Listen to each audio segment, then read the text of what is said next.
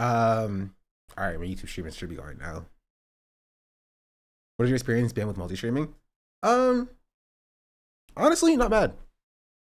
I'm not getting like crazy viewership over there because my YouTube is just significantly smaller than my Twitch is. Um, but like it's an extra like 50 people that wouldn't normally watch me on Twitch. I've learned that people who watch me on YouTube don't come into Twitch chat. You know, they watch my YouTube videos, they see my YouTube videos. Um, See the cut. Indeed, really enjoy cooking a hutch on Twitter. Yeah, maybe we should do it again. It's funny. A good reminder of how much I hate YouTube chat. You're eating super chats? No, not really. Like one or two. I wasn't pulling in $15,000 like Hasan was. YouTube chat sucks. This is why you don't look at YouTube chat. Right? It's mostly for people who want to watch on their TV, watch in their cars, watch on like mobile in the go, watch on a toaster or something. And stuff like that. What the back look like?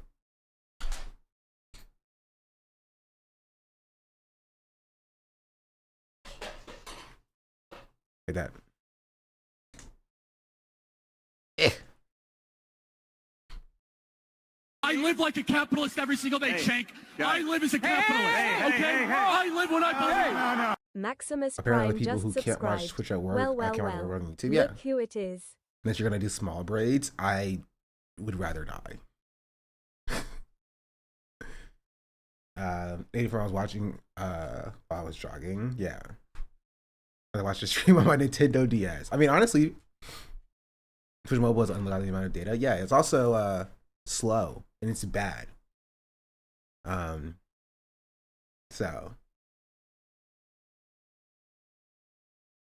yeah. Also, I won't leak it, but I might be on TV soon.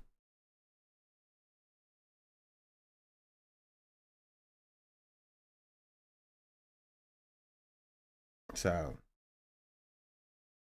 one 3DS viewer. I can't wait to see that on my analytics.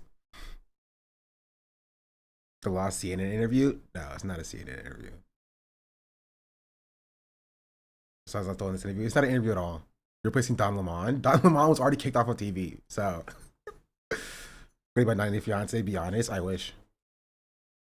Pop the Balloon. That also isn't on TV, and I would rather than do that, honestly. Fox and Friends. Yeah, I'm their new black correspondent. Right. I go on the 5 and be like, black people sometimes need to learn how to pull themselves up by the bootstraps. Master Chef Australia. I see your message, chatter, but I'm not trying to get banned, so I can't co-sign that. But I see.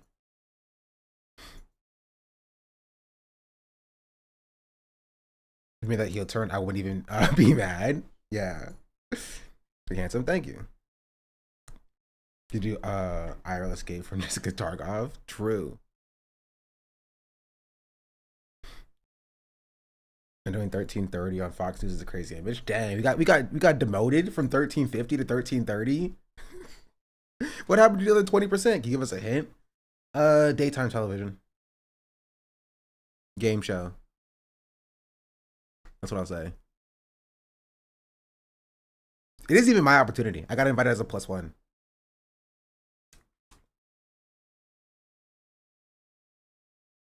Drag Race. Can I talk about the general state of Twitch? Might be interesting. Yeah, that is interesting. I'll take a look at it. Welcome back to YouTube. Thank you. Mari, that's insane. Wheel of Fortune.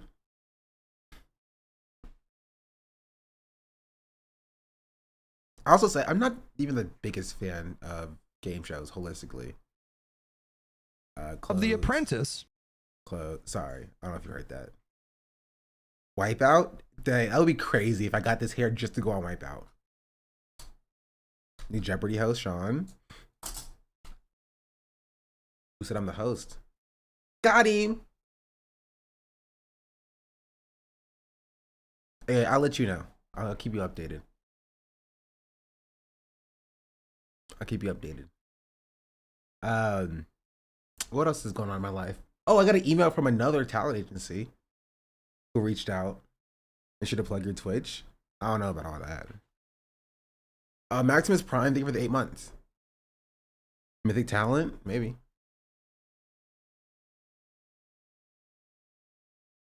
Wotion, some would say. Some would say.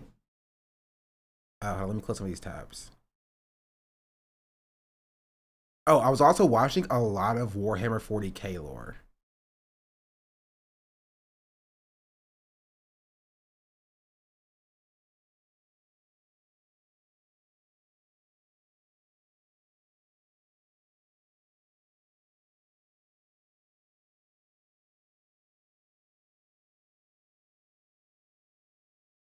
Hmm. What else is there? What else is there?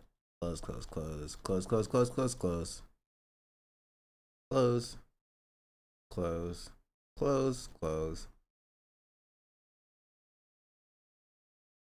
I was writing the YouTube video going, oh, it has not happened for a while. Start at Horus Heresy. I need to know all of the lore. We could finally make Asmund Nurgle jokes on this channel, and I would understand them. To make that statement, I would just mean I watch Astartes on repeat for 12 hours. I don't know what Astartes is. You have a faction you like? It's a lot of lore. I don't know. I don't know. Just from what I've heard, I think the Alpha Legion's cool.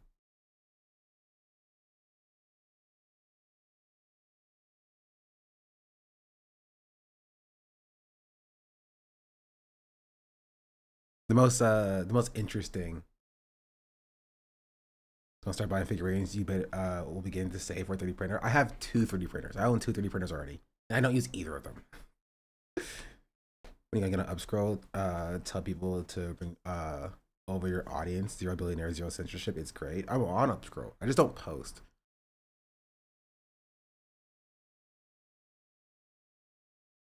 My only criticism of upscroll is it does the weird Tinder thing that when you don't open the app for, or it does the same thing that Tinder and Duolingo do, which is if you don't open the app for like 2 days, it pings you being like, "Hey, you forgot about us." I'm just like, "Yo, let me live my life a little bit. Let me live my life a little bit."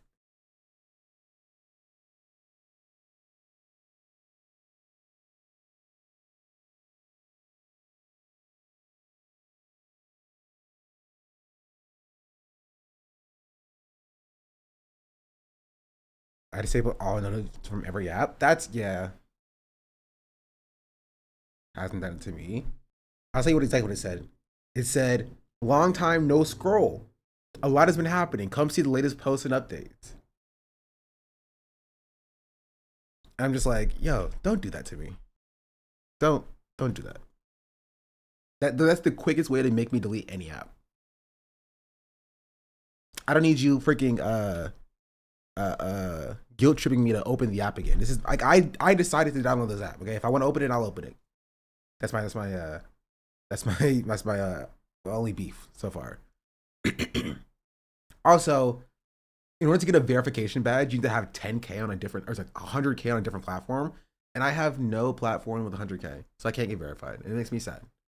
Um,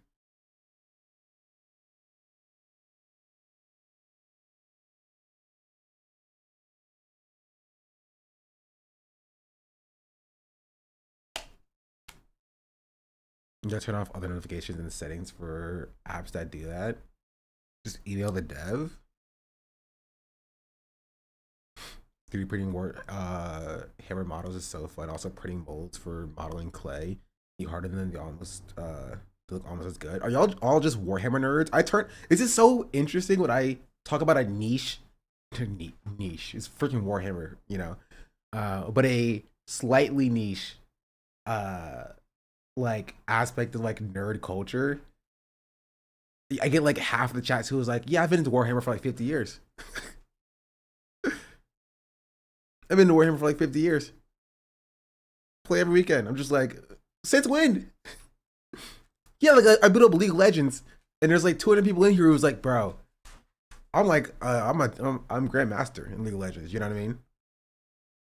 I went to Champs. It's not called Champs. I went to, what is it called for League of Legends? LCS. You know what I mean? I won like 15 trophies. I'm like, where are you people coming from? I've played raid since like 2016. I'm a bronze in League of Legends now, by the way. You can't call me iron anymore. I'm not iron in any game that I play. I'm actually bronze. And it wasn't even very hard to get there.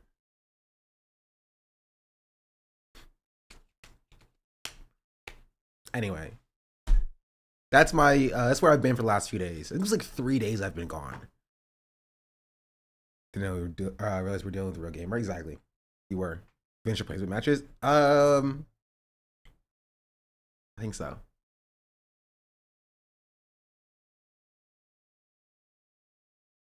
I'm pretty sure. Oh, Nixie's sleeping. I am thirsty. I want some water.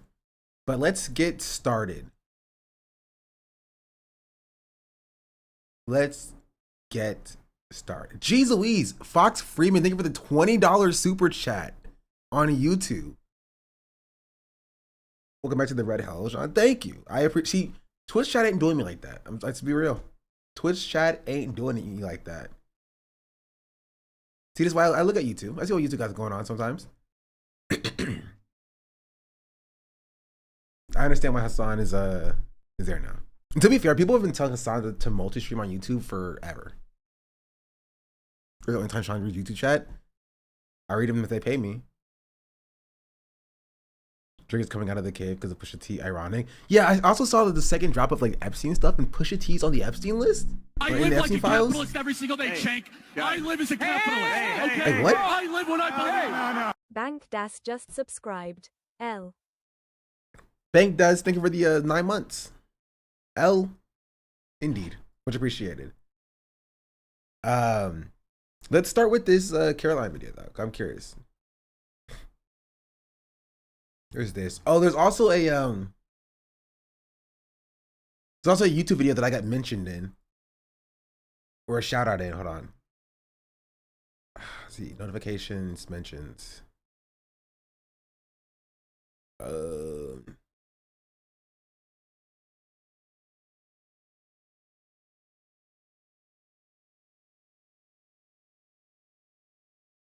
The creator of Dear Adonis, get Dear Epstein.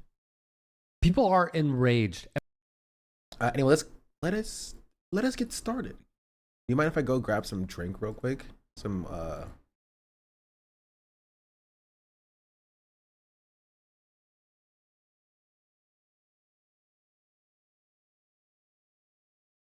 water.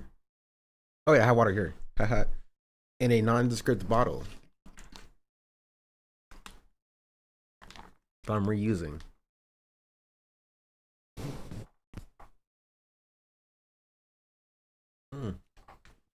Delicious from this nondescript bottle.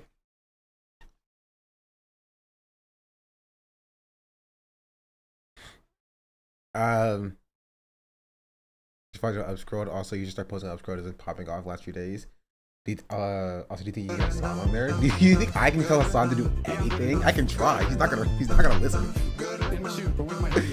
Hey him Virgin and OJ did just I can text you, Hasan. 999 people want you on upscrolled, but it took Hasan literally being banned on Twitch to finally stream on YouTube for the first time, just to try it. And he didn't even want to do that. March told him to do that.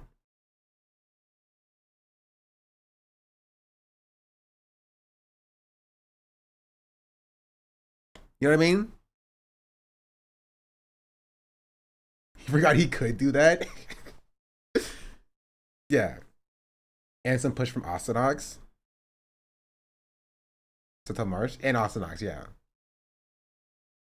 YouTube sucks for streaming, honestly. Not if you have that large of a platform. It literally takes nothing. It takes nothing to stream on YouTube, chat. Basically this. Right? For me, I have to click this button right here that says YouTube and it says start. I have TikTok here as well. That's it. That's the only thing that it takes. I have to go to YouTube and go to the live streaming tab to change my title and then press that button and it starts streaming on there.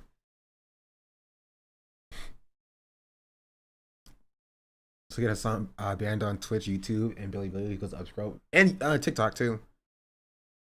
Maybe he'll try upscroll. But I don't know. Also, him, Virginia enjoyed. What? Let's say enjoyer, but that's not how you spell enjoyer. They were the 3 months. Him, Virginia, and Inouye Jeter. He were the 3 months. Made his YouTube stream so funny is him asking how to do stuff the whole time. He's such a boomer. I didn't actually see the YouTube stream. I thought he was getting my hair done.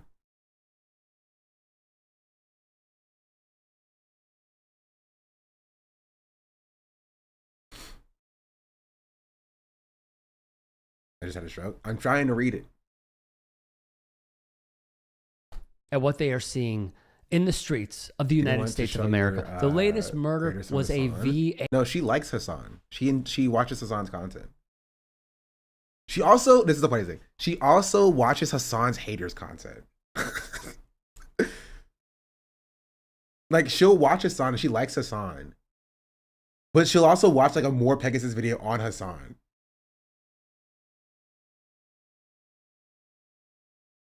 Who does? My friend. Person who did my hair. It's so interesting.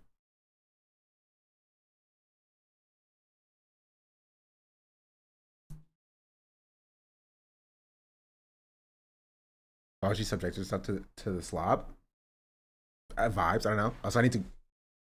I'll be back.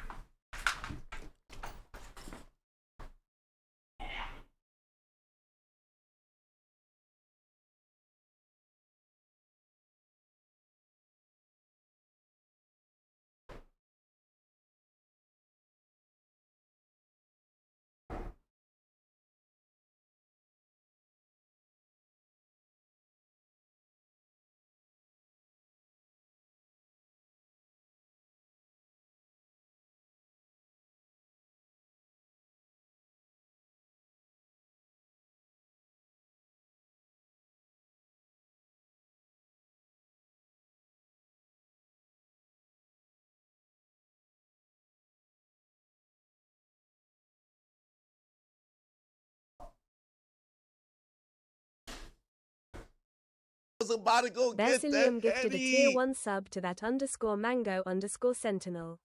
They have given 211 gift subs in the channel.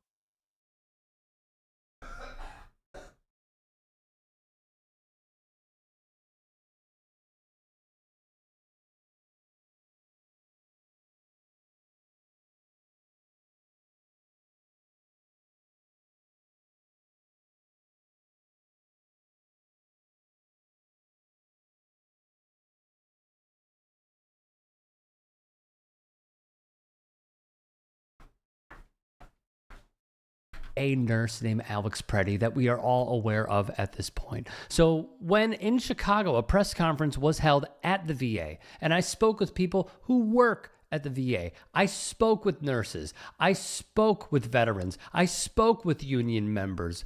The main question that came up, and shout out to Sean DeBlack, the streamer on Twitch, for this question. What can the opposition party do to win back their vote if they lost it, and also serve their personal interests to serve as a stronger opposition party to Donald Trump? Here are those answers. Why do you think so many Democrats are pushing against abolition of ICE? Because they're scared and they don't have the balls.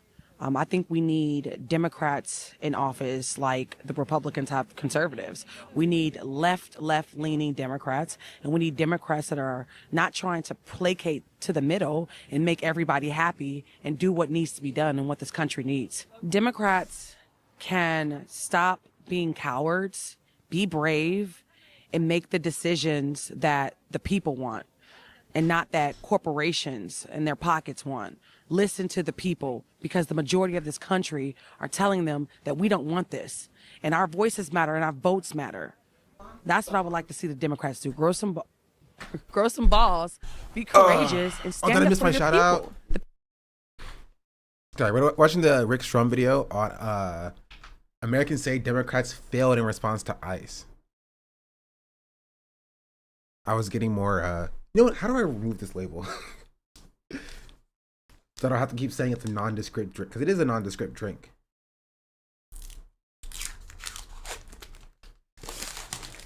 There we go. I was getting my water bottle. Technically, it's a bottle. I was filling it with a.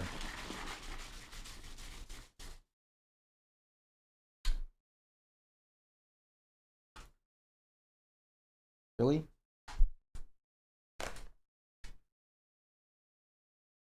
Bring it back. Dougie.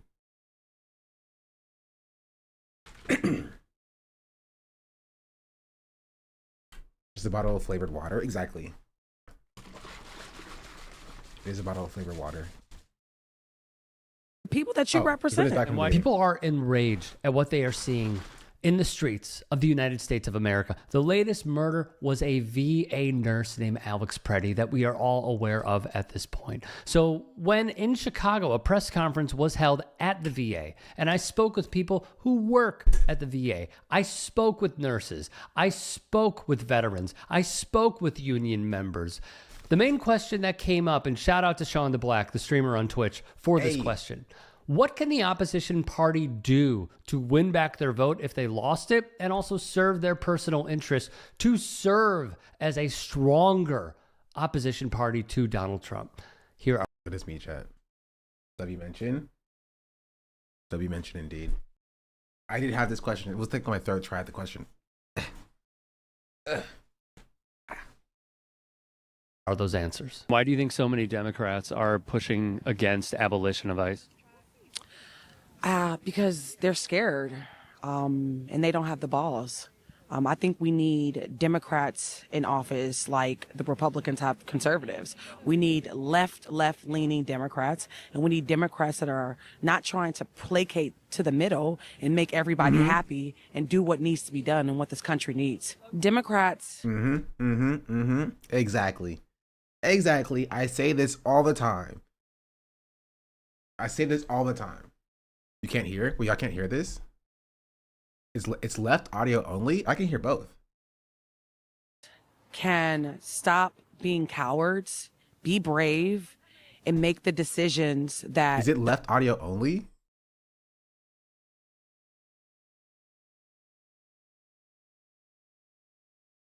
What? At least this segment is? They're trolling? I can hear stereo? The people want, and not that corporations and their pockets want. Listen to the people, because the majority of this country are telling them that we don't want this. And our voices matter and our votes matter. That's what I would like to see the Democrats do. Grow some balls, be courageous, and stand up for your people, the people that you represent. And why do you think so many Democrats are against abolition?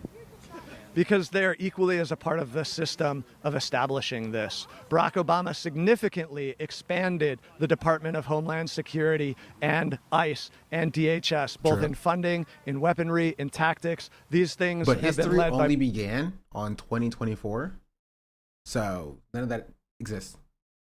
Tectone doppelganger, both Democrats don't do this man and like that. Republicans. Is there anything that they could do to serve your personal interest and maybe gain your trust? to stop serving the corporate interests, absolutely. We see that money is stripped from public resources like the VA, like the support for health insurance premiums through the healthcare marketplace. Money is taken from that and is given to the profiteers at places like Palantir. It's given to the... Which the Democrats wholly support. It's just the video's audio that's weird. Yeah, is it my audio, chat? Is my audio also bad?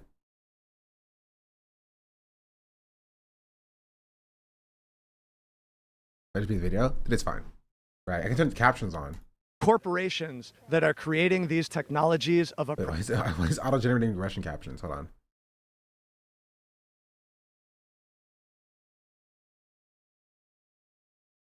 Never mind. And what do you want to see from the opposition party? I can't say I have. I don't know what I want to see from them. I know what I want to see from us, and that's us continuing to come together. I think they've kind of drawn a line and made a decision on where they're going to stand on things, and so I think we have to come together to protect ourselves. Personally, what could they do to benefit your personal interests? I guess abolish themselves.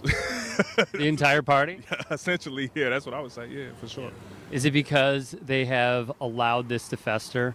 They have continued funding, at least 7 of them continued funding, 70 plus voted to express gratitude? Mm-hmm. Yeah, I think so. I think, I think even despite what's happening, they've still seen, they still going on to make decisions that are, counterintuitive to, I think, everyday, Americans and also people abroad. Is abolition the only way? Thank you. I think my other hair also suits me a little bit, but this is something different and something new, something slight. Well, I'm a little bit more radical than abolition. I think you got to change the whole system. I was talking about ICE, but please go ahead. Yeah, I think you got to change the whole system. I think the system of capitalism itself has shown, there's a few people who get rich. There are a few black folks that make it, but I think overwhelmingly, the vast majority of us are still, I was talking to a gentleman and he just talked about how he's homeless, a black brother, talking about he's homeless. He came from here to go over to go to child care court and, how he doesn't know how he's going to get home. I think overwhelmingly, a lot of other Americans are in that situation and not, climbing up the economic ladder. Considering the response that we have seen from the Democrats, obviously many who I've spoken to have said it misses the mark, it falls short. How do you feel about it? Yeah, I don't think the Democrats are doing anything that they should be doing. And this is the average American position, by the way, right? Most Americans are at these protests. They believe in this, and most Americans agree with her. The Democrats just are not doing enough. This is why they have record low approval rating, right? Record low approval rating. It is literally a race to the bottom. It does Trump admin and the Republican approval rating hit 0 before the Democrats do. That's kind of what the Democrats are banking on. So they're forever defending libs or just on Twitter? Yes. Legitimately. The Hutches, the random K-hivers, the two raw, two reals, they only exist online because they're paid, right, to exist online. If not by the DNC directly, they're incentivized, right, to take a contrary position to stand out. Because they know that, it would benefit them. They're only online. If you walk outside, and you talk to your neighbors, they're going to be like, I wish the Democrats did more to serve my interests. That's how most people feel about both parties. This is why a third of the country doesn't vote in the first place. I think as long as they don't go to 0 HP before the Republicans, they win, like a Yu-Gi-Oh duel or something. And I think a lot of people already said it. We're the only people who are going to save us. And the only power we have is coming together and stopping our labor, stopping giving them what they want, which is our labor and their money. They feel different. Yeah, and you see the Deborahs and the Lindas calling for Chuck Schumer to be imprisoned. Basically, they were calling for him to resign over a year ago. And now they're like, it's too much now. Chuck Schumer needs to be in jail. They want Chuck Schumer to share a cell with Donald Trump because they call him complicit in this. And that's it. And the Democrats don't realize that that's how their constituency feels. And they will lose in the midterms this year if they don't meet the mark. The Democrats can sweep. The Democrats can sweep the midterms if all they do is run on abolishing ICE. Whether or not they do it or not, we know they won't, right? But all they have to do is say, we will remove this agency as it currently exists. I live like a capitalist every single day, Shank. I live as a capitalist. Because it causes harm. I live when I believe. Record Blue turnout. Light One just subscribed. You will see presidential general election turnout in the midterms. Right? But how are you going to do that when you're just basically reinforcing the people that you are the same party as the party that they hate? They're like, I hate ICE. Democrats are like, well, we're going to fund them as well. Why would they vote for you?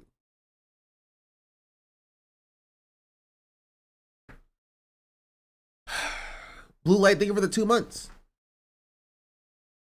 Much appreciated. Well, our money. And so, yeah, I think that the Democrats aren't going to do anything. I'm not looking to the Democrats to do anything. I'm looking for my neighbors and my union brothers and sisters to do things. Well, I don't know exactly how much power they have, especially since we're not in the administration. I just got really deep into politics since last year, and I'm learning a lot, and I'm realizing a lot of things happened through my life that I didn't know. But I do feel like that the Democratic Party still needs to do better. You know what I mean? And I think just Congress, anyone in, I feel like we need to break rules to stop the rule breaking. It's like, it's getting to a point when it's like, let's get away. True. Maves, thank you for the raid. Hello, hello, hello. Welcome in, Raiders. I hope you all are doing well. We're watching this video where I got mentioned about how the Democrats, Americans hate the Democrats. So, yeah, I hope you had a good stream. Welcome in. Let's stop signing papers. Let's stop this. Like, literally just kick someone out the door. Like, you know what I mean? Because in anyone else's household, anyone else's community, we would be that aggressive. So I feel like everyone needs to be that aggressive. And what could they do to represent your personal interests? The Democratic Party, just judging by history, at least my life, and the things that my family has been through, I trust that that's the side to go. But either way, I know I'm a liberal, I'm a progressive, whether I'm a Democrat or a Republican. I identify as that more than a Democrat, but the Democrats have represented me the most, and I feel like that's the only side that's at least open to being progressive, even to get better. So I feel like it's just this person self-admittedly has just gotten into politics last year. They still have hope. You know what I mean? You don't have this position by like paying attention to what the Democrats have done for the past decade, right? They're like, well, I still, maybe the Democrats will listen to us more, and we just have to believe in it. You see that everybody else was just like, yo, I have zero faith in the Democrats. I have no faith in the Democrats. It's just us. You 3 years ago. This was me 3 years ago. Right? This is how I felt 3 years ago. Probably closer to 4 years ago at this point. I was full of hope. Bright-eyed and bushy-tailed, and I was like, yes, we can do this. Yes, Democrats, we can do this. And then I looked to my left and looked to my right, then I realized nobody beside me wanted to do this. I was ready to run the marathon, and they were still sitting, in their chairs, eating potato chips, very comfortable where they were. And I realized that these people aren't my allies. Yeah, having brunch, they realize we don't want the same things. Right? And then somebody comes and takes their potato chips away. And they're like, all right, guys, time to get up. Where are all those marathon runners at? Leftists? They stole our potato chips. We all need to go and get those potato chips back. And I was like, no, we shouldn't go and get the potato chips. Let's just try to make some actual change. And we joined them and we're running. We're at the front of the pack running because we have practice with this. We get the potato chips back and they're like, all right, thanks for the potato chips. We're just gonna take a seat again and just waiting for another 4 years. I just sit on the couch eating more potato chips. And we're like, no, there's still more race to run. We still need more stuff. They're like, nah, we're fine with the potato chips. Until somebody comes along and takes those potato chips again. And then they're like, oh, well, now we need to get back up. Because they want the status quo. They want to be comfortable. They don't want to actually make things change so that everybody can be comfortable. Right? They don't actually want to affect the society so that everybody doesn't have to want for more. I don't know why Nick's was yelling like that. But yeah, I want some chips now. Honestly, so do I. Guess what kind of chips I want, chat? No hope on the other side. And why do you think analogy? Thank you. Atriot could never. so many Democrats are anti-abolition? And barbecue, plantain. Close for the barbecue. I want barbecue and salt and vinegar mixed together. It's my favorite type of chip. And what can they do to serve your personal interests? Well, I mean, it's because they don't understand freedom. You know, they're so tied into money and other things that they depend on state violence to, you know, maintain in their position of power. I believe democracy is in, you do not have to act out of threats of violence. And that's what freedom is, you know? And so, you know, that's where I feel like, you know, I think it's out of fear. You know, I don't know if he answered this question. Can't hear the video.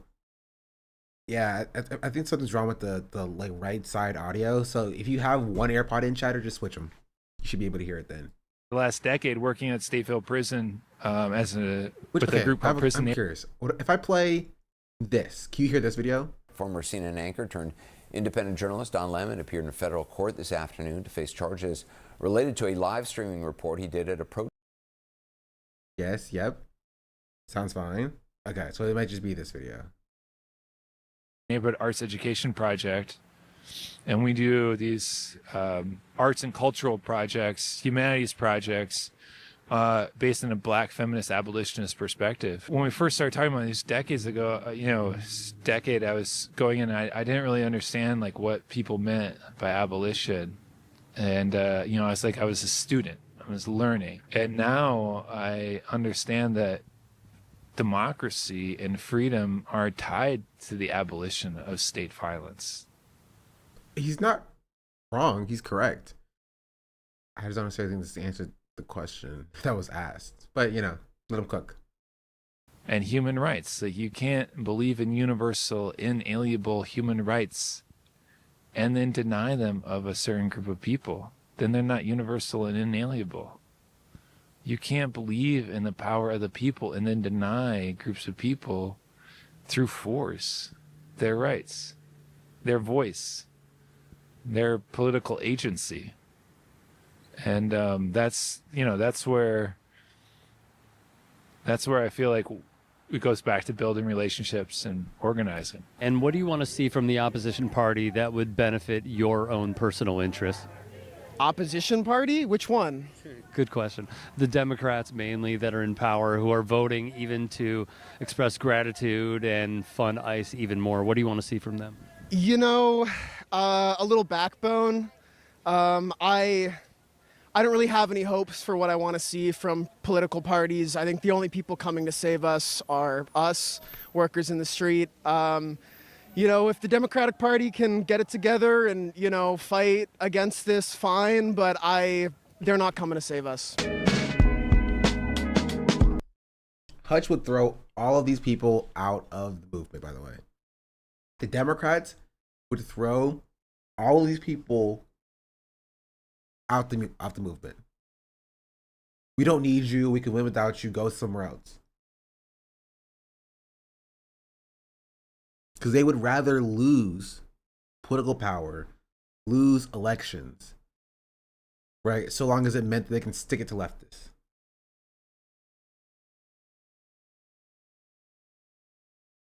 So yeah, this is Americans say Democrats failed in response to ICE, which is what polling says as well, right? And I got mentioned at the beginning of this video, right there. That's me.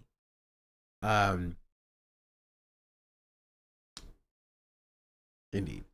We're talking about Hasan getting banned in a second, but let's see Caroline talk about the state of Twitch.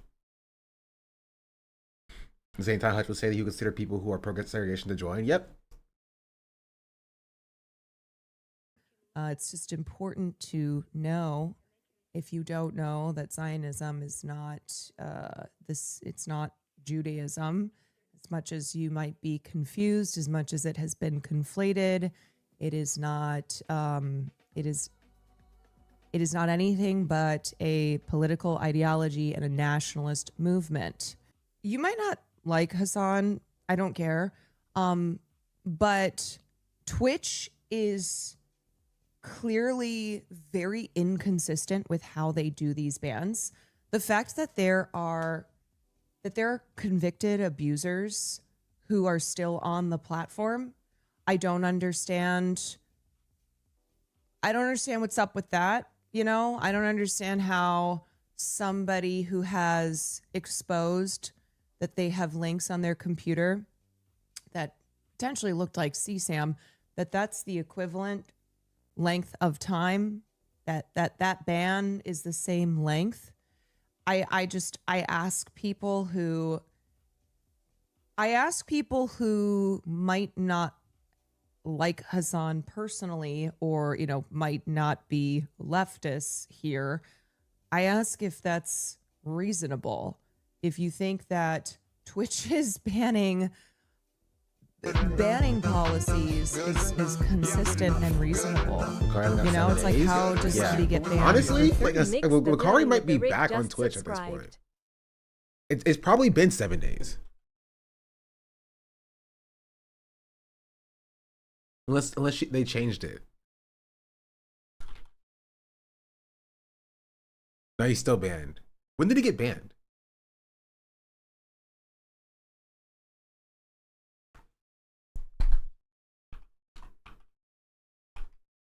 Streamer bans. The 22nd.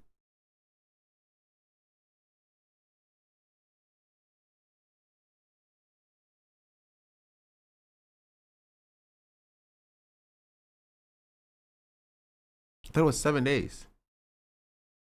He is still banned though, so.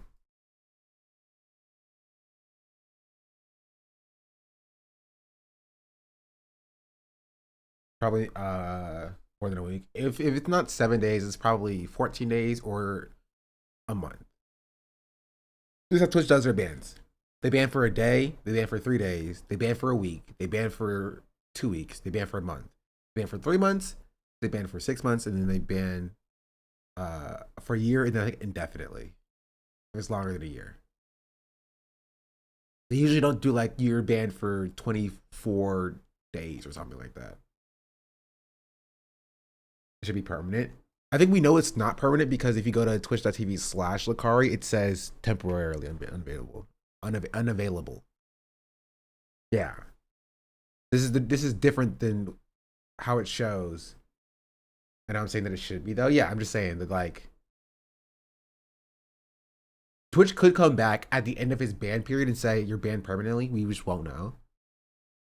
I think Twitch wants to try to avoid being like the arbiter until it's like proven to be CSAM, I guess, to banning him for it.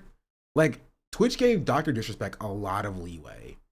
Like Dr. Disrespect was messaging minors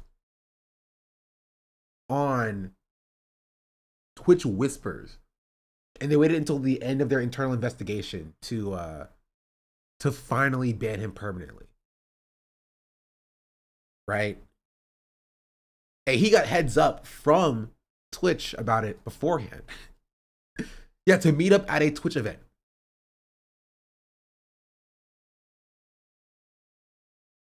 So, what happened with Doc on YouTube? He was demonetized on YouTube, but he got monetization back after a few months, after people stopped paying attention. Days over a Sabra hummus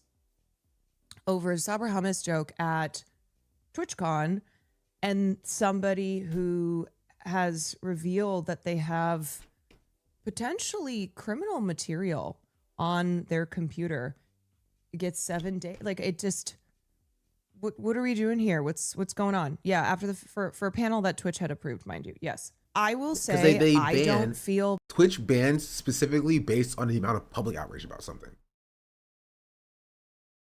Twitch does a calculation to see how much outrage does this currently have and how much outrage can it possibly have, and they ban purely on that.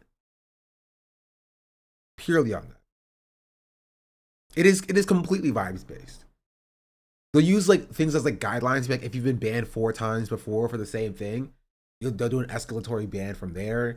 But like if you do like criminal behavior on Twitch, they may do an immediate permaban. Or if it gets a little bit of attention, not a lot of attention, they may give you 30 days until it cools down. Right? It's what they did for Nina Lynn. Nina Lynn got banned for, I think, a week or 2 weeks, and it got escalated to 30 days once it got more attention. Right? The goal for Twitch is just to kind of wait out the public, the public outcry, the news cycle. They want to play this game and be like, we still want to make money from this person, but we just want not the poor and bad attention. So we're going to ban them until we think the news cycle will die out. And once it dies out, then we're going to go back. Right? If Twitch thought the Sabra hummus thing had like a staying power of 3 months, they would have banned Capri and Raf and Frogan and VO and Denims for 3 months. If they thought it would take a year for it to die out, they would have banned them for a year. Right? If they thought it would take 3 days for it to die out, they would have banned them for 3 days. It's merely to just wait out whatever the public's news cycle is talking about it. You know? That's it. Lucari not being like a massive 50,000 viewer streamer or whatever, having a few thousand viewers, banning him for like a week or 2 weeks or a month will cause people to like move on eventually. So Twitch can still make money from Lucari's viewers as opposed to like, banning him permanently. And the news cycle would have moved on as well. Right? It's why they originally banned Hasan for 7 days and apparently dropped it down to 3 days, I guess. Right? Because, I think it's because Hasan got banned for, I think he might have gotten banned for either a day or 3 days. For this thing they got banned for, like 6 months ago.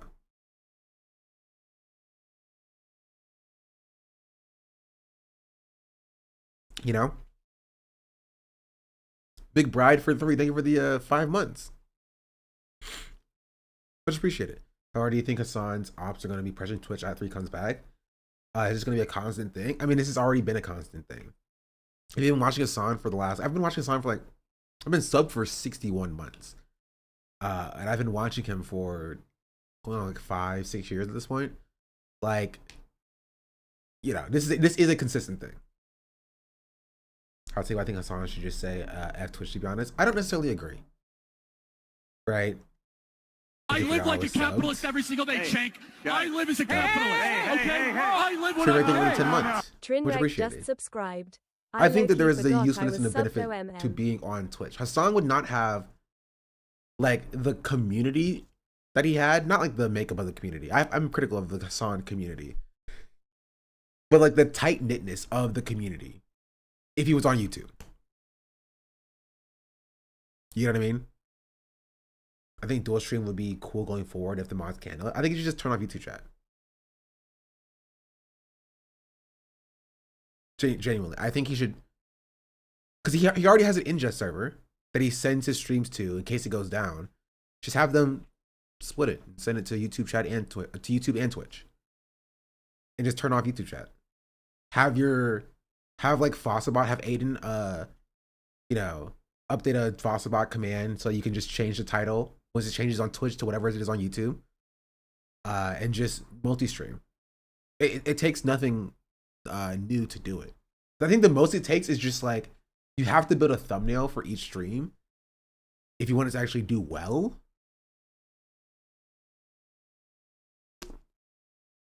Sometimes, but I don't know.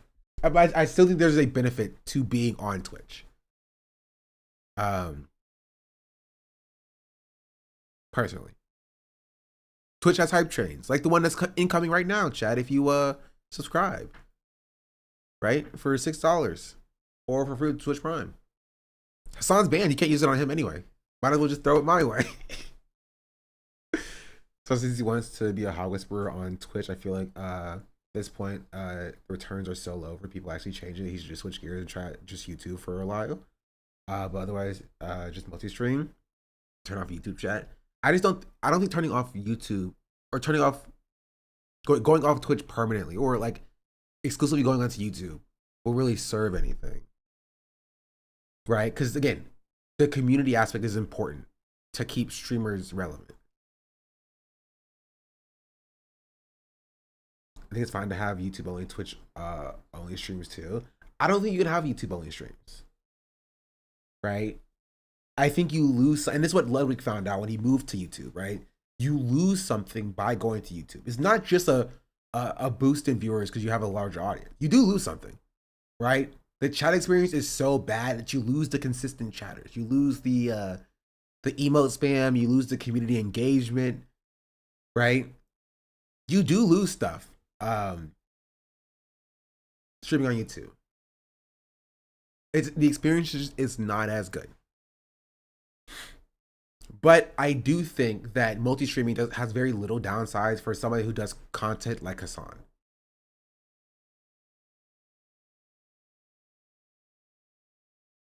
You know? The latency on Twitch is pretty wild, how much less lag there is with chat messages. Yeah, but you can change that on YouTube as well. On YouTube, you have low latency, ultra low latency, and then normal latency. So you can change it to ultra low latency and get like less of the desync there. They do, yeah. Here, I can show you what my YouTube setup looks like. Let me not leak my stream key. I'll just screenshot this. Wow. This is what it looks like. You have normal latency, low latency to ultra low latency. We've seen this Ron and his crew making fun of the disabled person. No, maybe we'll get to it a little bit later. But we're gonna continue with this Caroline video first.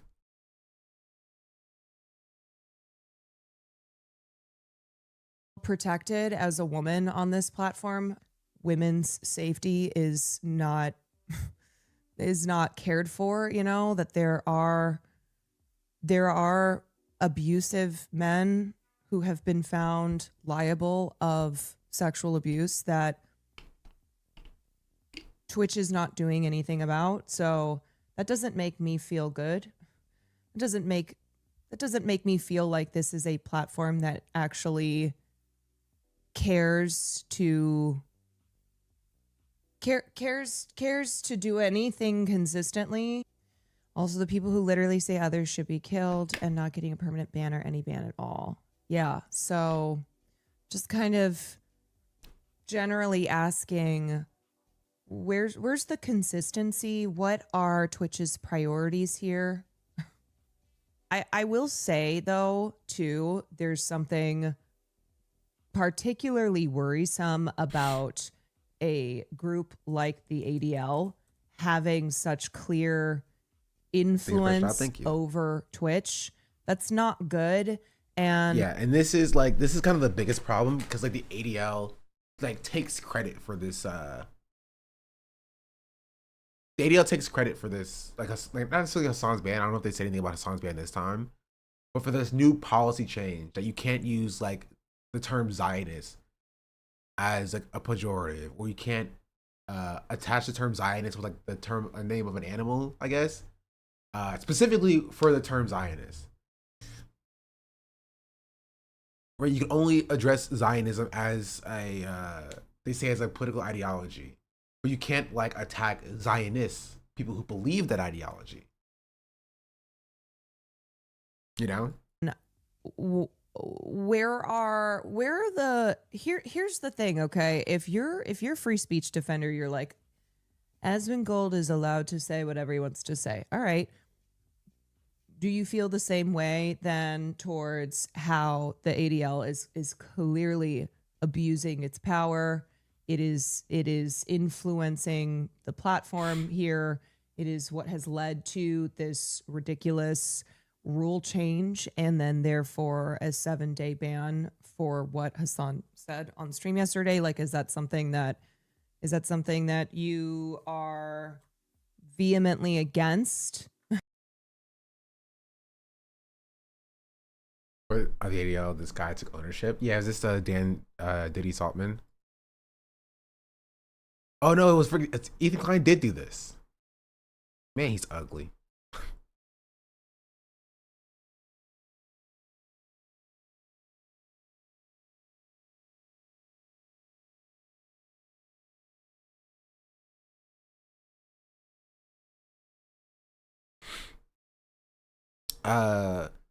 Guess who was a part of making this rule change? Twitch says Zionist is now a slur. Original title: Twitch updated their hateful conduct policy because of me. Yeah, he wanted to take credit for it. Ugh. Yeah. So this is way better than he does now. I haven't really have I seen Ethan Klein recently? I don't pay much attention to him. That he only streamed on YouTube.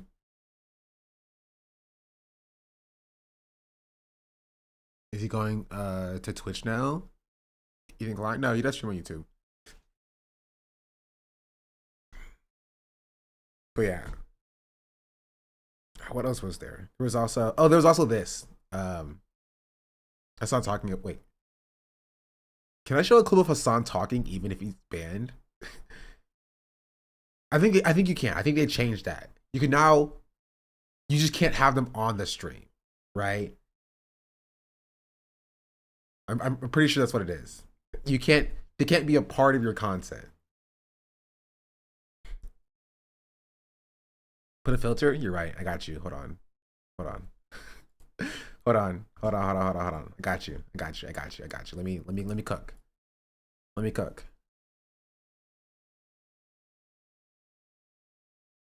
me cook. Let me cook. Let me cook.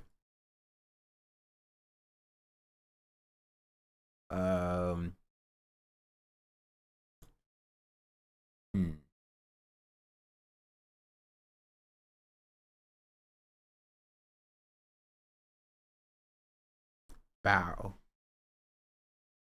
All right, let's see. Oh, there we go. Let's see what Carla has to say. What do you want to have to say, Carla? What is this? Generational Cope. Dan Saltman claims to be the mastermind behind Hasan Piker's YouTube streaming debut, hitting 140K live concurrent viewers as a plot to get him to drop Twitch for YouTube. Do you believe him or is he coping? Now that Hasan is banned, I can also do this. Hold on. Give me a second. This is gonna be funny. Filters, effect filters. No.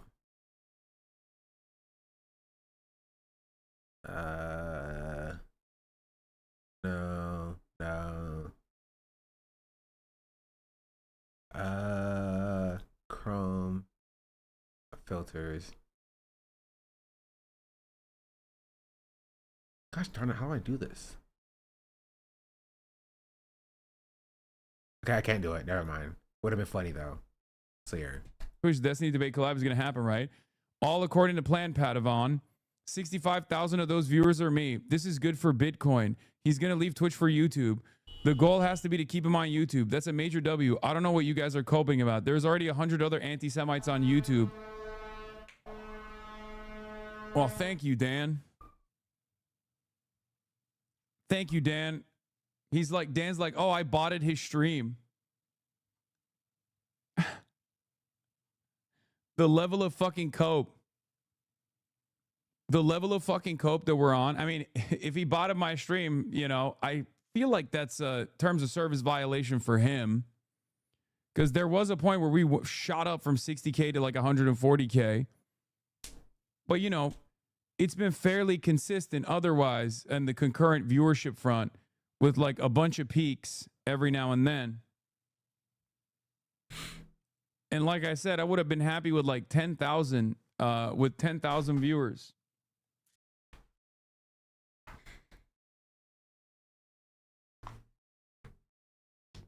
So yeah, this whole Thailand is hating on Hasan. Yeah, he also blocked me. It's just so funny. What are these snowflakes? Tectone blocked me. Diddy Saltman blocked me. Like, bro. And I've never interacted with. I have interacted with Tectone. To be entirely fair, I have interacted with Tectone. He didn't wish me happy birthday, and I didn't appreciate that, Tectone. Which we can talk about Tectone too today. But yeah, as I got banned for 7 days for saying this phrase here that I will not be repeating.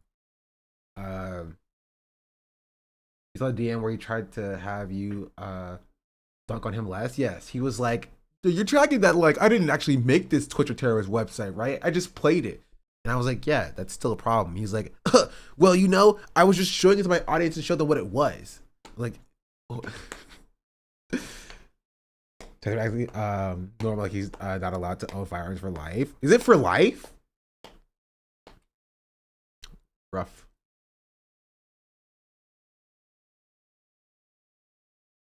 I think 10 years.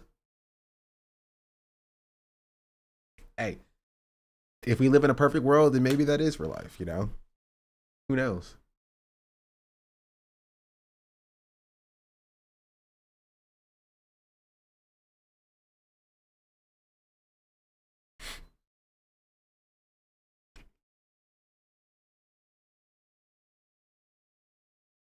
He'll be 70 in 10 years. I mean, he's already bald, so like, you know, maybe. Perfect age to run for office then. Oh, there's also this. Hold on, I gotta put Carla back on screen. Bow.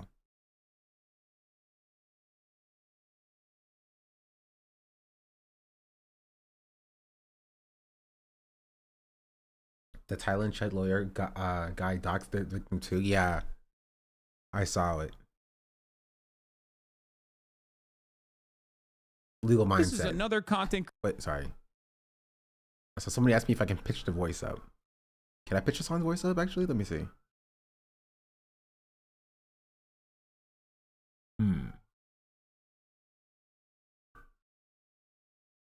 There's a lot of sirens. But do this. Creator in this space. Nope, that didn't work. Jeez Louise! I'm closing the door. Never mind. They stopped. Wait, does this sound different to y'all? Think about how fucking racist this shit is. This was his reaction to me getting banned last night. Literally, I got a DM.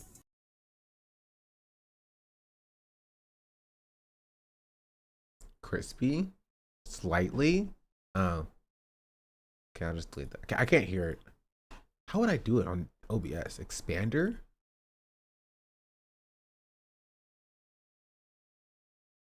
Nah, it's fine. All right, Carla, what were we saying?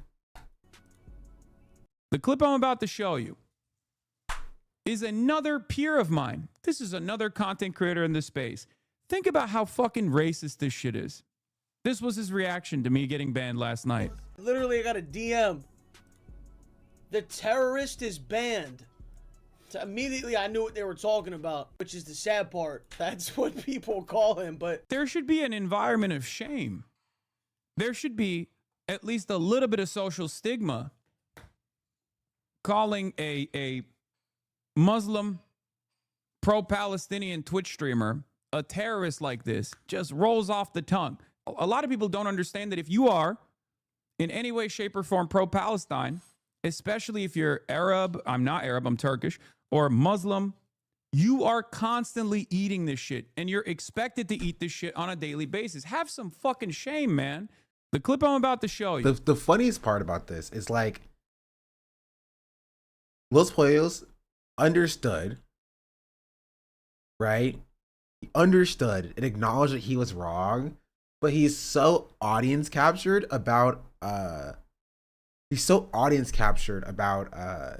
you know, anything, that he had to go back on Ice being, you know, bad essentially to be like, you know what, Hasan's bad, and Ludwig is bad, and Cutie Cinderella is also bad, and Your Age is bad too, I guess. Like,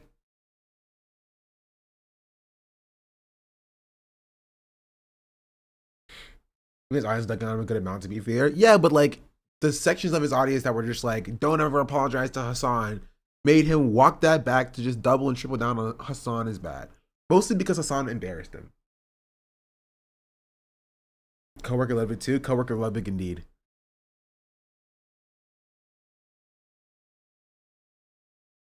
Coworker. I am curious whether or not Hasan and Ludwig have talked about that. I mean, they're coworkers, so there's no reason for them to. You know what I mean? But I am curious.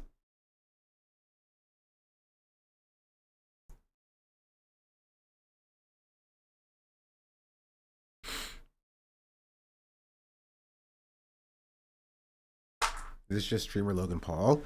No, Los Pollos, for all I know, did not record it. You know, a dead body in the suicide forest. So I talked to HR about it. True. Charlie and Elwig both suck.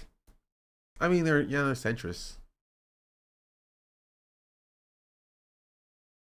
Can you so audience capture that you attack Hasan instead of taking accountability and actually grow as a person? Yeah, but like, you know, it's easy to just yell about Hasan being bad. It's easy.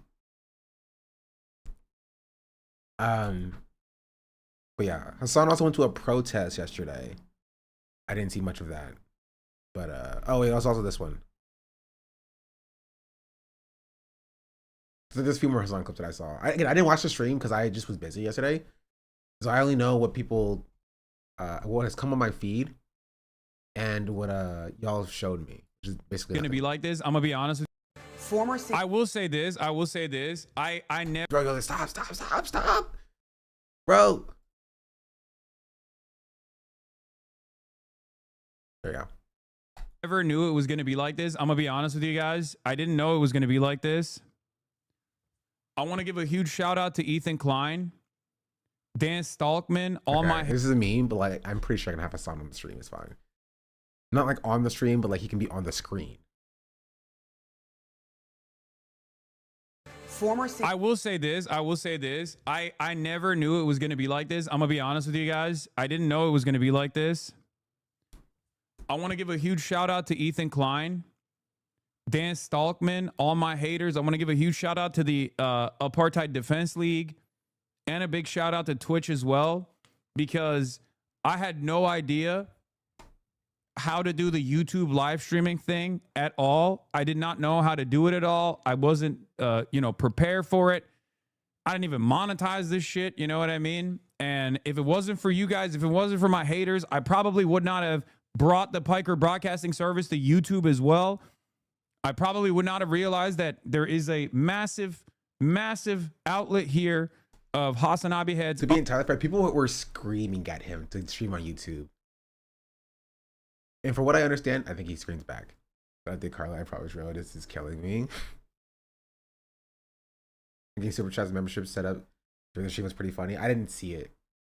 But apparently he is going to donate all of his Super Chats to a rapid response group, right? CHIRLA. He said his expectation was max 10K viewers. To be fair, that would make sense, right? It would make sense because he normally gets like 20 or 30K, and it's a new platform with no warning essentially that he was going to stream on there. And so like I understand why he thought that, but I think the attention from him, not from his ban, alongside everything happening with politics in this country right now, led to like it just not being that. I think if Hasan kept streaming consistently on only YouTube, he'd probably even out probably around like 50 to 40 to 50K. I think he'll have a higher number than he has on Twitch, because right now Twitch doesn't seem to be very conducive to like left-wing thought. It's all right. It's chill.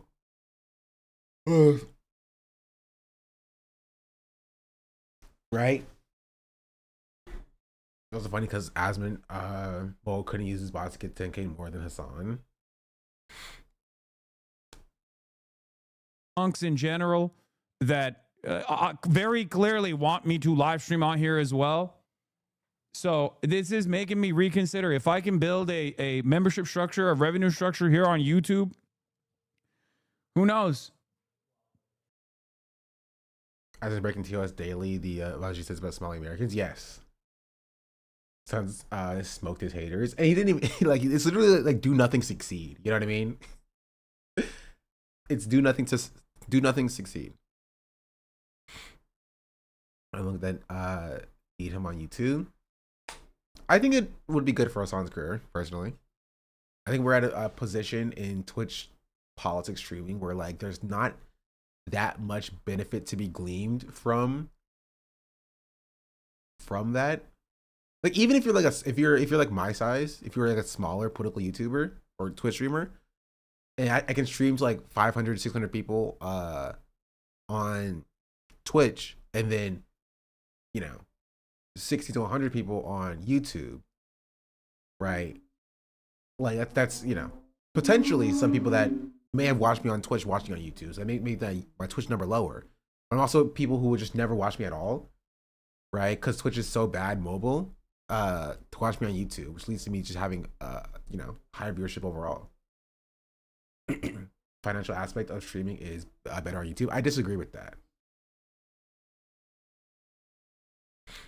I don't think it's better. I think Twitch is still better for monetization. Because there's no shot from all the different types of content that Hasan watches that he's gonna get any ad revenue. Right? You literally cannot watch mainstream outlets on YouTube because they will steal your ad revenue.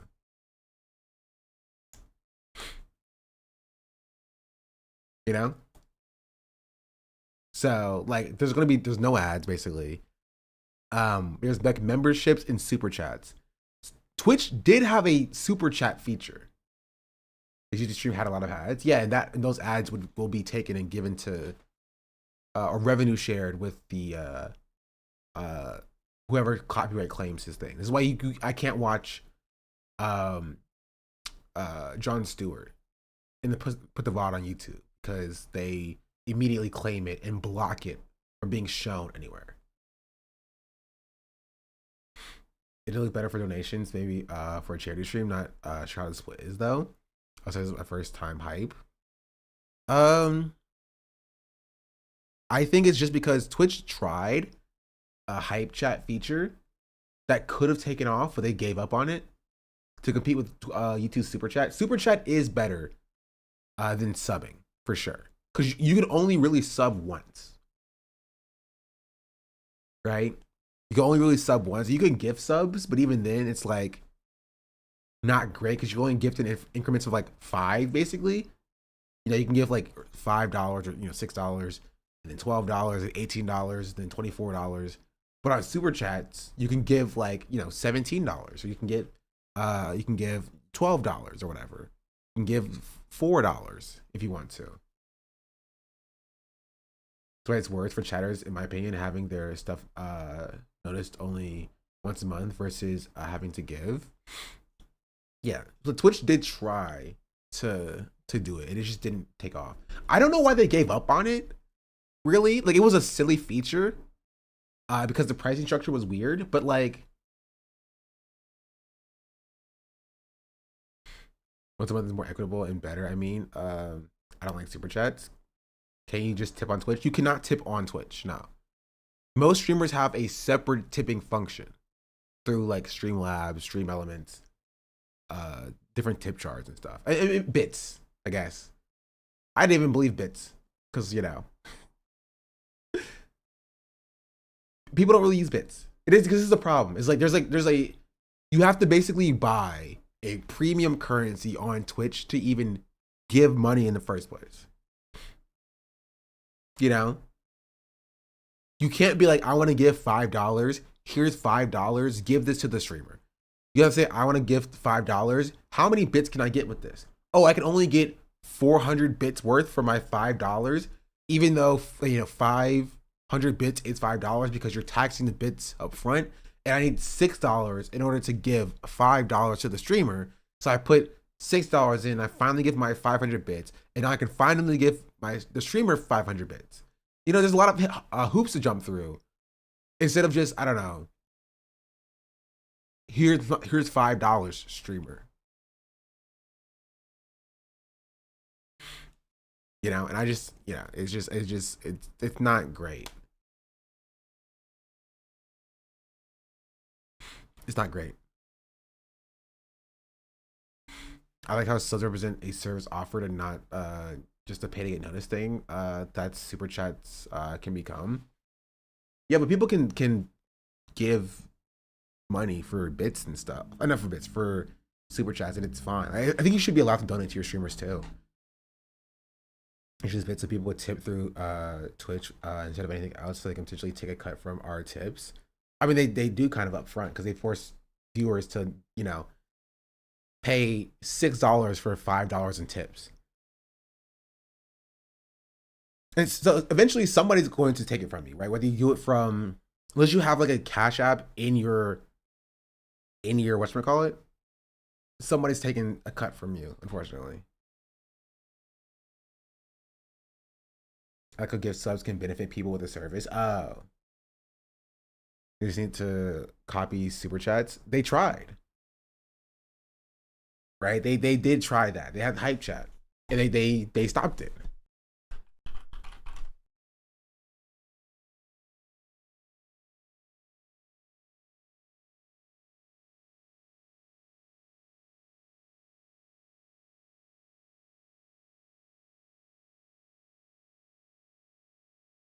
Starting November 15th, Hype Chat would no longer, Twitch would no longer support Hype Chat. Supporters can instead pin their cheers with bits. They stopped Hype Chat, which was basically this, right? It was basically just Super Chat. And it had like a little ring up there that showed, it was basically Super Chat. It was identical to Super Chat. But I think people yelled at this because it was like, oh, you can pin it for an amount of time. Like, hey, this is my get noticed thing. YouTube doesn't, it's basically like that on YouTube, but YouTube doesn't make it come across as like the, hey, you should notice me thing. Even if that's kind of what it is, you know?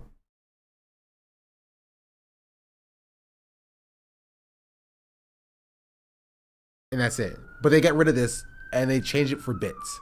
So now you can give bits. Oh my freaking goodness.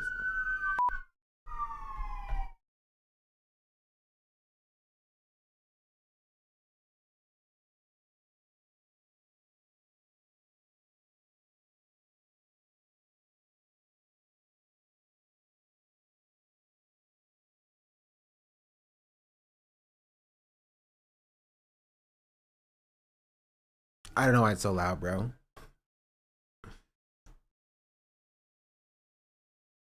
Yeah, so it's just it's a whole thing. So there was that. Remember there was a feature that allowed you to boost a streamer so they appear higher in the algorithm. Was there? I actually don't remember that one. I felt worse about lingering at the top.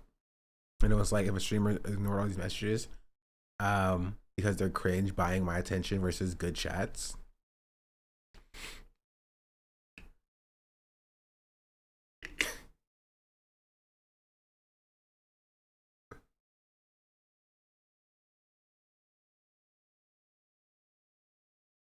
True, from Matt Lee.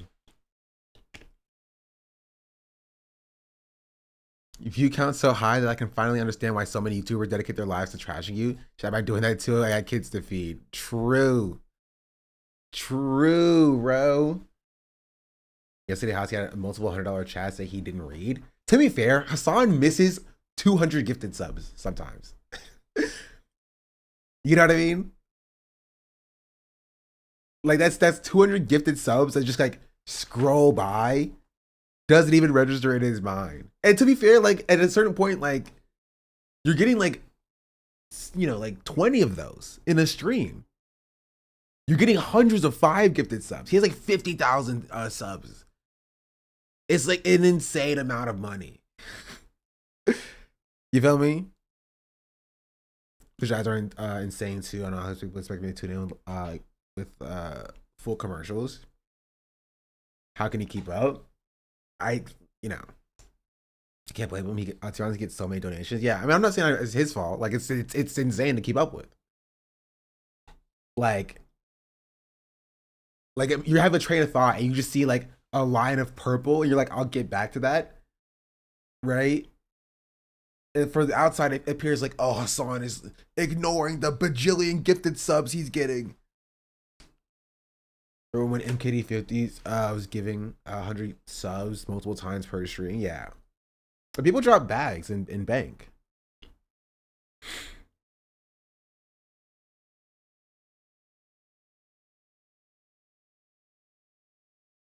I have one more. Oh. Did y'all see the Will Stancil drama? Also, this is from Bonerbox, who's apparently all of Hasan's haters are so mad. And you know the thing as well is because they wanted to do the Rip Bozo, right? These streamers wanted to start their own streams. The Ethan Klein, the Diddy Saltmans, the Bonerboxes, the Destinies. They wanted to start their streams with the crowd brave Rip Bozo. Hasan goes live 140K. What are you gonna do? You know what I mean? What do you do to that?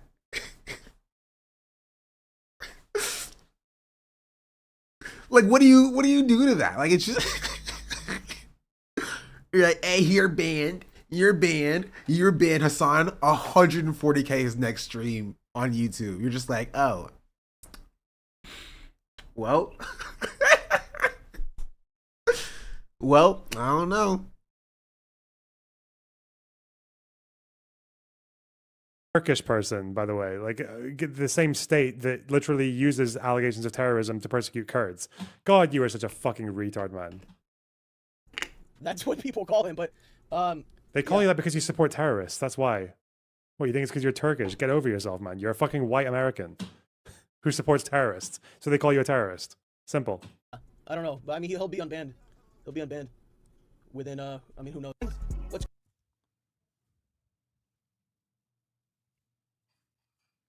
Like, there should be an environment of shame. There should be at least a little bit of social stigma. Yeah? Calling a Muslim pro-Palestinian Twitch streamer Oh, a terrorist kill like this just rolls yourself, off you the tongue. fucking This is exactly what I've had to deal with for moron. the past 2 fucking years. Now, many of these guys have He the audacity to must still turn know. around and say, oh, I love free Palestine, bro. I don't fuck with that kind of stuff at all. He must know how fucking dishonest or like full of shit he is. Like, how do people listen to that? What the fuck? Almost 3 years now. A Muslim fuck off. Can you say that? Honestly, not on Twitch. Bonerbox isn't on Twitch. Bonerbox isn't on Twitch. But I think this genuinely may cross the line for YouTube as well. YouTube doesn't have very many lines, but this one might actually. Destiny's still on the platform though, and YouTube doesn't do like temp ban, so probably not. But you know, there's a reason why he's not on Twitch. Turkish person, by the way, like the same state that literally uses allegations of terrorism to persecute Kurds. God, you are such a fucking retard, man. Hold on.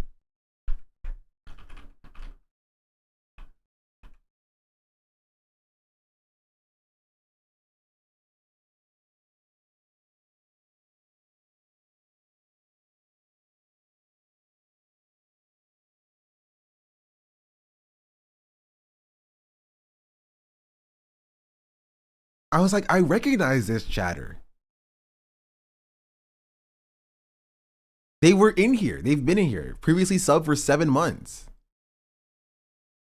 I went to see their messages and they're banned on Twitch. I guess they got banned on Twitch for something, and they were like, I'm gonna go be a boner box chatter, maybe.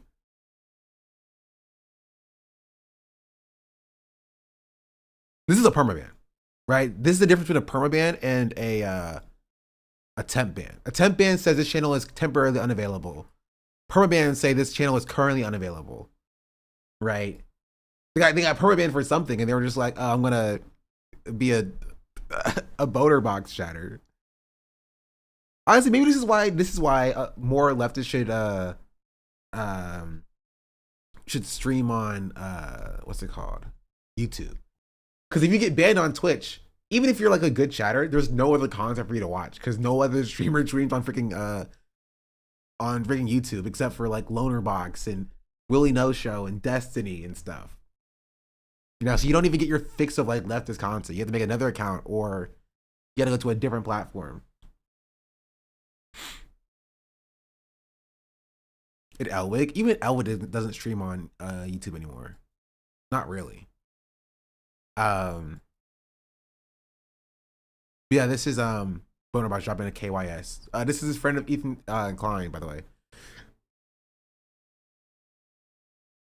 He usually doesn't give, but they do protect their cash cows to a degree. They may see Hasan as a new whale and may at least push back more than Twitch ever did because of the money and because the mountains of positive press is garnered from the platform. This makes YouTube look good too.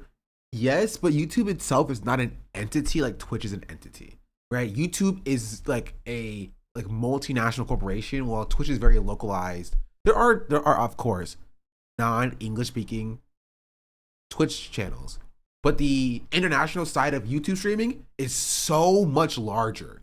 The international side of YouTube streaming is larger than Twitch is holistically, right? So like, Twitch doesn't necessarily make decisions like YouTube, YouTube doesn't make decisions like Twitch makes decisions, where it's like, we want to keep this specific talent is good, right? Twitch cares a lot about that because Twitch is a very talent-focused, talent-driven company. That's how they keep viewers, is they invest in the talent specifically, even if it's talent that we hate. They know that like, if we invest in Asmongold, we keep Asmongold viewers, right? Hasan saying have a long talk with Team YouTube about the future.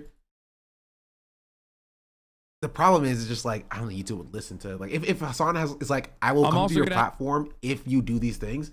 Like, this is what what's his face?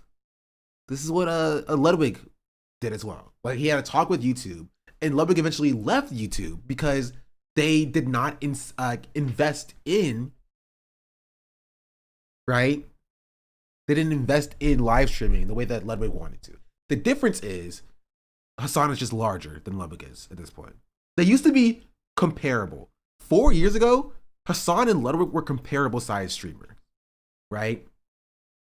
But you're not going to see Ludwig turning on a YouTube stream for the first time and, you know, getting 140,000 viewers.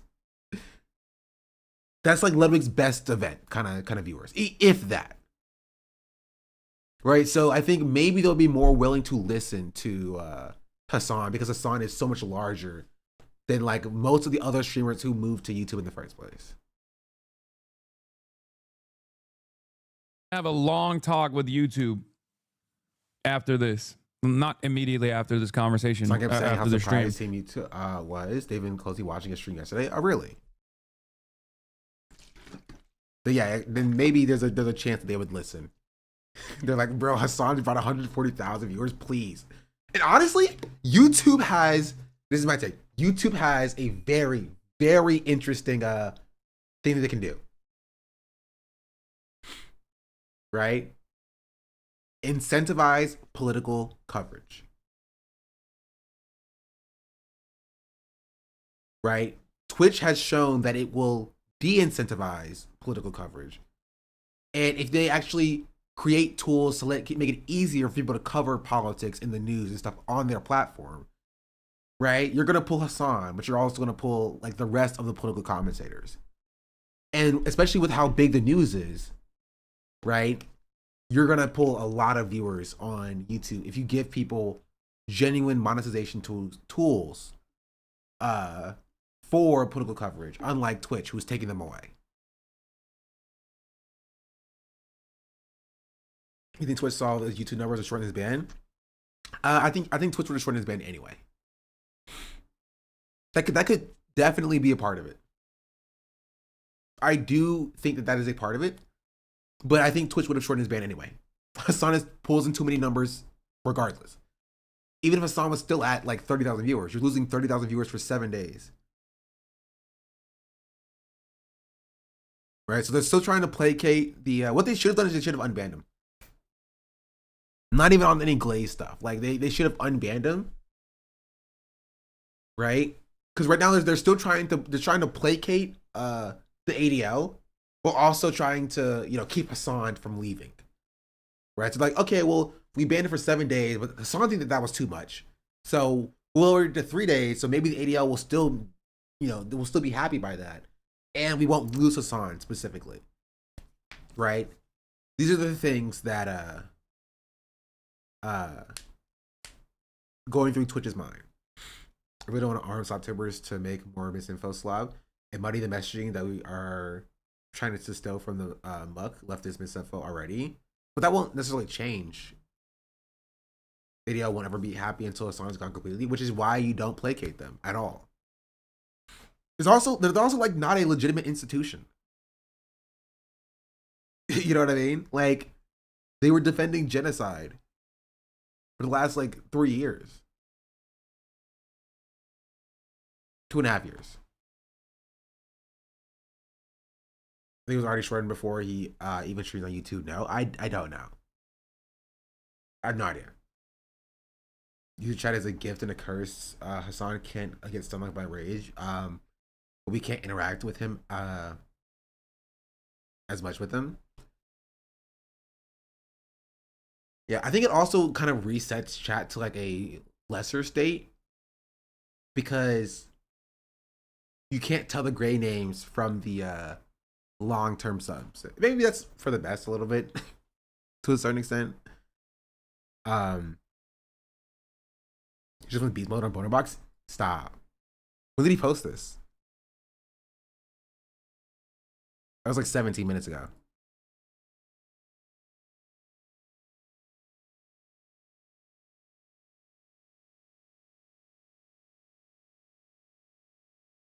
Because it doesn't recognize the names yet? Yeah.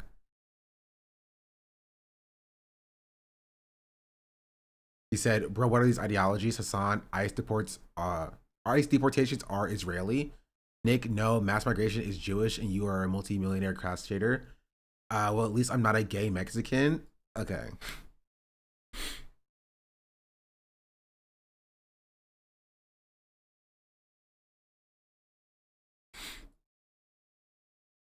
Hasan says, Project Esther's details exploiting anti-Semitism smears to go after Israel's critics and erode the First Amendment. ICE kidnaps Mahmoud Khalil and I don't want to mispronounce names. Rumizia over Israel. DHS has domestic terrorist watch list with 10,000 Americans with anti-Israel and anti-ICE sentiments. You orbit a pedo who's victimized your girlfriend. That's crazy. What's up, student? Yeah, I know who he was referring to. I didn't know how to pronounce her name. I didn't want to butcher it.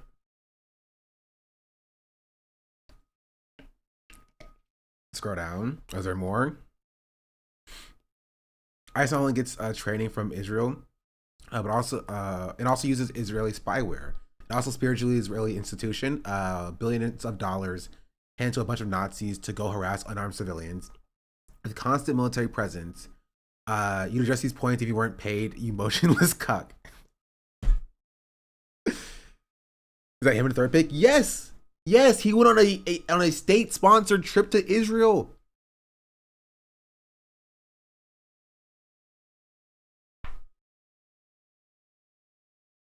Yes, this is a boner box with Destiny and Elon Levy, who was like the former spokesperson for Israel.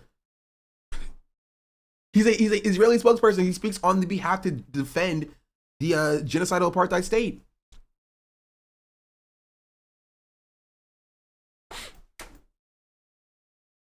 He went on a state-sponsored trip with Destiny to Israel so Destiny could tell the IDF how to hide their war crimes, so they could talk to an actual legitimate, like, you know, a terrorist to explain to them why him doing terrorism is actually a super cool and fine thing, like a straight up, like, not like a state-sanctioned, you know, political designation terrorist, but like someone who like legitimately wanted to cause and inflict terror. Right? This was like they went on a trip to Israel for this reason. It goes deep. I mean, this is what they're doing. In between them yelling at Hasan and being like Hasan's bad, this is what they're doing. They're going to defend genocide. Then he gets spit on by Israelis on his trip. I actually don't know that. I'm not entirely sure. Mind you, this is who despises Hasan. Like, I'm sorry, it's poetic. Yeah, and it's just like there are people who like aren't fans of Hasan because they don't mesh with his content, and that's fine. But like for the Hasan hater complex, there's not a single person who is normal. There is not a single person who is normal. Give it a week, they're gonna come out to be a pedophile. They're gonna come out to be genocide defenders. They're gonna be racist, Islamophobic, misogynistic. They're not normal. They're not normal people. Rapists, like, it just consistently, and I think it comes from pure projection, right? From pure projection. Like, shout out his racist, his not racist haters. Y'all are in the trenches. Yeah. The number of his pedophiles in the science ops are truly shocking. There's literally a picture. Okay, does somebody have one of that picture of Hasan's ops with the predator tags above them? And there was like 12, and it keeps growing, by the way. That picture keeps growing. There's still more of them. You know what I'm talking about. You know what I'm talking about.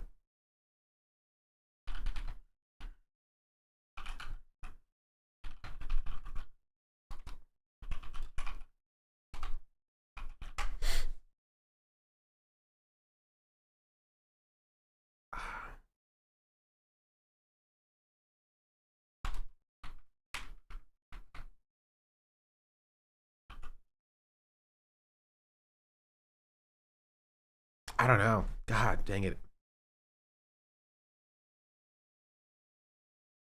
If you find it, you can send it to me. But you know the thing I'm talking about. But yeah, that's Boner Box here. Turkish person, by the way. Like, I'm also curious. What does Boner Box even do? Like, is this entire stream just that? Okay, wait. I probably shouldn't type in Boner Box on. Oh wait, I come up if you type in Boner Box. My video comes up. LOL.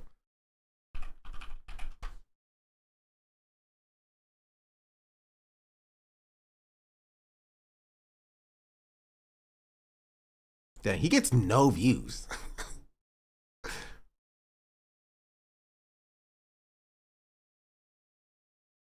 He gets no views. That's rough.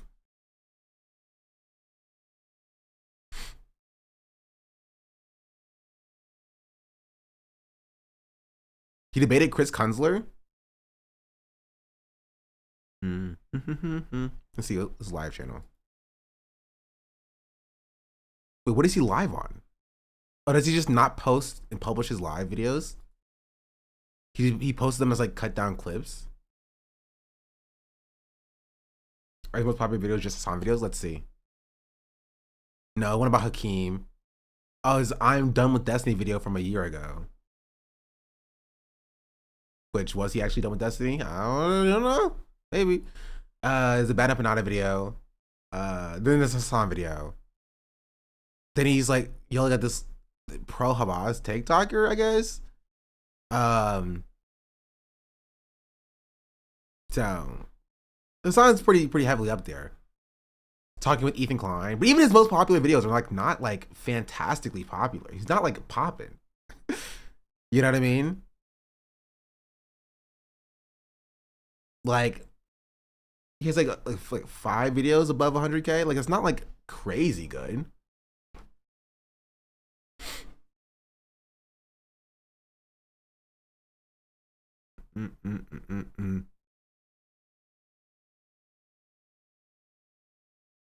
Drew is a warrior, okay?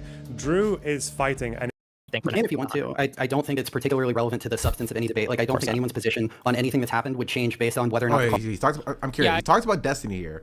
He said he was done with Destiny a year ago for what Destiny did to his girlfriend.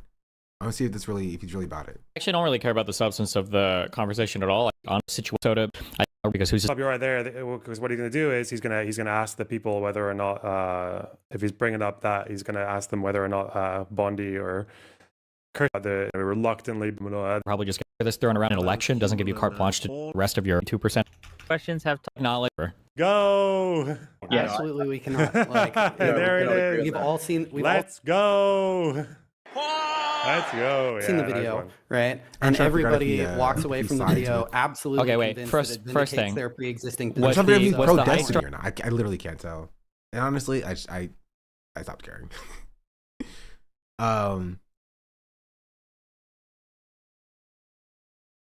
This entire stream is just him watching this debate. I miss Nebraska's Steve. I run a part of Destiny created an honest conversation because his memes in incredulity made them switch into optic mode and start having an honest conversation to spite him.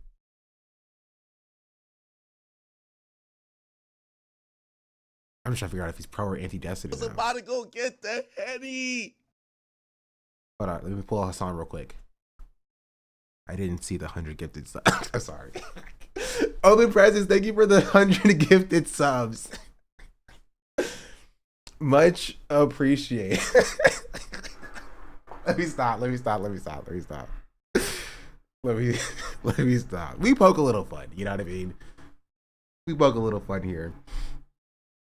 He's gone one day, gone too soon. Much appreciated. Thank you, Open Presents. Dodged. I mean, there's only 600 people, so you had a 1 in 6 chance. And honestly, I would say 200 of those people are probably already subbed, so you had a 1 in, like, 1 in 4 chance. That's rough. An anonymous user gifted a tier 1 sub Gemma to Bean, Gemma thank you for the anonymous gifter, thank you for the gifted sub to Gemma Bean. Mixed in Love with the Rick, thank you for the 5 gifted subs, which has a tendency to gift inactive users. I don't understand that either. I got a random gifted sub to chat. Remember that lady? That one lady who like just like let me explain. I'm like, there's a lady on Twitch, right? Who went very viral for just having very large breasts. Okay, she has very large breasts, and that was like a part of the subs in the channel. Not the lady who gives birth, but like she like, what is that noise?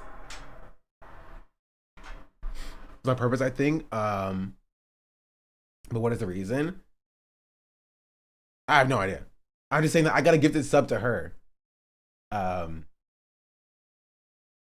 Kaho? No, it wasn't Kaho. She was black. And it was like Ellie or something. We looked at her before because she was like apparently in the army. And she talked about her being in the army. Link? No. The army lady? Yes, the army lady. Yes. Yeah. Well, yeah.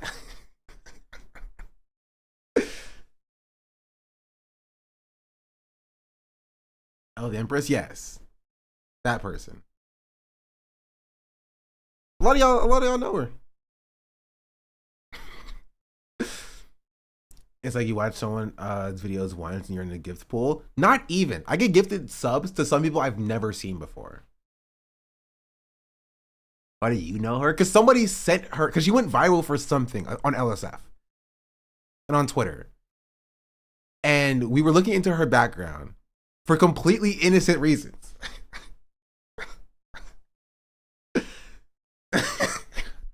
For completely innocuous reasons.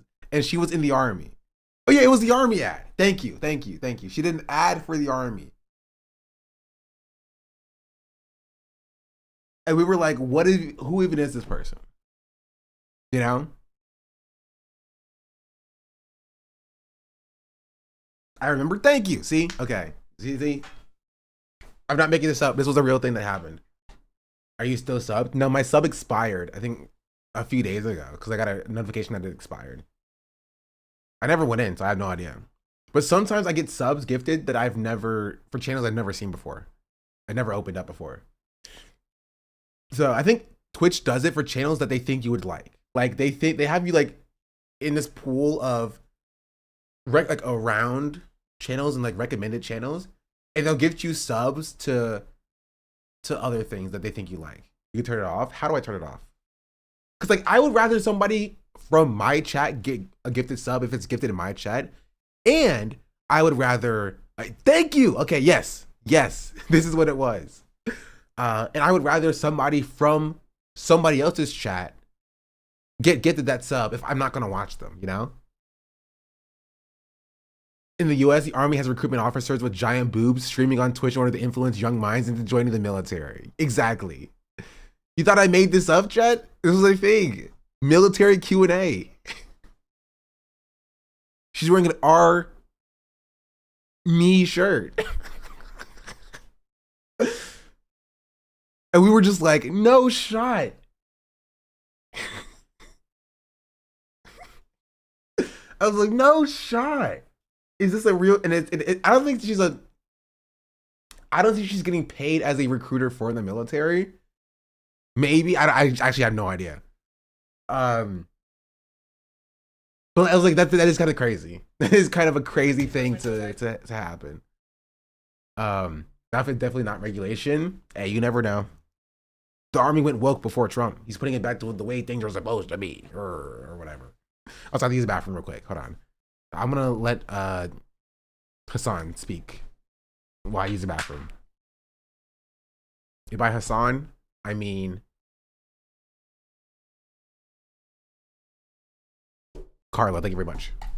But I will be having a long talk with YouTube about best practices for streaming on this platform and like ways to improve. Because I know there's a lot of people that work at YouTube that are Hasanabi heads. And I want to have a conversation with them about like how to make this like how to make it easier to live stream on here and have like a sense of community. I know there will be plenty of things that they won't do. After all, you know, coworker Wig, when he came to YouTube with like a fat contract from YouTube, he tried to get some changes done and they were like, no, we don't really care about it. Are you permabanned? No, I'm not. It's a 3-day. It was a 7-day. I did an appeals process thing. I apologized for my tremendous slights against the apartheid state that's conducting a genocide and the ideology that is the underpinning of this like that necessitates this apartheid state to exist. Many apologies were made.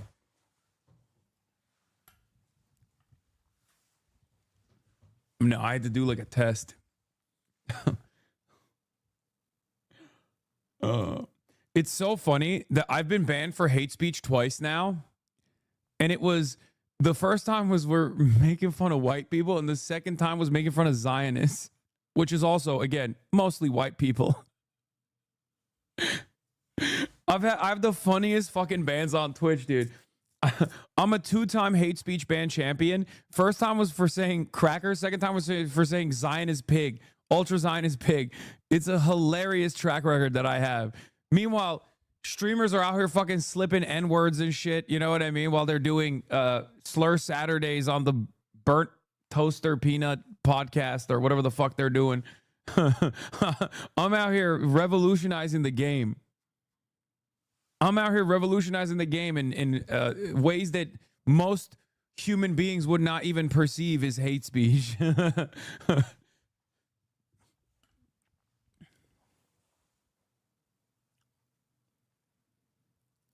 There's a pattern here, but I can't quite figure it out.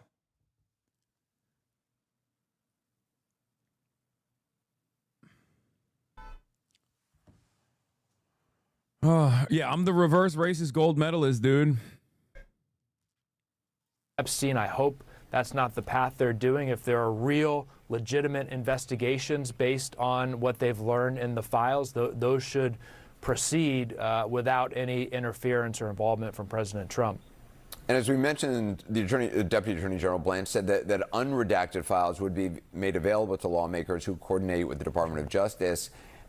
Is there a plan to do that? I mean, obviously, it's a lot of files. Is that even possible? I know that Congressman Khanna and Massey have written a letter asking to review those unredacted files. I think the Democrats on the Oversight Committee, and hopefully Republicans as well, will be talking about how we can coordinate to review those unredacted files. I certainly want to understand what's been redacted. Chat said, show us. Yeah. Look. It's not like you can see anything.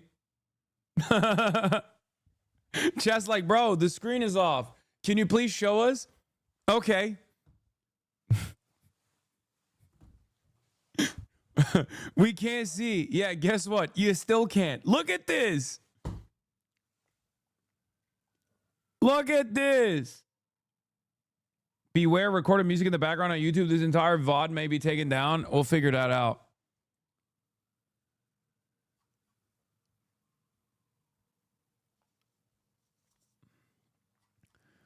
I'm sorry, man. I just never really thought that I would be alive at a time when we'd be ruled by, I mean, we were always ruled by active pedophiles, but like, I just didn't think that we would know and somehow also not have like the overwhelming majority of the population rise up in arms. We truly are destined for medieval peasantry, I think, because this is exactly what the kings did, right? Like, they would just be like, yes, bring me a slave. Bring me a slave daughter. And then the peasants would be like, yes, my lord, here's your... I'm T-Pain.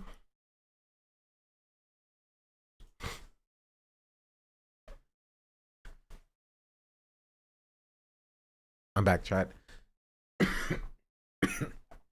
What was Carla saying? What was she getting up to? Oh, I missed the treasure chain. Gosh darn it. Most of the free chat, I think, for the gifted sub as well. Missed the whole YouTube talk. Gosh darn it.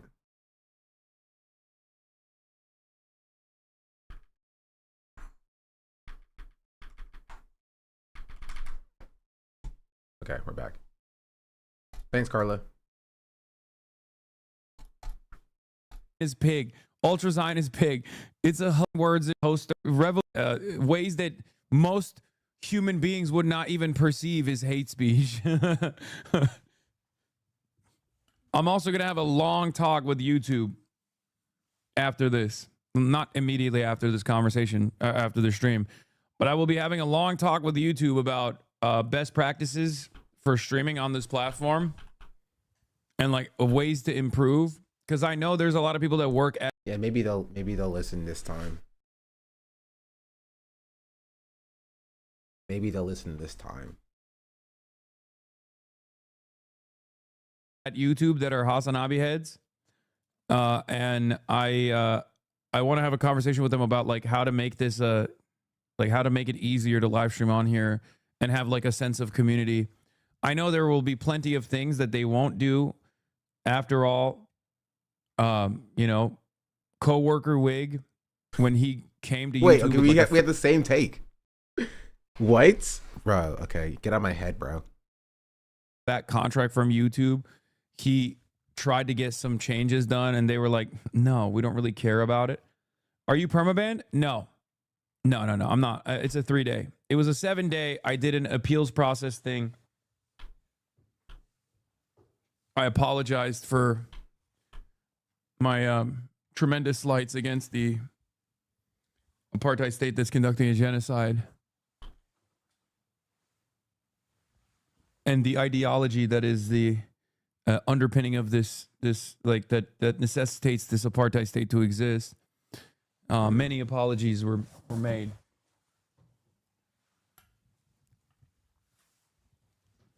No, I had to do like a test. It's so funny that I've been banned for hate speech twice now. And it was, the first time was we're making fun of white people, and the second time was making fun of Zionists, which is also, again, as you know, chat, the two only protected classes in this country. You can say whatever you want about Somali Americans, say whatever you want about Palestinians, say whatever you want about black people, essentially. But you know, better leave white people alone, and then people who defend Israel.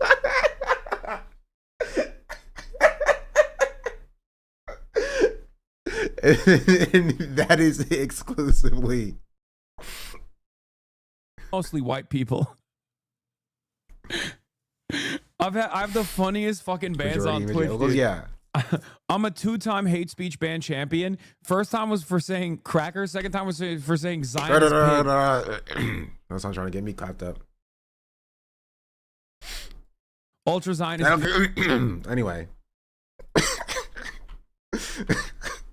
The burnt toaster peanut pot while they're doing slur Saturdays. They're out here fucking slipping N-words and shit, you know what I mean? While they're doing slur Saturdays on the burnt toaster peanut podcast or whatever the fuck they're doing. I'm sorry. The burnt toaster peanut podcast.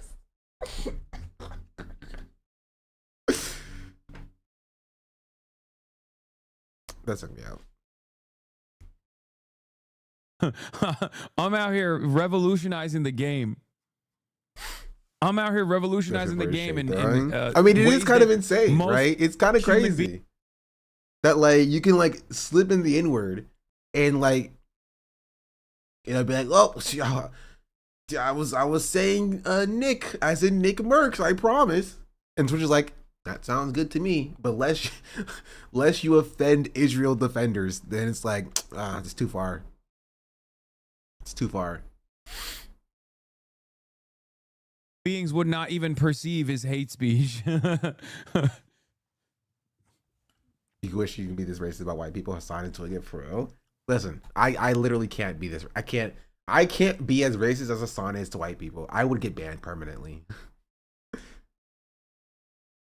I would get banned permanently. There's a pattern here, but I can't quite figure it out.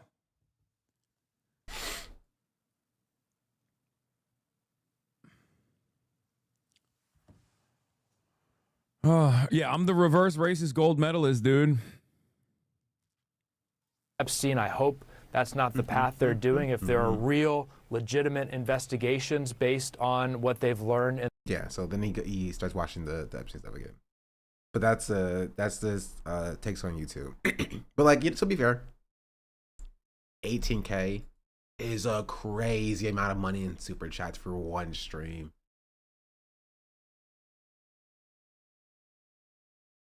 That's so much money.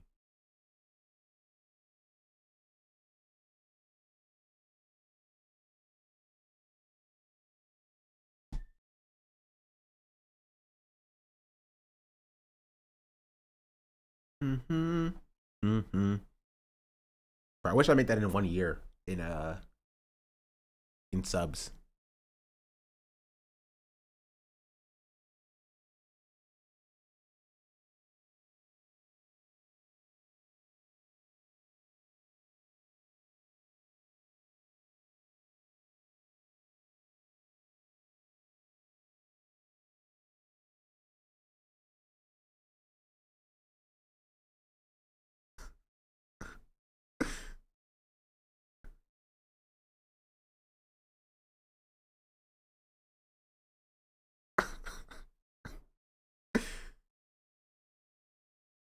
Sorry. I saw the literal most insane tweet that I've ever seen in my entire life.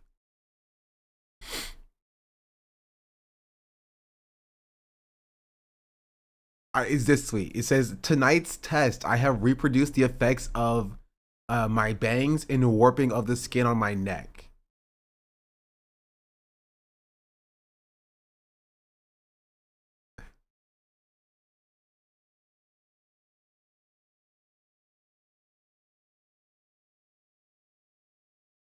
The person said he's trying to prove Charlie Kirk's assassination was faked.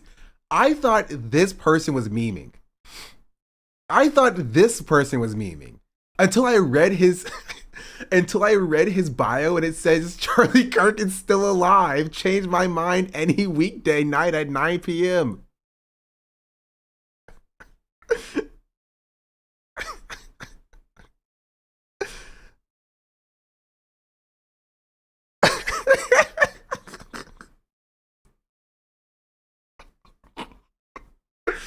Bro, and this is his profile.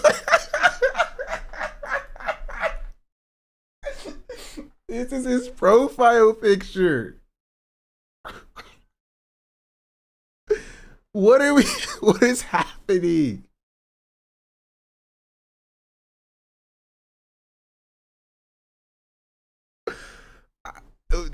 There are sides to the internet. When is he live? He's live at 9 p.m., bro. 9 p.m. Eastern. That's like 6 p.m. my time. Should we go live and watch? I kind of want to hear what evidence he has to present. Debate him? Why would I debate him? He's right.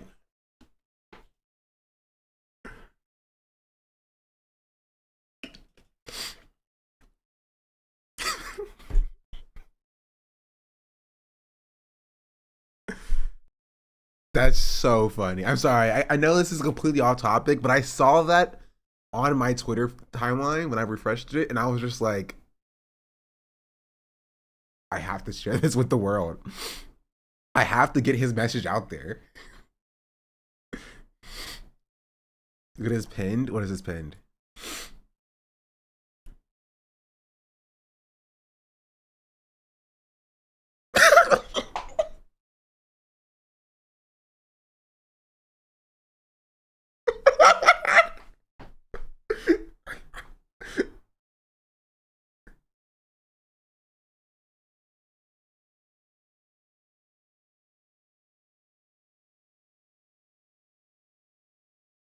I can't show you this because it has pictures of Charlie Kirk's dead body.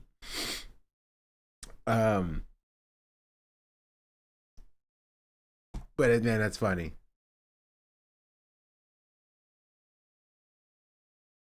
Wait, okay, sorry. There's a recording of this Spaces.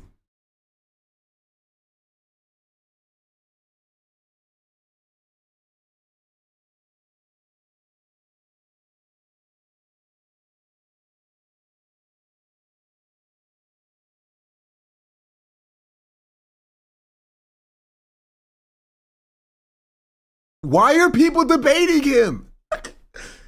Why are people literally going? Okay, now I have to show you the recording. Because I wanted to see if a debate was actually happening. Shirt behavior that is just not accurately portrayed. Yeah, the shirt obviously moves no matter what type of camera you're using. Why are people debating him? Why are you joining to be like, well, actually, I need to set the record straight. Charlie Kirk is actually not alive. He was killed by the radical left. So I get what you're saying. So yeah, I don't know, Yeah. man. It's I was trying to interrogate a little bit. I mean, and I'll give you, yeah, and you did a good job because if I'm being honest, that's why I said I need 12 jurors just like you. If I had a jury case. The only thing I could see is that the shirt goes up, then comes down. There's still no wound, but I mean, and then there's a wound. Do you see the same thing or no? Or do you see the shirt going up, covering the Bro, conspiracy side to the internet is so funny. It's so funny. There's just an entire world out there that none of us are privy to. You know? You got to debate him only to prove that Jordan was the one that actually killed him. Jordan B. Peterson.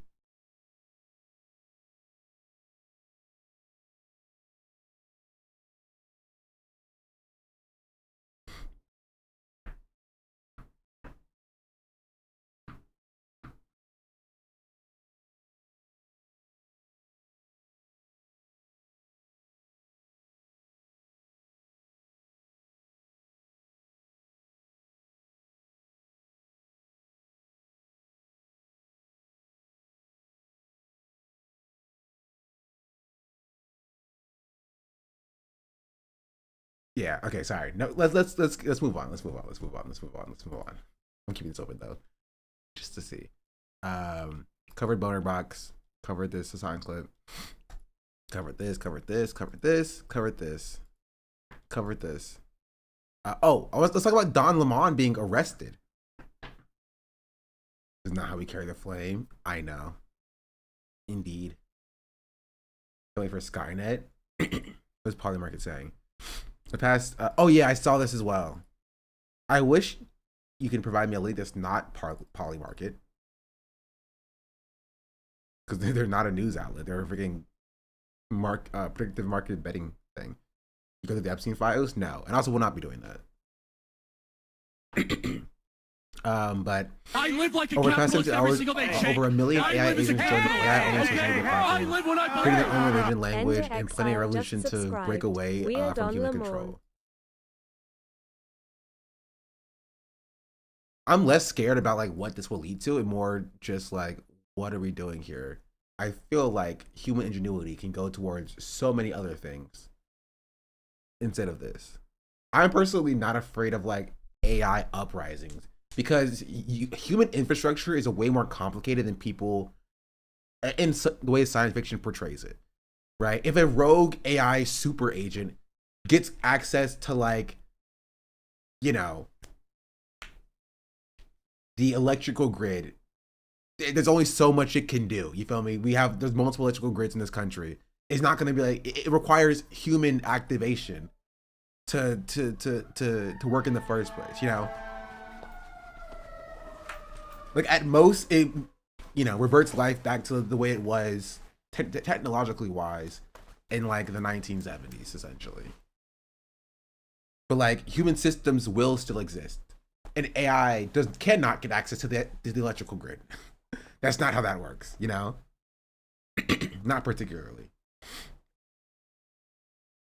Imagine AI getting control of traffic lights, and they all they do is delay, which makes everything a little bit just annoys everybody. Yeah. If AI have access to the nukes as a treat. Yeah, like the nukes needs to be launched. There's dozens of systems from a nuke being initialized to it being launched that an AI just does not and cannot do. You know? So like I don't necessarily think like they would need to exist in the physical world for it to actually have the effect of like Skynet. You know? Because like we interact with these technologies in a physical capacity.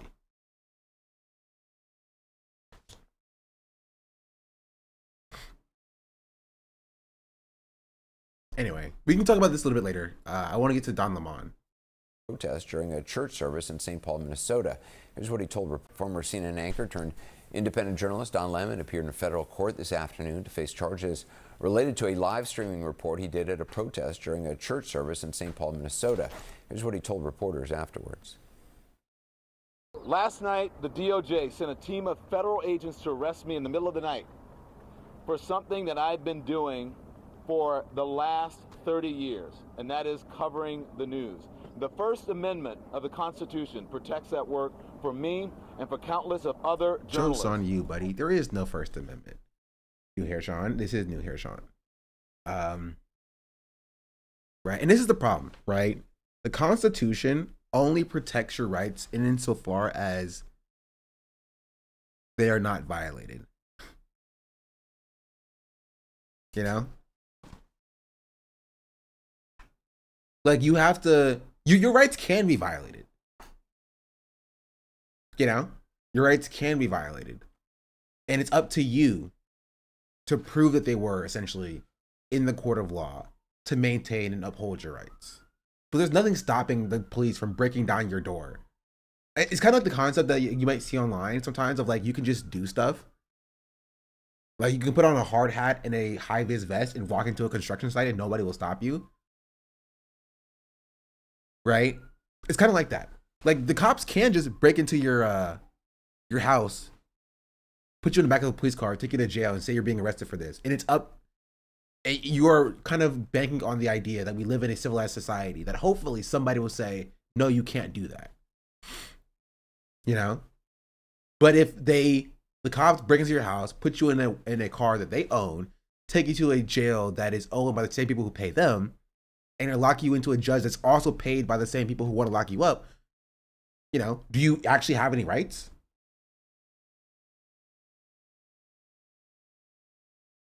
You know what I mean?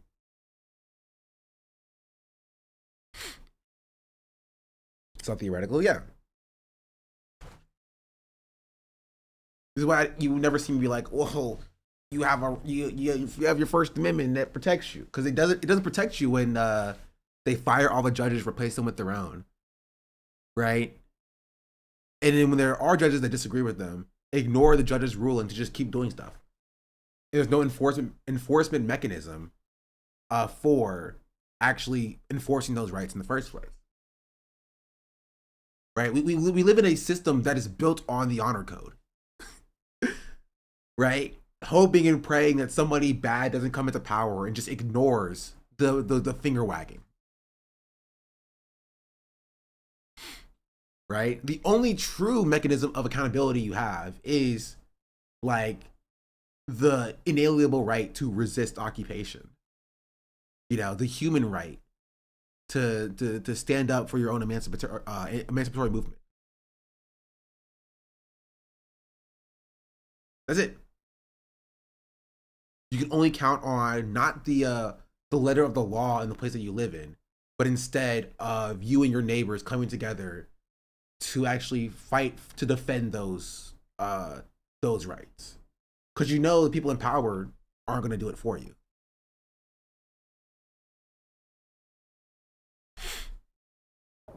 Who do what I do. I stand with all of them, and I will not be silent. I look forward to my day in court.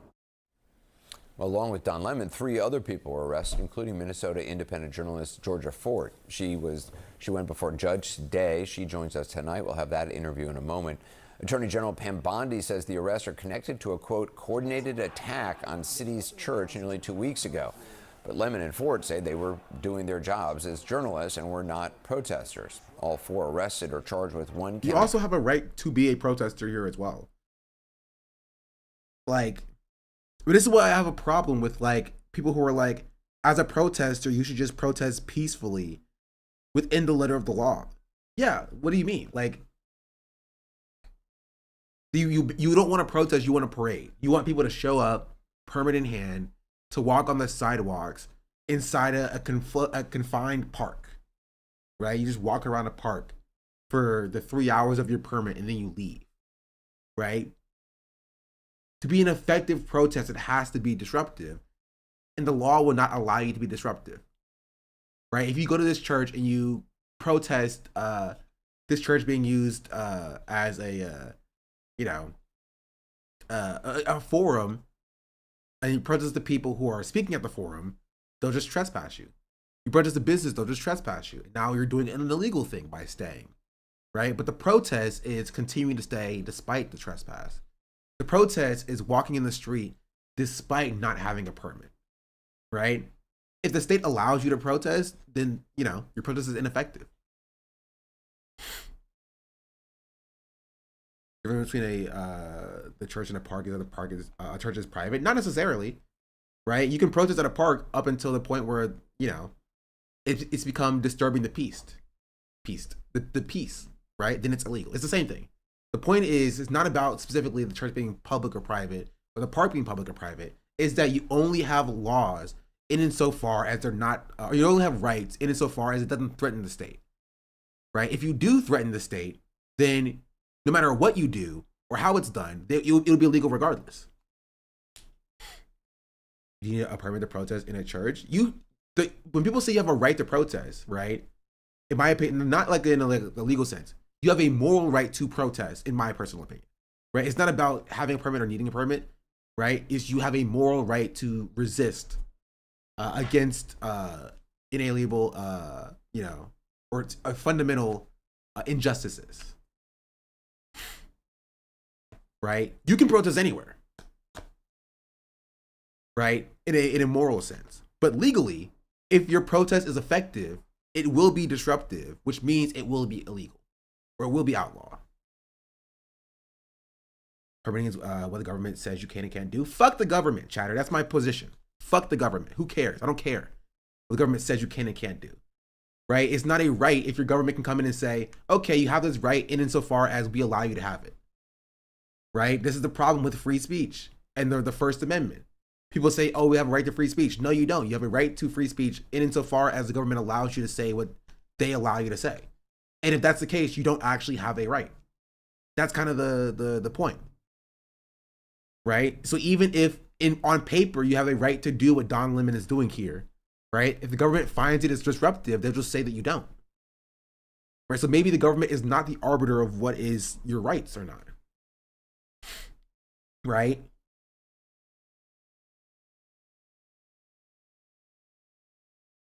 That's the point. Same thing with the Alex Preddy, right? He had a gun that he was legally carrying, right, under the Second Amendment, right? He was a permitted concealed carrier. He had a gun that he was legally carrying, and he was murdered because of it. Not because he violated any laws, but because the state had determined that his right to legally carry ended. The state has determined that his right to legally carry ended, right? That he was unlawfully carrying, even if the letter of the law said he was, right? So does he actually have that right? Does he have the right to bear arms if he was murdered for it? Does Philando Castile have the right to bear arms if he was murdered for it, right? Does Don Lemon have a right to free speech if he was arrested for doing so, right? Or right to free press, if he was arrested for doing so.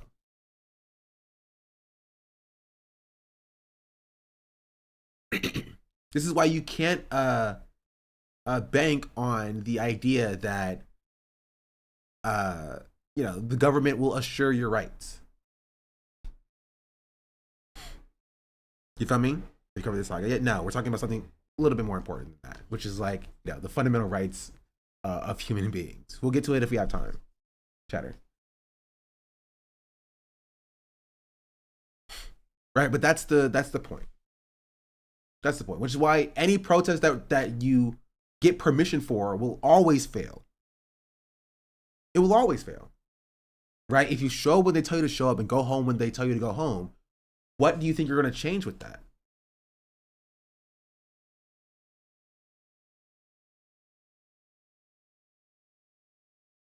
Car just came in. No, not you, chatter.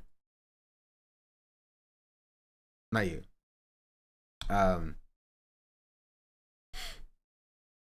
Because there are people who think that the Constitution is anything more than a piece of paper without the motivation of the population active and organized to defend it. Yeah. A protest where they make everyone leave early. Yeah. Because they're ops essentially. Right? They're there to kind of placate the masses. Right? Which is why I don't necessarily agree with it, but I understand why people are like, or see the No Kings protest as harmful, as more harm than good. Because what it does is it makes the Barbers and Deborahs think that like this is their only action, and then it's effective when they show up, yell for 2 hours and they leave. Right? It's like a release valve.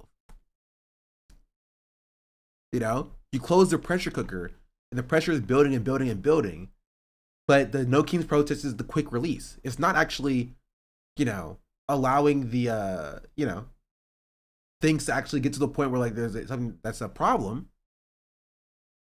right? Because once you stop doing the quick release, it will still keep building the pressure.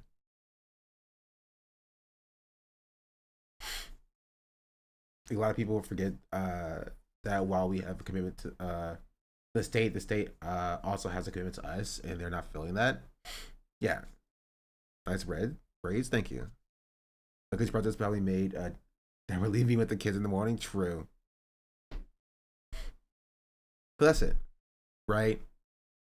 You don't have any rights. Your rights end, right, where the government decides they end.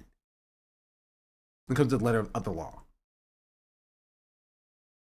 Right? Which is why it feels weird when people are like, or when Don Lemon is like, this is a part of, like, this is my First Amendment right being violated. They're violating my First Amendment right. Like, sure. But the state itself is what grants you the right. And it doesn't matter so long as in practice, they decide that you don't have it anymore.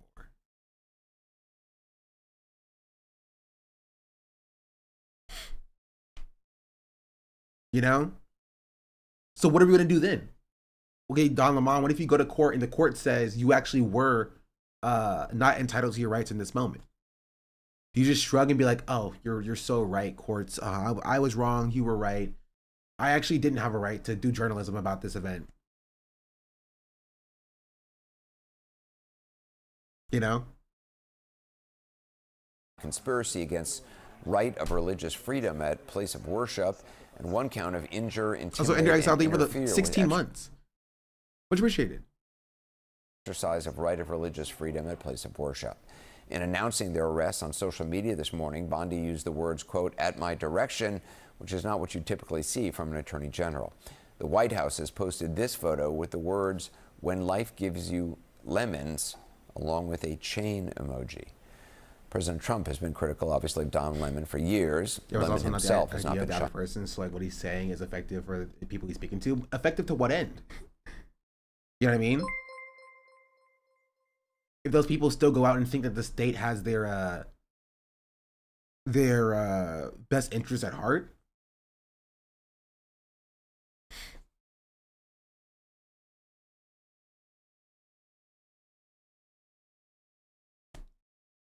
I agree with the release vibe overall, but I went to one of the No Kings protests and almost everybody there said this was their first protest. But I think it's both baffling and also good to see. I think they felt like not alone being in a very red area, a table with Democrats. And we have no signups. I'm getting no signups of people or drive-by whisper thinking that they're the only non-Trump voter other than the people that they know.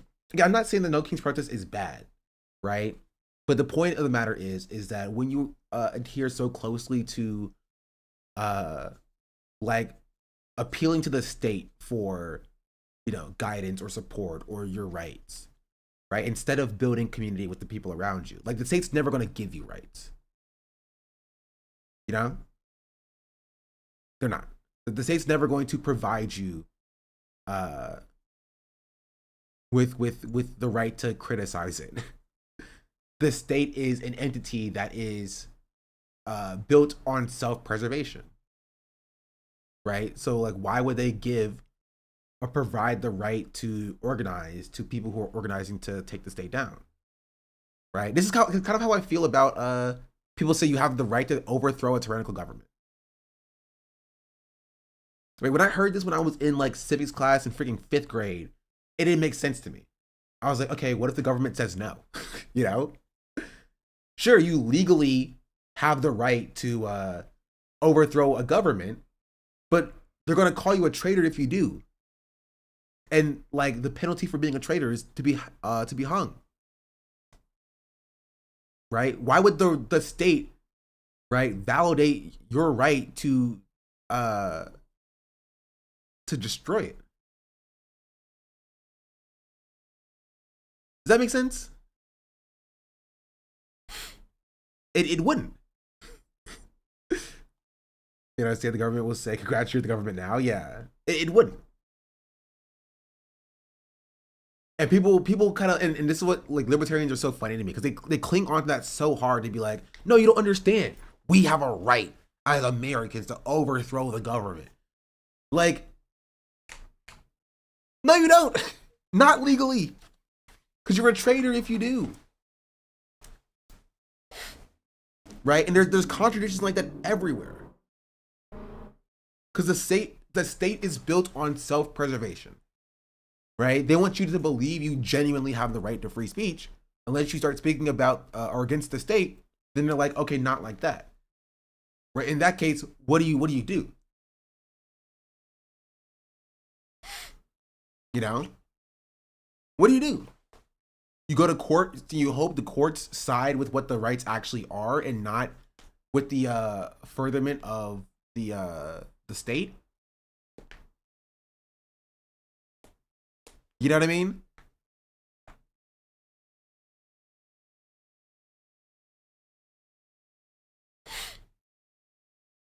This is already something that the average American understands. I think we don't give the average American credit they deserve. In reality, I think we know government never cared about us, especially those who are older than us and have witnessed multiple variations of this. So yes, of course, boomers are lead poisoned.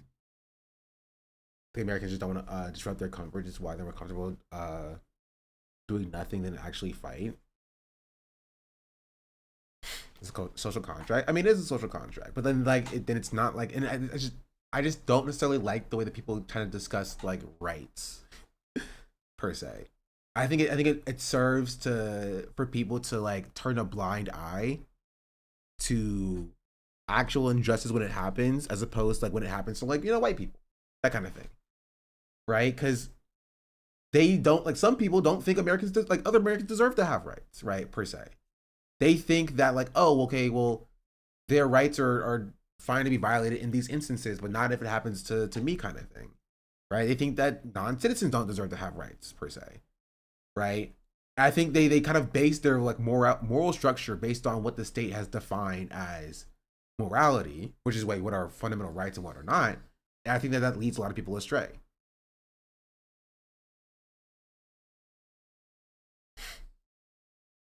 You know?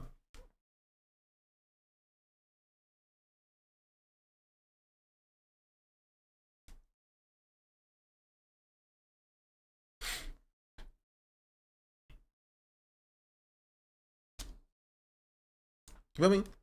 What do you mean everyone doesn't have a right to healthcare in a home? Like, are you asking me?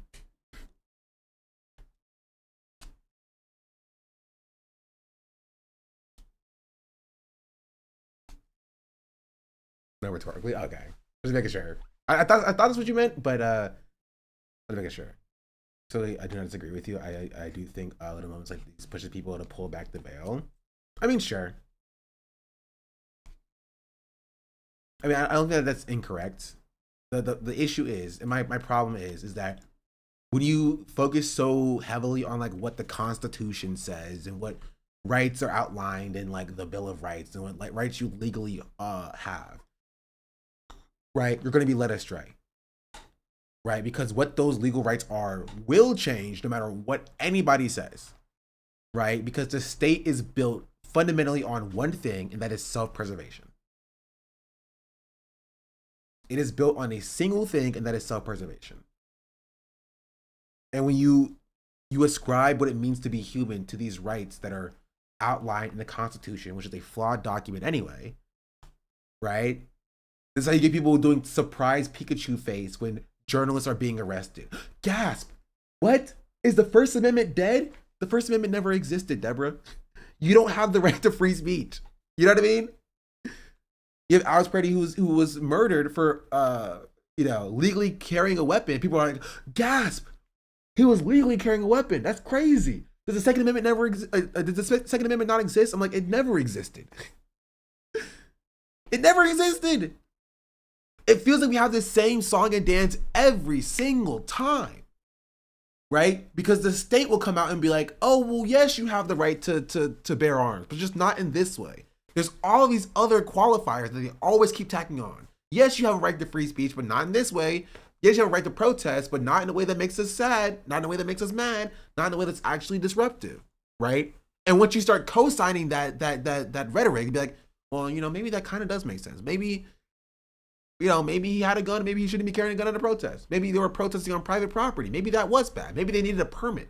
Maybe they should have done it the right way, right? Because the state will always add these qualifiers to try to get American citizens to be okay with, limiting their rights. They've been doing this for forever, right?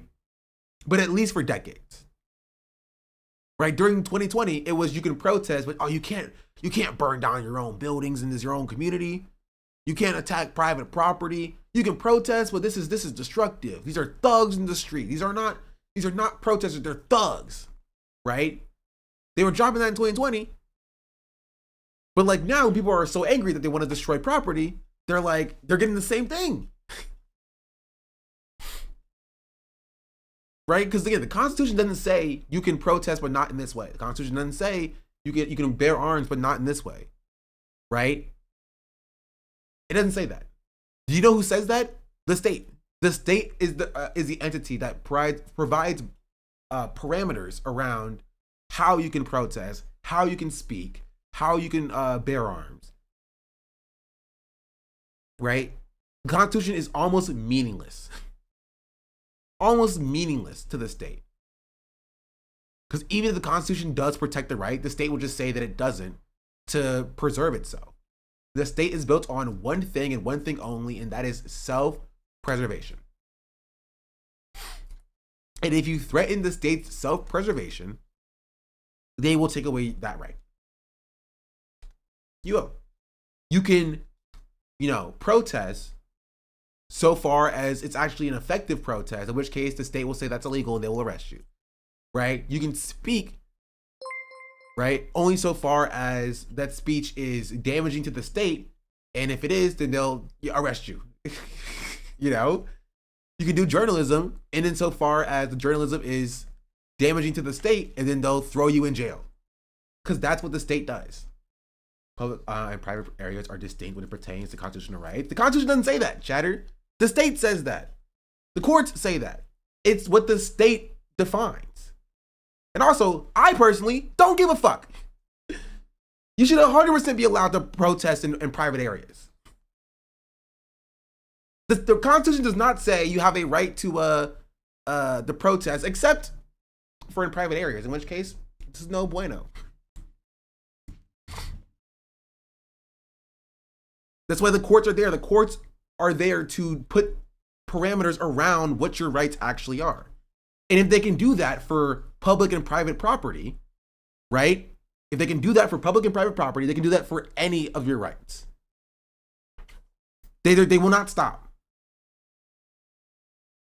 They will not stop at you can only do free speech on public property. They won't. It will always be something else. It will always be another thing. It'll be like, oh, well, there's a night ordinance, right? Oh, there's martial law. You have to be in your house by 8 p.m. So now you can't protest on public property either, because the state instituted a law that you can't do that, right? Now it's, oh, well, you're actually protesting too loud, right? You're violating a noise ordinance. So now you can't be on public property after 8 p.m. and you can't be too loud because you're violating this noise ordinance. They're adding more qualifiers. Exactly. Right? Yeah, you have the right to protest on the corner of 501st Street in Lexington from 7 to 8 p.m. Thursday, the 8th, not to exceed 25 people. You cannot violate the noise ordinance or block sidewalk traffic. Exactly. And it will keep going down that road because the state's job is to make your protest ineffective. Why? Because the state is based in self-preservation. All the state wants to do, the state doesn't care about you. The state doesn't care about you or what you want to do. They care about preserving itself, right? That's it. And if they feel as though your protest is a violation of its preservation, they will end it, no matter what it is. So you might think that it's super important for protests to not happen on private property, and that it's illegal and they shouldn't do it because it's private property, and private property is a core tenet of the Constitution. You can think that, chatter, if you want to. I don't care. You have to understand that the state doesn't care about that. They care about the fact that it's effective, and they don't want effective protests to happen. That's it. That is it, and that is all. The state is like, Is this an effective protest that impedes our preservation as the state to ensure the status quo? Yes, we want to stop it. This is why they're so against the encampments. Democrats activated the police to college campuses to tear up encampments for students who paid to be there. Students who pay to be there, who pay for the upkeep and the maintenance of these lawns, putting tents down on these lawns, right, that they paid to be there for, because they're protesting against Israel. For all intents and purposes, according to the Constitution, these students had a legal right to do this. They had a legal right to protest on what is ostensibly public property, but also property that they paid to be on by being a part of this institution, right? And even then, the state's like, see, that's too much and that's too far.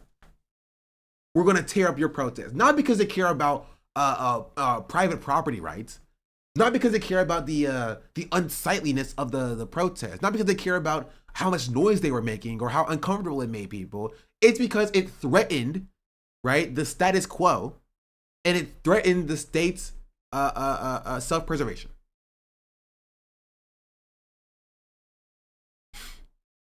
That's it. That is it. If you do something effective to protest against the state, no matter if it's constitutionally protected or not, it will be illegal, and it will be made illegal. They will catch you on something illegal that you've done, and they will throw you in jail because of it, under those false pretenses. So I don't care if they're on private property, because even if they weren't, they still would have been arrested. I don't care if they were being too loud, because even if they weren't, they still would have been arrested, right? Because all that matters to the state is one thing and one thing only, and that is, do you threaten it?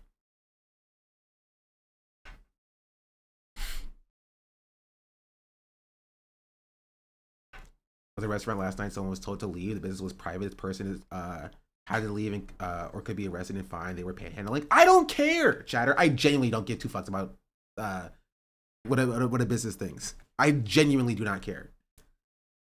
It does not matter to me. And the state doesn't care either. The state does not care. It doesn't care. It doesn't care. I think the state cares about a business's right to protect its business when it comes to protests. No, not really. They care about, does this threaten the state itself? And honestly, if it's threatening the business, then yes, it threatens the state itself. And that's all it cares about. And the business has a right to protect itself.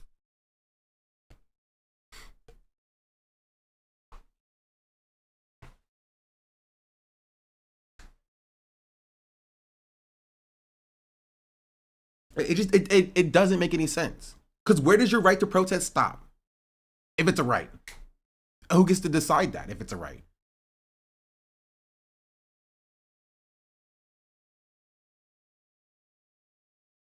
You feel me? And if somebody else can decide that it doesn't apply in certain instances, is it a right that you have? Do you have a right to protest? If somebody's like, oh, you can only protest, again, as the chatter says, on the corner of 501st Street and freaking, I don't know, the Lumberton Avenue or something. I don't freaking know.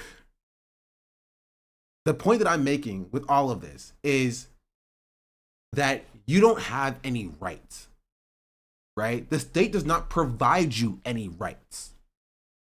You only have rights in insofar as you and your community can fight for them.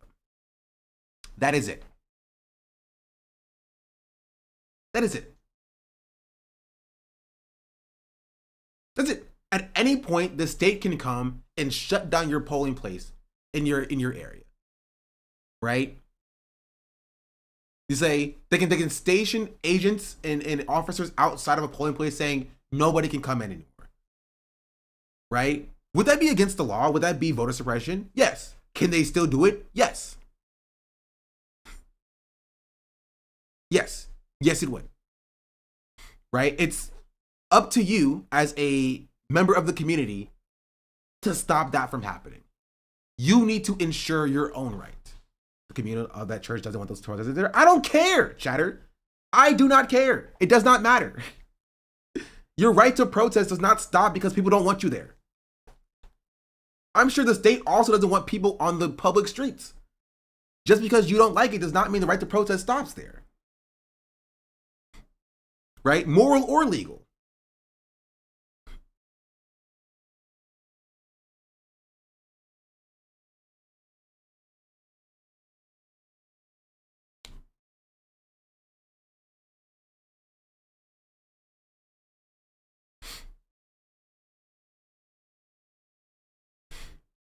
I'm calling out the president and his administration.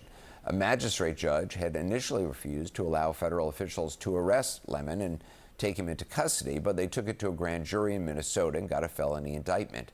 The indictment, unsealed this afternoon, alleges that Don Lemon and the others charged, quote, oppressed, threatened, and intimidated the church congregants and pastors. Here's some of what, do you think this is a bad thing, chatter? This is a very simple question. Do you think this is a bad thing? Do you think it's bad that Don Lemon and other independent journalists were arrested for covering the protest at this church? They were not participants in the protest. They were covering the protest. Do you think that they deserve to be arrested?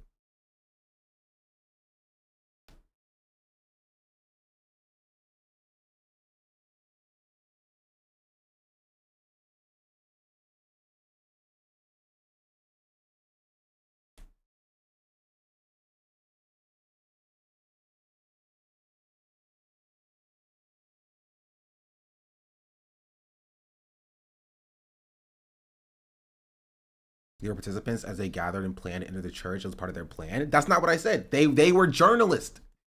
You can't define them as participants. They were journalists. They were covering the protest. They were not a part of the protest. You're just like, no, they were a participant. Is the law bring up the law? What do you mean it's against the law?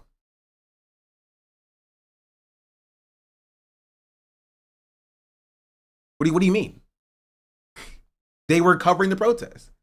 So now journalists can't go to church? Is that what you're saying? Is that what the law is?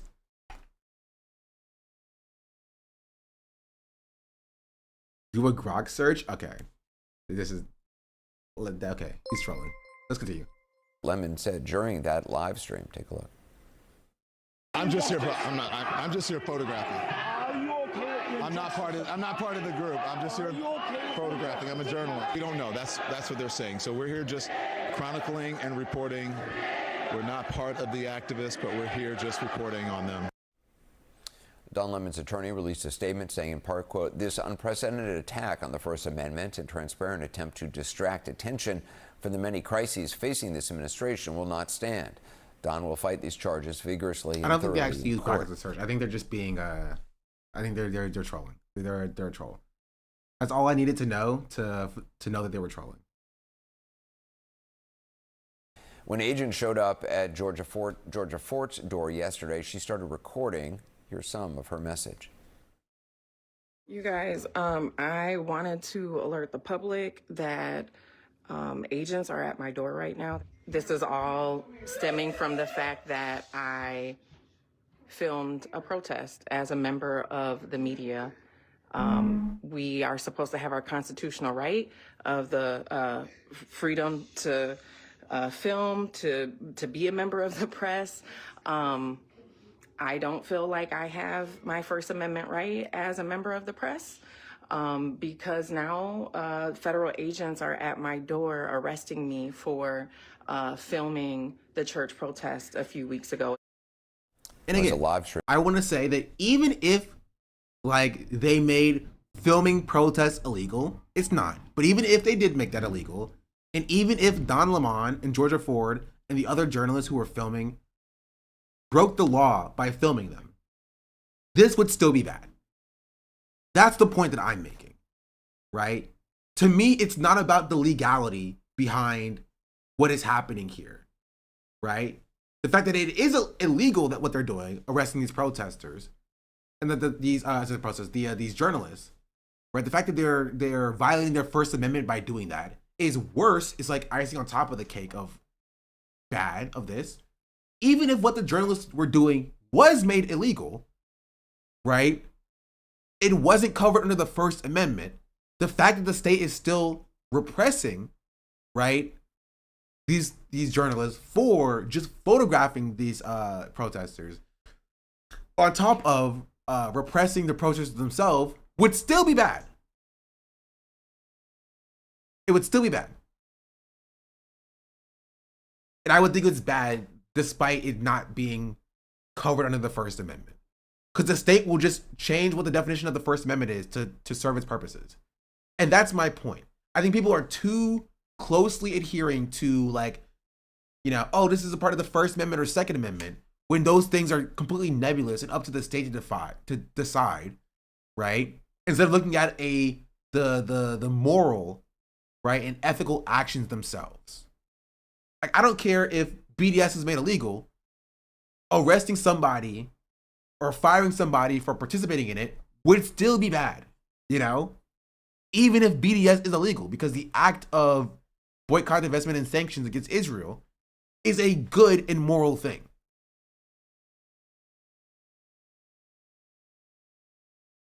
You know? 2016, we're still talking about the morally correct versus legally permissible. Yes.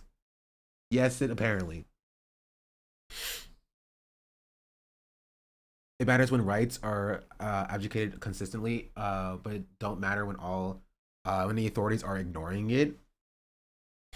I mean, it only matters, as you're saying, like, if somebody is willing to enforce the rights. And why would they? Why would anybody at this point?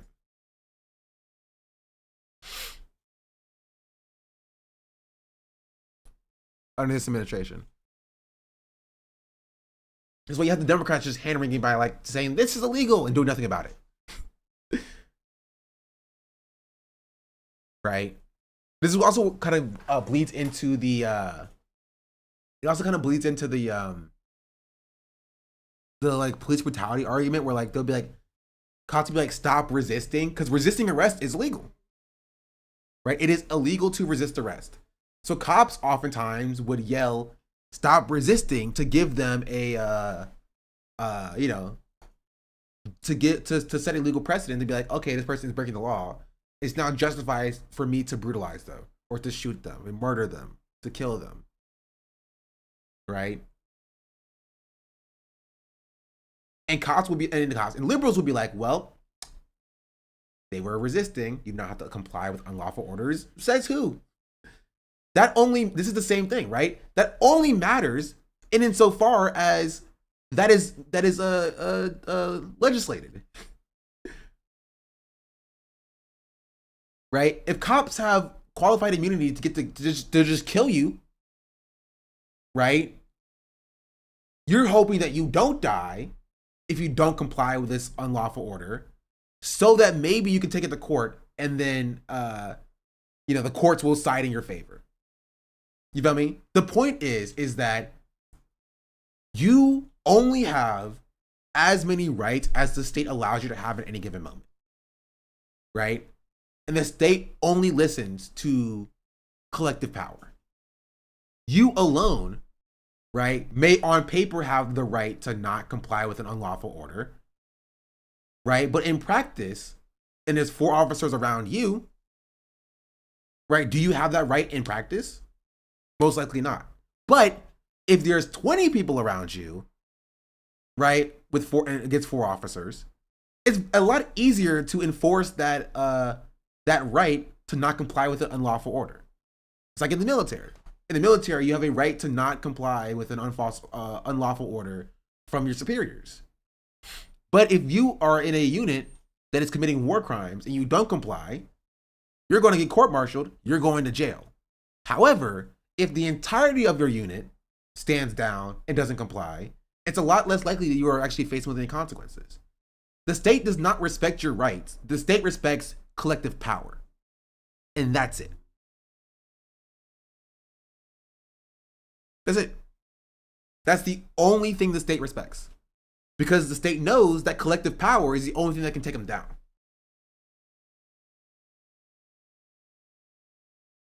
That's my point with this entire rant about legality versus morality. right? And that's why collective power is so important. You know? And don't trust the state to grant you any rights, right? You have to take that with your neighbors and standing collectively with your neighbors, right? To assert your rights. Stream she did on Facebook. Journalist Georgia Fort is out of jail and joins me tonight. Georgia, first. Dang, they didn't want to get Don Lemon back on CNN. They were like, Georgia Ford is out, but we're not getting Don Lemon back on. We're not doing it. We're not getting Don Lemon. We're not getting Don Lemon back on CNN. That's not happening. Georgia Ford, thank you. Hello. You and some other unnamed people who are going to remain nameless. Sean the Black says, bro, they hate this man on CNN. Princess. OCRGNZ First of all, how are you doing? just And were you subscribed. surprised that you were arrested? Obviously, previous attempts to arrest you had been blocked by federal. Awkward Gums. Thank you for the prime. I don't know how to pronounce your name. Thank you. I appreciate that. Courts. Yeah, you know, I'm hanging in there. It is quite frightening to have 24 agents outside of your home. You know, my children were home with me. Lady, where are your curtains at? Why does he? He's like, hello? Anybody in here?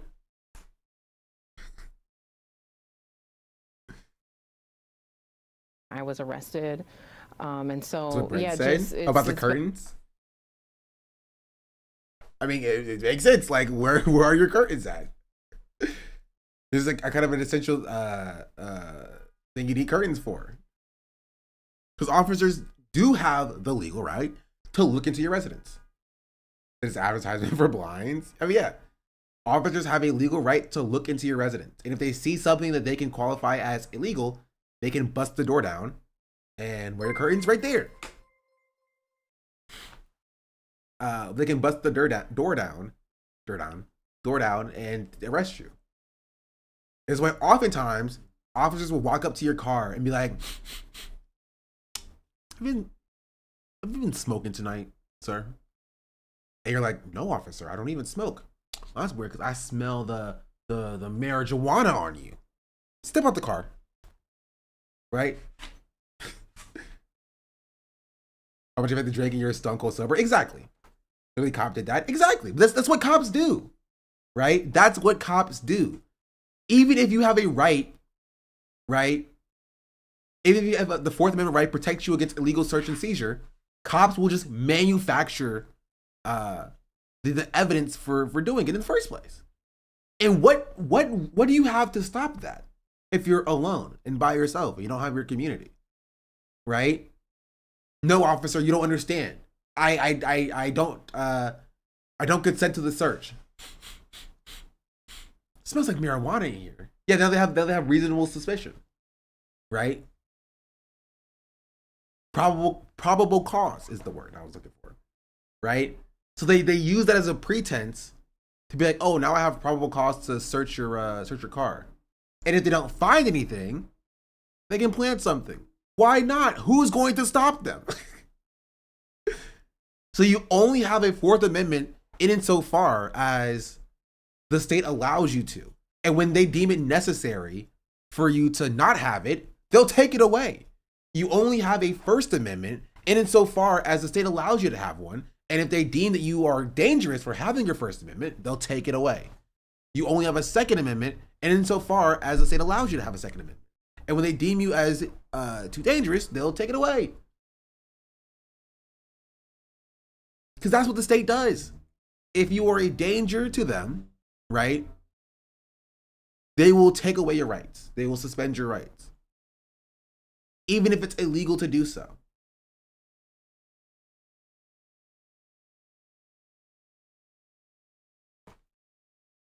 You know? Because the state only cares about one thing. Say it with me now. Self-preservation. That's it. That's all they care about. And if you are a threat to that, they will, they will get rid of you. And pedos, that's the same thing. The state caring about pedos are like, That's self-preservation. They're full of pedos in the government, you know? The preservation of capital, still kind of the same thing. They preserve capital because they want to continue to benefit from it. Right? It's about self-preservation, it's about the state existing, right? They only instilled gun control because black people had guns. Yeah, the NRA lobbied for it because black people had guns. You only have rights in insofar as the government allows you to. This isn't a hot take. This isn't crazy, right? But this is something that I think liberals just don't necessarily understand and don't necessarily grasp, right? They see everything that's happening. They're just like, why is the government doing this? This is violating the First Amendment. And they're like, yes, they're doing it because it's violating the First Amendment. Like, this is the reason why they're doing it, right? Because your First Amendment right is dangerous to them. Your right to protest is dangerous to them. That's why they are removing it and revoking it. Right? And so liberals need to understand that power doesn't come from your rights. Rights. It doesn't come from the First to the 23rd Amendment. It doesn't come from the Bill of Rights. It doesn't come for whatever laws are on the books. Power comes from one thing and one thing only in this country, and that's collective power. It's from solidarity. It's from workers' rights. It's from collective. It's from community, and that's it. I think they understand it, but they are okay with it because the status quo has treated them well. And I think some of them don't understand it. Not only in the U.S., everywhere, to be honest. Yeah.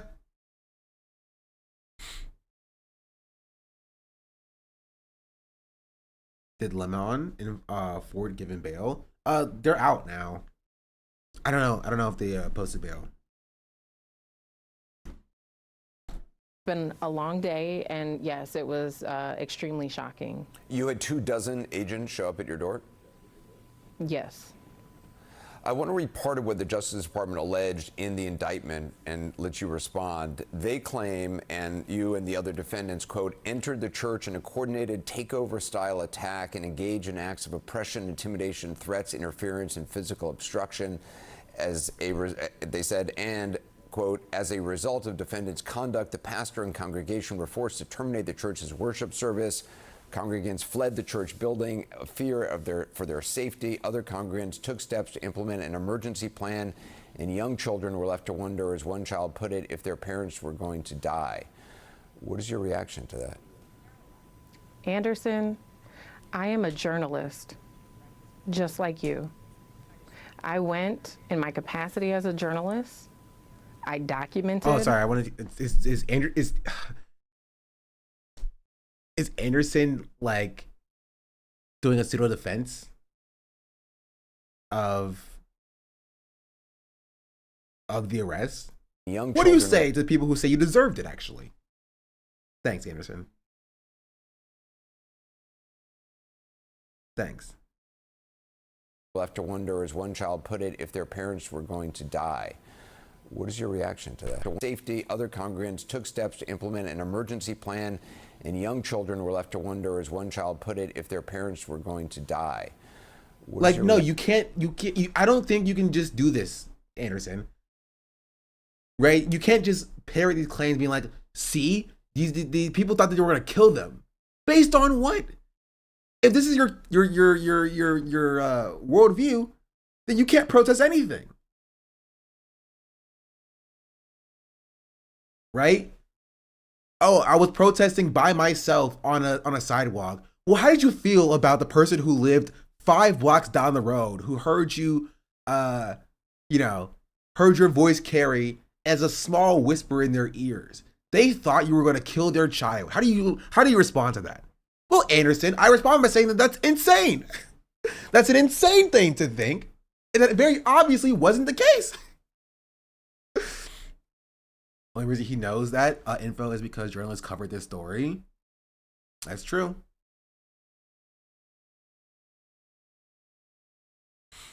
Based on unverified imagination of a 6-year-old. But like, people being upset about it does not take away your right to protest. But the state will say that. The state will say, sorry, people are upset about you protesting, therefore you no longer have this right. You know what I mean? Does that make sense? Does what I'm saying here make sense about the way that the state provides and takes away your rights based on what they deem as innocuous and safe versus what they deem as dangerous, right? And even if you do the same act, if they feel as though it threatens them and what they stand for, they can just say that, you know, that same act was dangerous and was bad and was scary and you need to be arrested for it.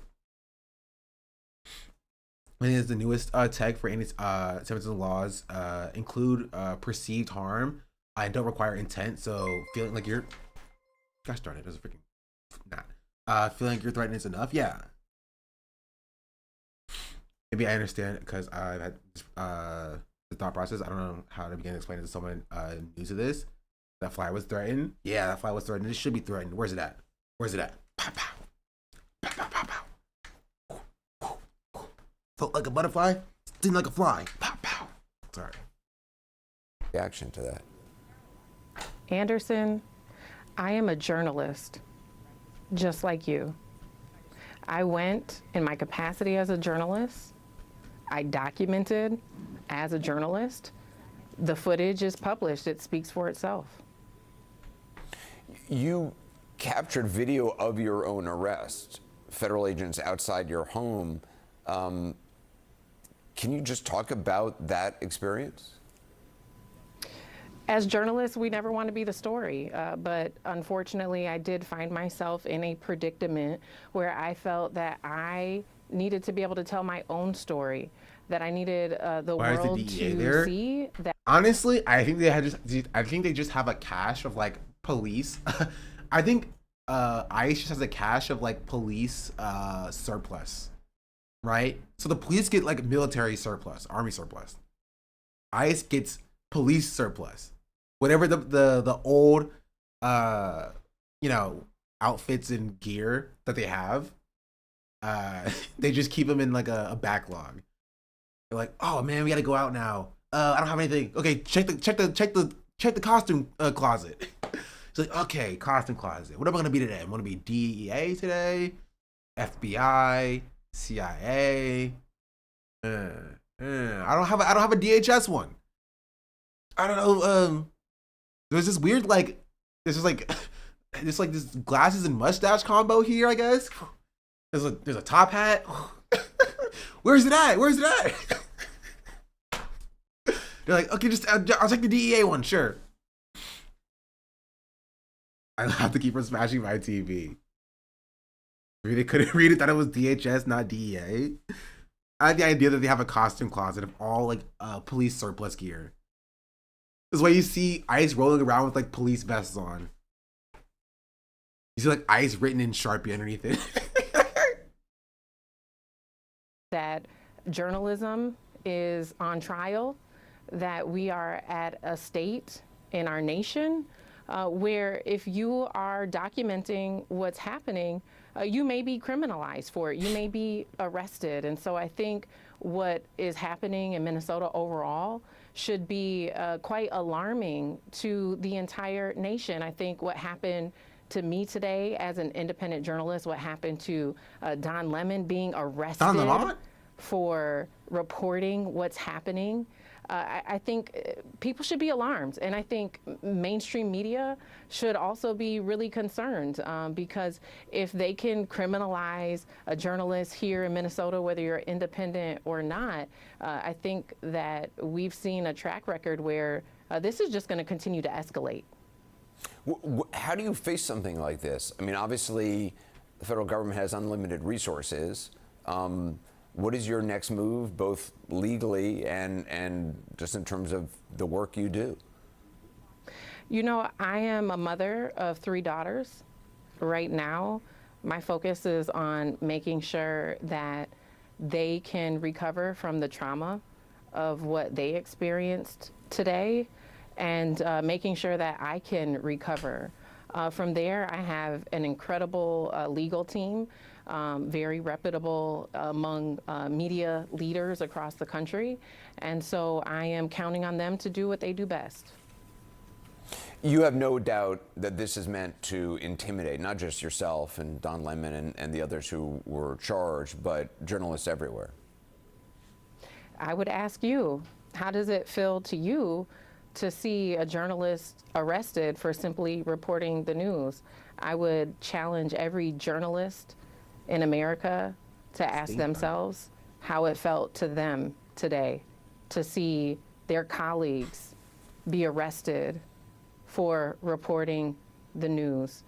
And if any of them say that it made them fearful, it made them concerned, it made them second guess going out tomorrow and covering what's happening in their communities, then yeah, I would say that that was probably the intent. It does send a chilling message to our entire industry.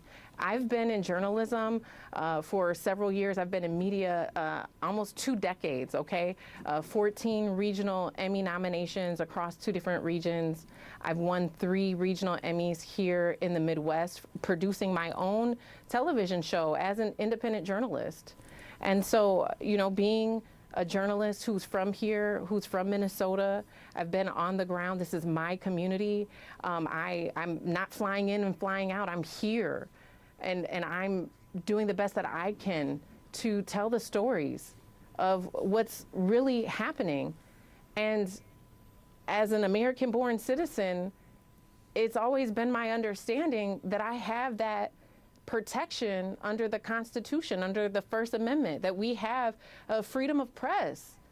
But today, the way that I was treated for simply doing my job, the way that I have been criminalized and dehumanized, it makes me really, really wonder. Oh, Rick, what's up? We saw your video is something earlier today.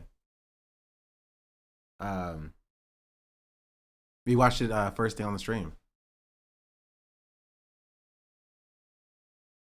Yeah, it was good. Past, and if it's just a thing made up of empty promises at this point, honestly. Are you intimidated? If that's the objective, which it certainly seems to be. I will continue to tell the stories of my community. Georgia Ford, I appreciate your time tonight. Thank you. Thank you.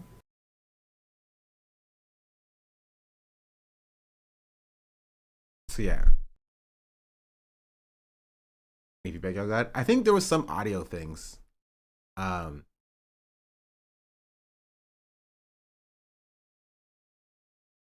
Yo, Johnny, thank you for the $2. Oh, I missed a lot. Hold on, jeez Louise. Beyond, thank you for the $5 super chat. Do not worry, podcast, thank you for the $5 super chat as well. I am not looking at YouTube chat. I'm so sorry. But yo, what's up? Hello. Hello. YouTube snubbed, yeah.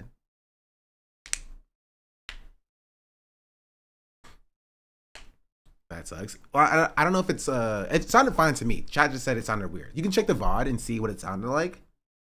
So we're playing as Hasan, yeah. Yeah, YouTube chat's nice. Nicer than y'all are, Twitch chat. Y'all are mean. But yeah, that's the Don Lemon's situation. And we're waiting on, he's out now. The journalists are out now. I think 2 of them are at least. So we're seeing where that goes. Jeez Louise. What else did I have to say? Oh, did y'all see this? Multi-stream right now? Yes, I am. To be fair, I did it first. The song tries to be me so bad. No one involved in the decision to arrest Don thinks the charges will stick. This is a punishment for upsetting the state. It sucks to be arrested, a ton of reasons. Even if it doesn't come from it. Yeah. Yeah, it's like, let us teach you a lesson for speaking up. How dare you? Switching, I got premium. Okay, you don't have to switch. I mean, if you want to. I also don't think that there's ads there at all, or there are very little ads. I'm not running any there, like manually. But it was basically, it was this. And this is what I made my tweet. Not because of this, but like it kind of underscores this because people got mad at me when I made this tweet.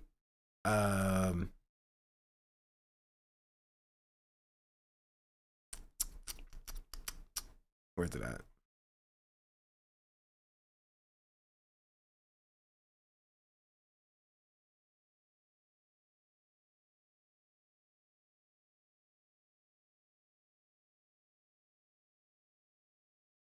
This is the tweet. You say about super chats. Oh, there were alerts on stream. I thought you were focused. I heard the thing ping. I just assumed that's always my. I assume that's always my sub alert, not the super chat alert. I can also just open up my alert box on a tab too. It's easier.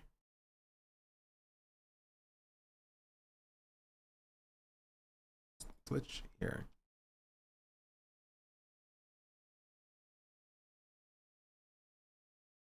Oh my freaking goodness. You know what? Remind me later. Okay. Well, yeah, I can just see it now. There you go. I see super chats.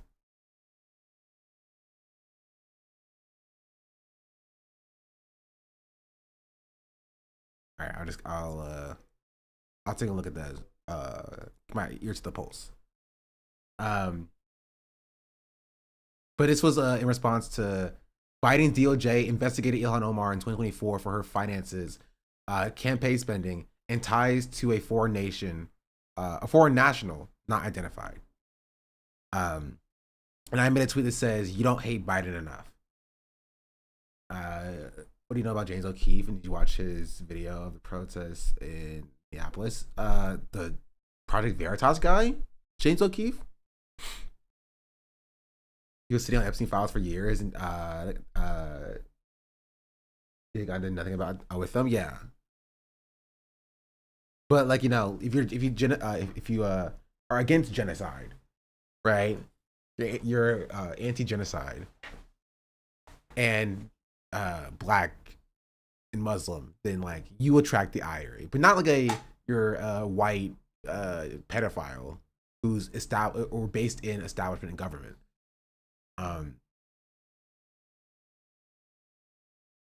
Right, but apparently,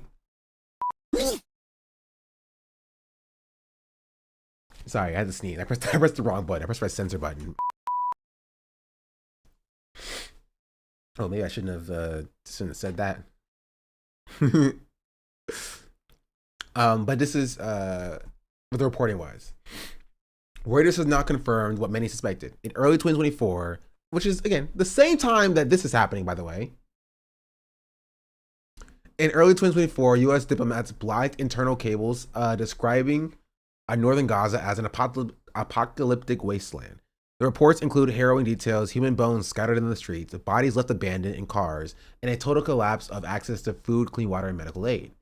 These cables were not speculation. They were based on first-hand field observations from UN agencies and humanitarian workers on the ground. So why were they blocked? Because they were considered too graphic, because they lacked balance, because they made Israel look bad. Senior officials in the U.S. Embassy in Jerusalem, including Ambassador Jack Lew and Deputy Chief Stephanie Hallett, stopped the reports from reaching high levels of the U.S. government. They feared the cables would contradict the administration's public narrative and disrupt ongoing political cover for Israel's actions in Gaza. According to former officials, humanitarian experts were sidelined, ignored, and outright dismissed. Inside meetings, the question from officials was not how to respond to starvation, but reportedly, where are all the skinny kids? This was not merely a policy misjudgment. This was but complicity on a grand scale. The Biden administration had access to concrete evidence of mass death, starvation, and social collapse. Instead, they sounding the alarm. It chose to suppress the truth to preserve its political position. They did not just ignore the warnings; they buried them. Let that sink in.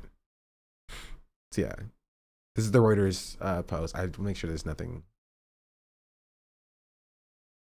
Just 3 months into what would grind on as a 2-year war in Gaza, staff at the U.S. Agency for International Development drafted a warning to senior officials in Joe Biden's administration. Northern Gaza internal profound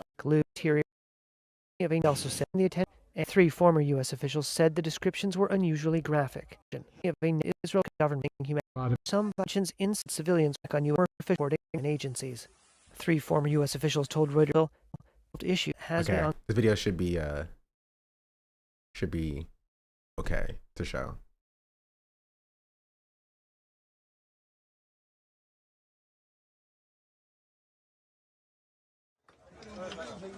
Just 3 months into what would grind on as a 2-year war in Gaza, staff at the U.S. Agency for International Development drafted a warning to senior officials in Joe Biden's administration. Northern Gaza had turned into an apocalyptic wasteland with dire shortages of food and medical aid. The internal message laid out in gruesome detail scenes observed by United Nations staff who visited the area on a 2-part humanitarian fact-finding mission in January and February of 2024. Bro, I love that everybody pretended like, and this is the kind of the important part, right? Because I think people are going to respond to this by saying, "Oh, well, Joe Biden didn't know. They kept this from the higher ups of the administration." The important part is this: the reason why, right, the officials in the embassy did not escalate this is because they didn't want to accept the narrative that the administration was running. Right? They didn't want to show all the starving children because it would contradict the narrative that the administration was running. So the question had to be asked now: what narrative was that? What narrative would be contradicted by merely showing the truth about the starvation in Gaza caused by Israel? And liberals want to pretend like Biden was like, you know, this bastion of pro-Palestinian sentiment.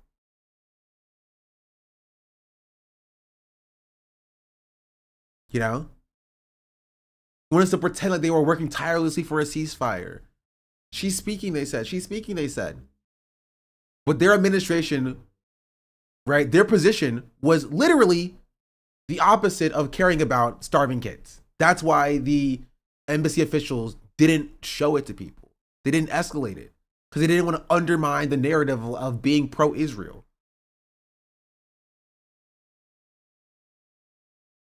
I haven't heard a word or seen Matthew Miller and Anthony Blinken or Kamala in a minute. Biden's probably gone. They need to be held accountable.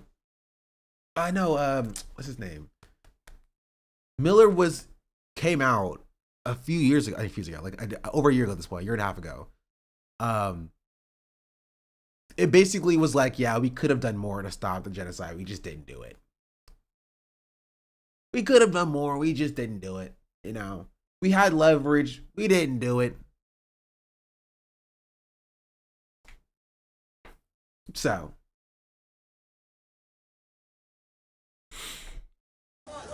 They reported seeing bones on the road, dead bodies abandoned in cars, and, quote, catastrophic human needs, particularly for food and safe drinking water.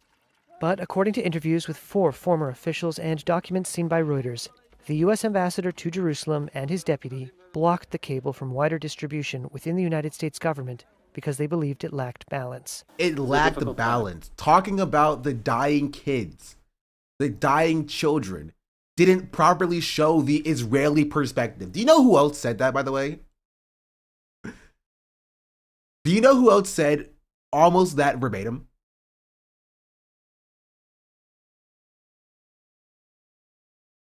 It was Ethan Klein. Barry Weiss, probably, but it was Ethan Klein.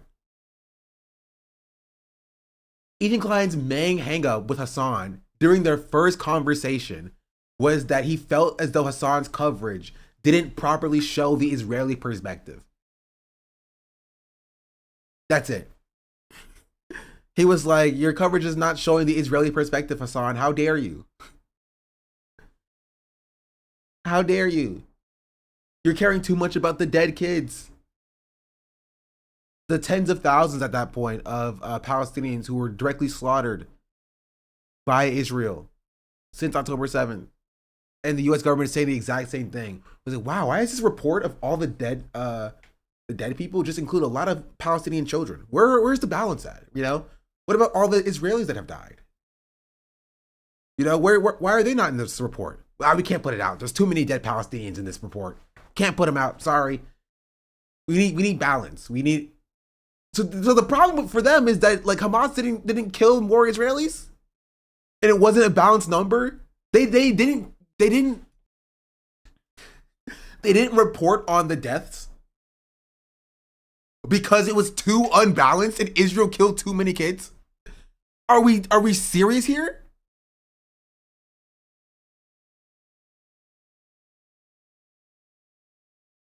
And I'm not supposed to hate all these people?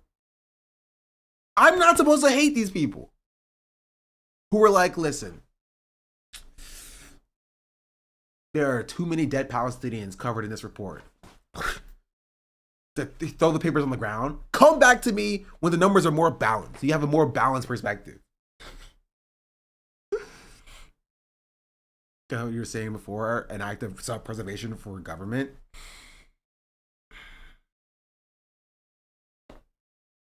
Yeah. Literally. It's they didn't escalate this report because they didn't want to undermine what the administration's position was, which is being unilaterally pro-Israel.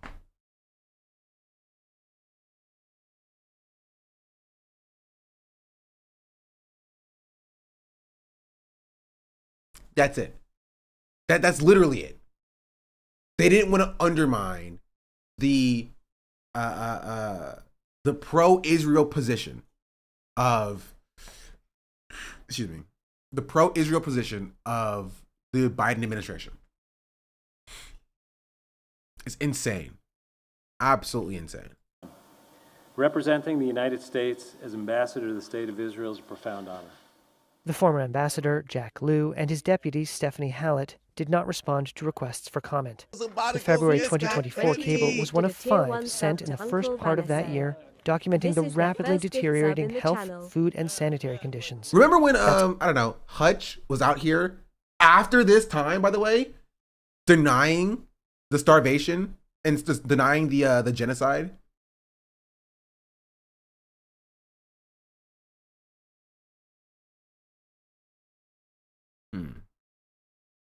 Let me see if I can find it real quick.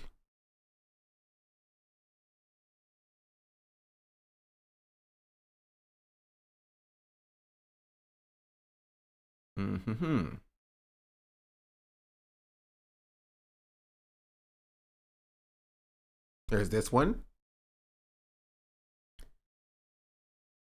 which is directly around this time, by the way, on February 29th, directly around the time where the U.S. government is going out of their way to defend and cover up genocide.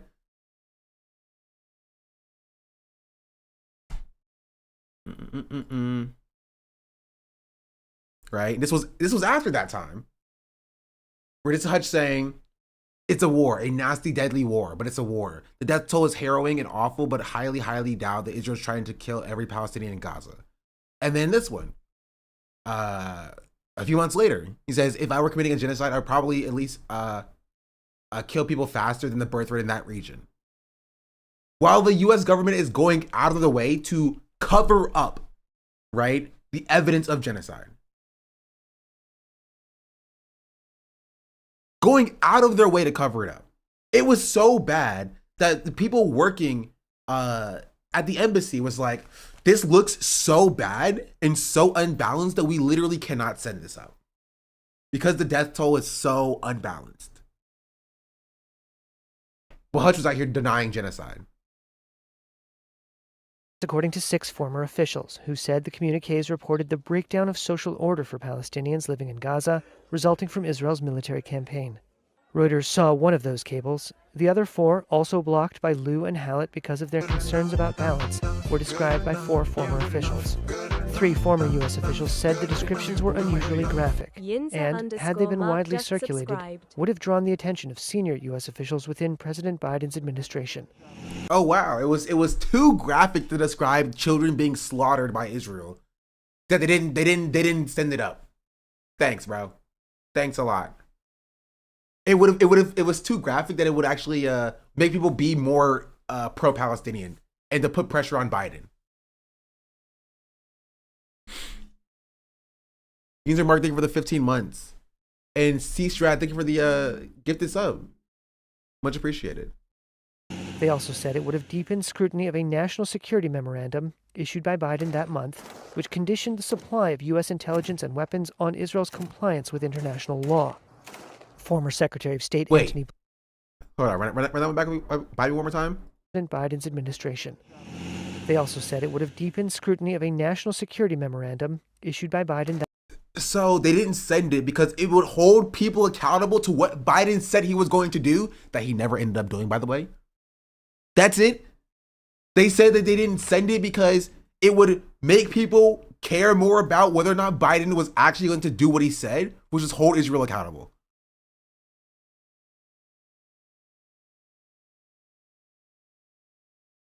Absolutely insane. Absolutely insane. Absolutely insane. Absolutely insane. Absolutely insane. They looked at a memorandum of like a memo of dead children, essentially, and was like, we can't send this. If we send this up, people are going to look at Biden and expect him to do more stuff. So hide evidence that genocide is happening. That's literally what they did. Yes, 100%. 100%. 100%. Biden and his administration, right, members of his administration went out of their way to hide evidence, early evidence of a genocide. This was November. This was February. This was January and February of 2024. Right? October, November, December. This is like 4 months. 4 months. You had evidence that Israel was going out of the way to starve children. You had evidence that Israel was going out of the way in their military campaign, right? In their invasion, is killing, right, children. But it was so graphic, right? It was too graphic to be shown to people. Too graphic to be shown to other members of the administration. And so they went out of their way to hide it.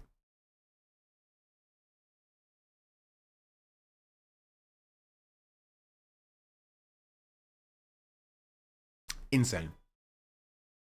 Insane. And people got mad at me when I said that people are going to cheer at the death of the U.S. empire.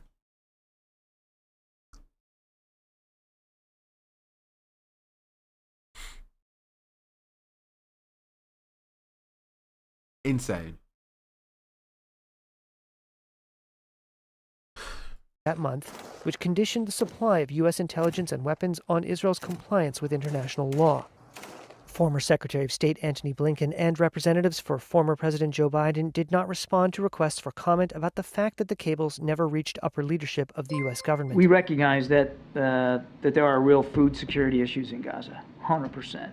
As the cables were being drafted in early 2024, the White House and other senior U.S. officials were broadly aware of the worsening humanitarian situation in northern Gaza. In January, the embassy did approve the wider distribution of a cable about food insecurity throughout Gaza, and the information made it into the president's daily briefing. It was one of but the not first the detailed ones that directly implicated Israel as the person causing, or as the entity causing that food insecurity. The only thing that made it to his desk was like, hey, they need more food in Gaza, and not Israel is starving people with this military campaign. And here are some firsthand accounts of the way that there are bodies being abandoned in cars and bones lining the streets.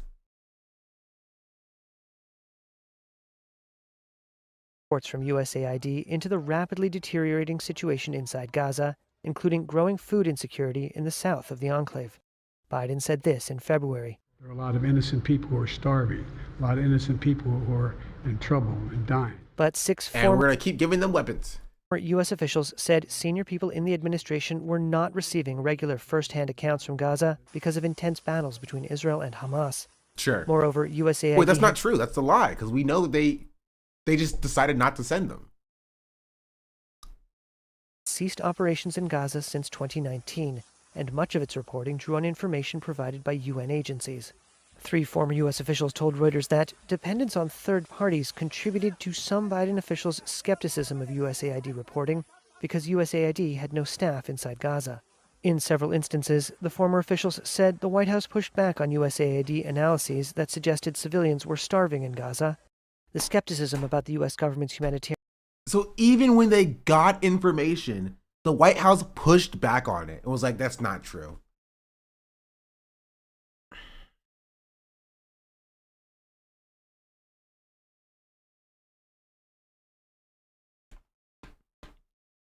Insane, bro. Insane. Reporting stirred tensions inside the National Security Council and angered USAID officials working on the Gaza portfolio. The Biden administration's backing for Israel during the war deeply divided the Democratic Party and remains an unresolved issue for its political candidates. More than 80% of Democrats believe that Israel's military response in Gaza has been excessive and that the United States should help people in the enclave who are facing starvation, according to a Reuters Ipsos poll last August. Self-preservation, self-preservation indeed. Self-preservation is the word of the day, actually, at this point. Literally, the word of the day.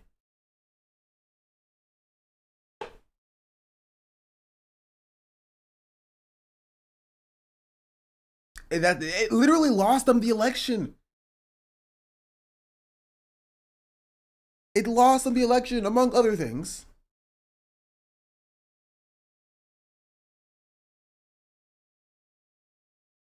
I don't know what else there is to say, bro. But people got mad at me when I said, you don't hate Biden enough.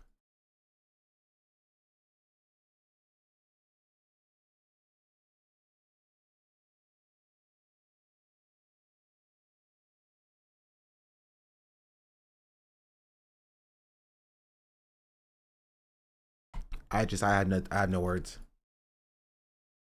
Garlic Fries, thank you for the 9-month membership. That's crazy. On YouTube. You know something for the 10 months.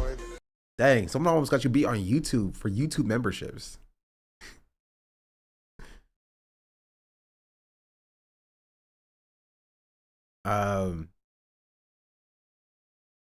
Yeah, that's just I don't know. This is what Bernard says. It says human bones scattered in the streets, something U.S. diplomats described in an effort to get the attention of bosses. It was suppressed by the Biden administration. And then Taylor Wynn says, I really can't wait for Biden to rot in hell. Like, it's just insane, bro. Because Israel was more important than losing the election, and we were supposed to love the Democrats. Exactly.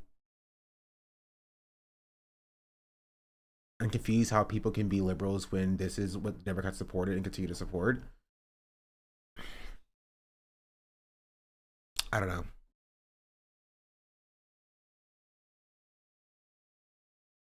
I can't say more. I can't say the amount of smoke that I have for Kamala Harris pales in comparison. Pales in comparison to what I feel about Biden. Oh, this one almost this one almost got me saying some things on Twitter that would have gotten me a knock on my door. Let me just say.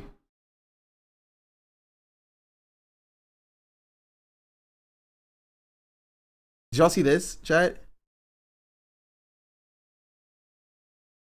Enid died in government custody.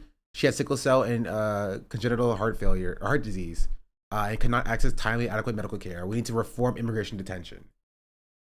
The community note is outdated information can be misleading. This is old news from 2023. She died in Border Patrol custody in 2023. Biden was the president.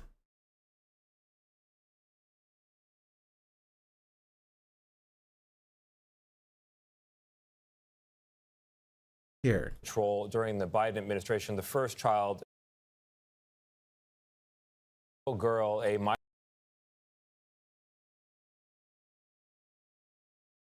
migrant child who died in the custody of, we want to tell you the story of a little girl, a migrant child who died in the custody of U.S. Border Patrol during the Biden administration, the first child who suffered this fate. 8-year-old Anadie Dene Reyes Alvarez is her name. She died back in May. You're looking at her picture there. U.S. Customs and Border Protection is now investigating her death. And for the first time... Oh, I love that they get to investigate themselves. I love they get to investigate themselves, just like the little pickies they are. Admits to CBS News that the system, in this case, failed to protect her. The girl's parents say they believe their pleas for help were ignored because they are black. They met with Lilia Luciano in New York City, where they continue to seek asylum. Si hubieran llamado a la ambulancia antes, yo sé que mi hija estuviera aquí conmigo. If they had called the ambulance sooner, you know your daughter would be here. Mabel Alvarez says she lost count of the times she begged for an ambulance to take her 8-year-old daughter, Anadit, to the hospital over multiple days. Cuando ellos quisieron llamar a la ambulancia, When they finally wanted to call the ambulance took about 5 minutes. That's when I realized how close the hospital was to us and that they could have done something. The family, originally from Honduras, migrated to Panama, where Anadit was born. Mabel and her husband Russell say their situation there became unlivable and felt forced to migrate north. They took a 5-month journey across Mexico. Russell says they were trying to avoid all dangers along the way to keep their 3 children happy and safe. See Mandani's mom is Epstein filed. Ghislaine Maxwell threw a party for her. I did not see that. Bro, is everybody on the Epstein file, bro? I'm not in there, chat. You're not gonna find my name in the Epstein files. It's not happening.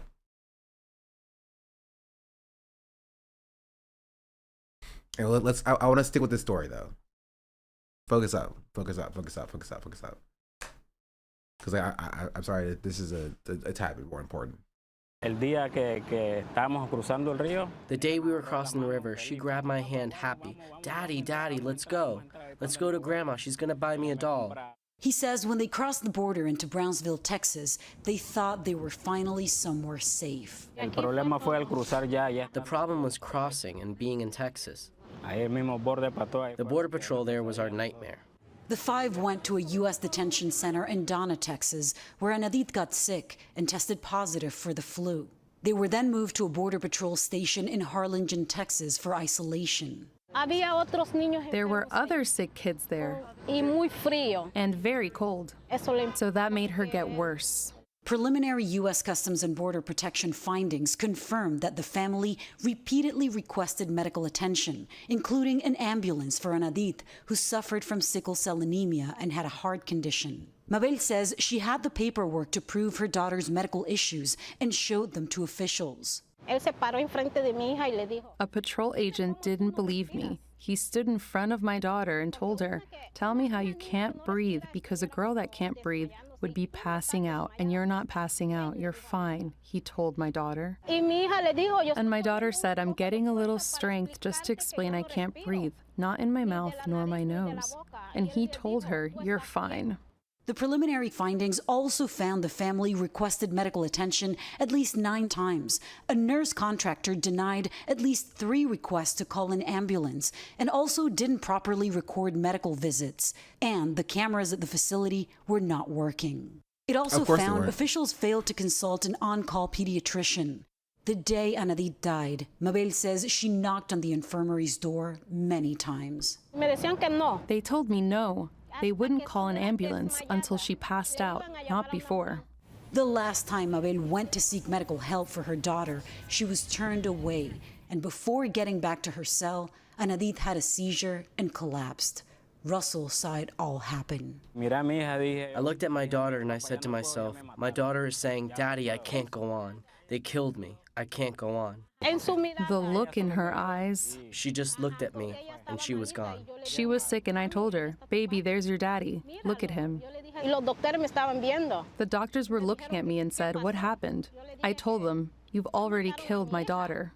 A CBP official concedes the system failed her, saying, quote, "There were many parts of the system." This is the same, like, DHS, Department of Homeland Security, Customs and Border Patrol, Immigration Customs Enforcement, ICE, that exists now and was being funded under Biden.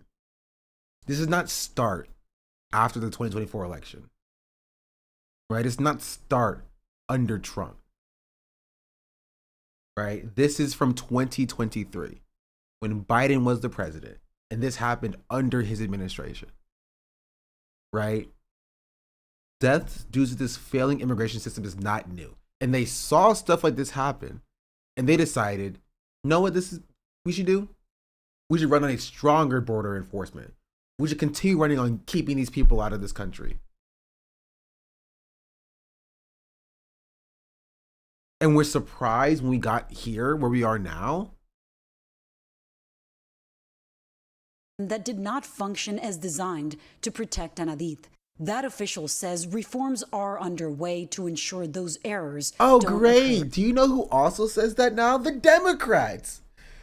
Well, it's the same thing. They're going to reform the system? Wow. That means this will literally never, ever, ever happen again.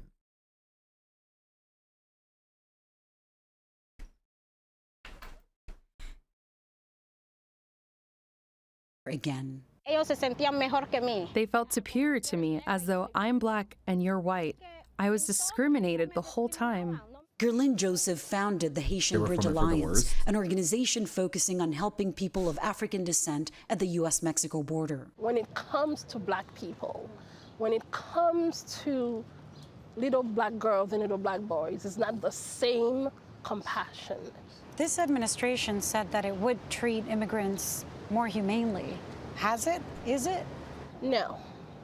We hoped, we believed in that promise, but that hasn't been the case. In response to prior allegations of racial discrimination, U.S. Customs and Border Protection has stated there's no room in the agency for discrimination or intolerance. It's still difficult for me. I miss her at night. I remember her as a loving child. She dreamed of so many things. She had big dreams for herself. On Tuesday, an independent court-ordered review cited Anadit's death as a preventable tragedy that raised, quote, profound concerns. Mabel and Russell told me that despite feeling so helpless and humiliated then, they get the strength to keep fighting just thinking about any other parent having to go through what they have been going through. Yeah. So that's the Biden of it all. So, to end this section, again, you do not hate Biden enough. You do not hate Biden enough. You do not hate Biden enough. You do not hate Biden enough. And in that same vein, here's another example of you do not hate Biden enough that I just saw on my feed.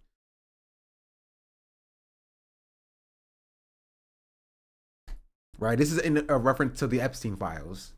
As more and more things get declassified and more files are released and more people, including Trump, directly are implicated.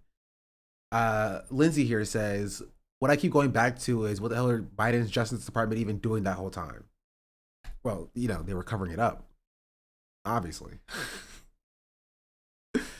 Right? But Matthew says, spying on college students who feel bad for Palestinian kids. Yeah. Yeah, I think it's that. I think it's that one.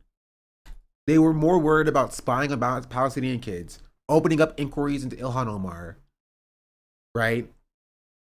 Than actually prosecuting people who tried to overthrow the government, Donald Trump, Rudy Giuliani, etc., etc., and instead of actually releasing the Epstein files.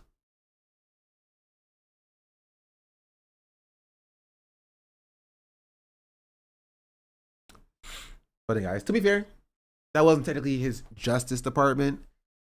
So I was focusing only on what his Justice Department was doing. But yes, he was doing that as well.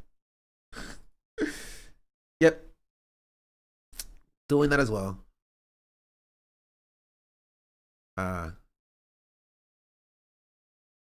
love it. Love it. Love it. Love it. She would have freaking... It was so bad. And he wanted to run again. And Kamala Harris said that she would do literally nothing different. She said she would do literally nothing different. When compared to Joe Biden, by the way.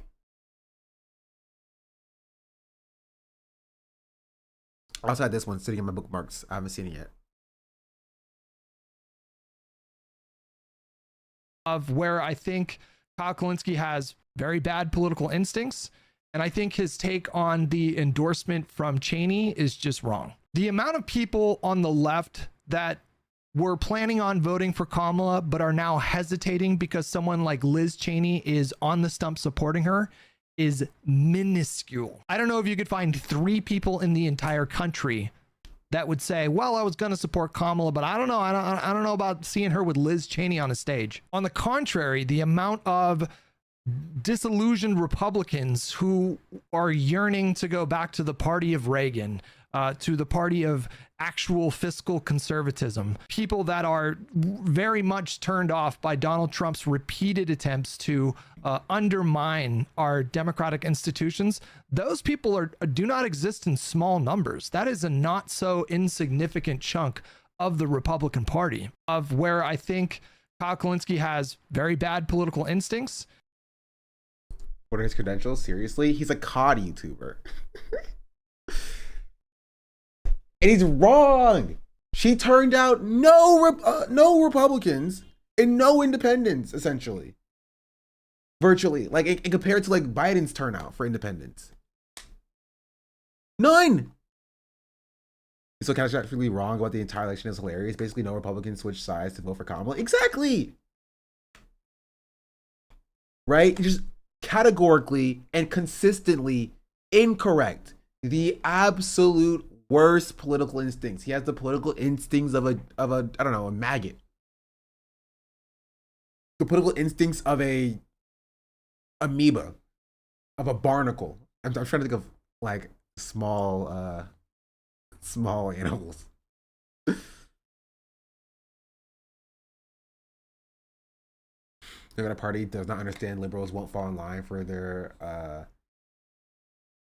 identity politics with Kamala. She's not entitled to votes, and she's not charismatic enough. A Mamdani Obama charisma person was needed, or somebody who just had good policies. She could have won if she just had better policies, and she actually ran on those policies instead of trying to court the middle. Stop trying to court the middle. Right? Somebody in Hasan's chat before he got banned quoted me on this when I said it, and I stand by it. Right? 1/3 of the eligible voting population just does not vote. I have a similar take that I said for like uncontested races. Right? 1/3 of the country, the eligible voting population, does not vote. In the same way that 50%, was it 50%? I forgot my thing. 70%? No, 70. 70% of elections in this country are uncontested. I'm pretty sure. That's the number. I'm pretty sure that's the number. 70% of elections in this country are uncontested. Right? We should be focusing on 2 things. 1, running people in uncontested races. Putting progressive people in these races where nobody is running against them. Right? And it's a coin flip at that point. Right? You can flip a coin. There's now 2 names on a ballot instead of 1. You are likely to win some seats. You do that. Number 2, you focus on turnout for people who don't vote. Why do you need to court Republicans? They suck and they're racist. You don't need them. You need to convince, you would have an easier time convincing somebody to take 2-3 hours out of their day to go vote, as opposed to convincing the Republicans to vote for a Democrat. You're never going to out racist the Republicans. You're never going to out sexist the Republicans. You're not going to out immigration the Republicans. You're not going to out transphobia the Republicans. So don't appeal to the Republicans. You don't even need to win the 1/3 of the country. You need to win like a few thousand. Essentially. Did I hear I didn't hear a notification. Appeal to the people who don't vote, and you put progressive candidates to run in uncontested races. It's that simple. The Republicans will never win another election in their entire life. The party will dissolve before they win another election. You just do those 2 simple steps. Why vote diet Republican when you can have full calorie Republican? Exactly. Full calorie Republican with the good red 40, blue 40 dyes and real cane syrup, you know, real cane sugar, as opposed to like the diet I don't know, the you know, Splenda version. I always thought it was confusing that it's accepted to have low turnout numbers and neither party does anything about it. Isn't it crazy? Isn't it crazy? Because Republicans don't need them to win. Democrats don't want to win. So that's it. Only reason anyone would try to out racist or out transphobia than Republicans, if you inherently think that those aren't important problems, yeah. Which Democrats are, you know, like I can understand the Libertarian Party trying to out racist the Republicans. They don't go much for going for them anyway, right? So if you're like a part of like a right wing third party, and you're like, yeah, we're gonna get some votes. I understand why you go full Nazi party to try to get some you know, more racist, more transphobic, more homophobic votes, right? But you're the Democrats. You're supposed to be the less racist party. Why are you trying to out racist them? You're supposed to be the moral party. Why are you trying to cede ground on immigration? Why do you keep fighting for the left or for the center? Fight for the left. Fresh. Also, it's funny to me he's willing to die on this hill when Kamala genuinely lost by a decent margin. This was technically before she lost, and he was just wrong about it. I have no idea what he's saying now because he's freaking bald. Your hair be hairing today? Yeah. I wanted to put my hair up so I can dunk on Hutch because he's bald. Libertarians can't even outplay the GOP on pedophilia anymore. I know, right? It probably sucked for them. They're like, gosh darn it, we had that. That was our thing. That was our thing. Now we got freaking Donald Trump with the 14-year-old girls, allegedly. Dang it. The Libertarian Party is so mad at the Epstein files. They're so mad. They're like, gosh darn. Not alleged anymore. You're right. I mean, still, you know, I don't want to be sued by Donald Trump. He's not going to sue me, though. Try me. I'll fight it. Why didn't we think of that? Why didn't we think of that?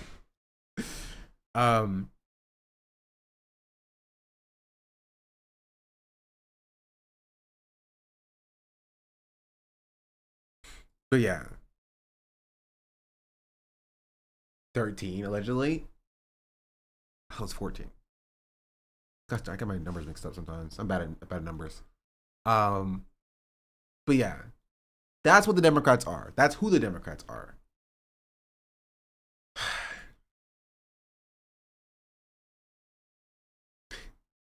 Such a funny thing. I also wanted to show this. Woman live streams ICE detainment as agents smash car window in El Monte. You're breaking my window, guys. I'm a U.S. citizen. It's insane. Insane. This guy's breaking my window, guys.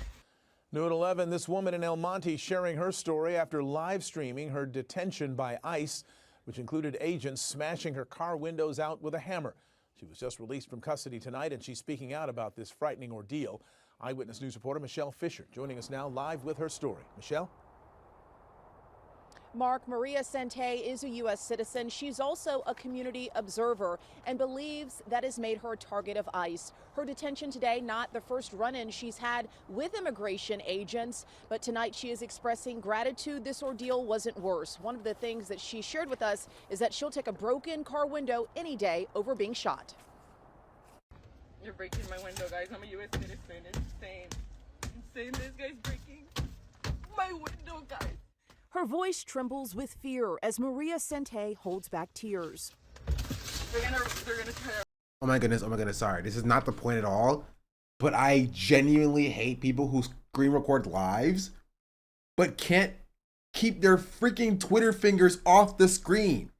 It's your job to record the live. We don't need your commentary. Stop. Just record it. It's literally not the point at all. It's not the point at all. But it's my biggest frustration. My biggest frustration. It happens on TikTok lives all the time. Right? Like watch or an Instagram live. I'm watching somebody be like, a Nazi. It's always like, wow, that's actually so crazy you said that. Like, dog, you're missing the content.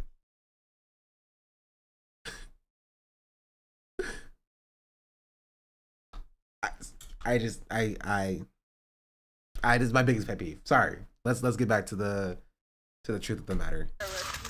Federal immigration agents breaking the U.S. citizen's car window with a hammer in an emotional arrest streamed live on Instagram Friday. I thought this is it. These are my last moments. Sente is still processing the frightening ordeal, which she believes stemmed from another encounter with ICE 2 days prior, agents stopping her car off the 10 freeway. That's my first warning? Okay. Get out of my city. Get out of my city. Turns out they weren't stopping me. They were just intimidating me. Sente was once again recording Friday afternoon when ICE surrounded her vehicle around 2 at the Chevron on Peck and Valley in El Monte. You're gonna try to arrest me. This is insane. I can't believe this is happening, guys. Like, this is against the law. Like, they don't have the authority to arrest American citizens. They don't have the authority to break American citizens' windows, especially for the crime of just being around them. But it doesn't matter because that's what they can get away with. You only have as many rights as the state allows you to have at any given time. So the ICE decided to suspend her rights as an American citizen, right, to arrest her and to deal with the fallout later on. They can't, like, you know, legally they can't deport her, but they have deported American citizens before. They've deported people who have non-deportation orders before. You know, they can do whatever they want to do. You know, they can do whatever they want to do. And it's up for us to be the community. It's up for us to be the support system because we have strength in numbers. Instead of it just being one person who can be easily targeted, if it's 10 people or 50 people or 100 people or 1,000 people who are all following ICE and tailing ICE, then they can't do this, right? It would be literally impossible. You know, if it was a protest with one person, it's very easy to take them down, shoot them in the eye and blind them like ICE has done, right? But if it's a protest of 100 people, a lot more difficult. 1,000 people, way more difficult. But you have to vote this out, and by doing that, you have to sort of appeal to fascist aligned voters who are fine with this. You can't vote this out, Chatter. You can't. You can't. There's no voting this out. We literally spent an hour looking at Joe Biden co-signing exactly this, where an 8-year-old child was murdered in a detention facility because they refused to allow her to get care. There's no voting this out, right? If anything, you just vote the color of the party that does this. That's it. The only solution to this is community-driven power, right? To force whoever's in power, right? Whether it's the Democrats or the Republicans, to cave to your whims. The most you can do is make this so difficult for ICE agents that they have no other option other than to just give this up.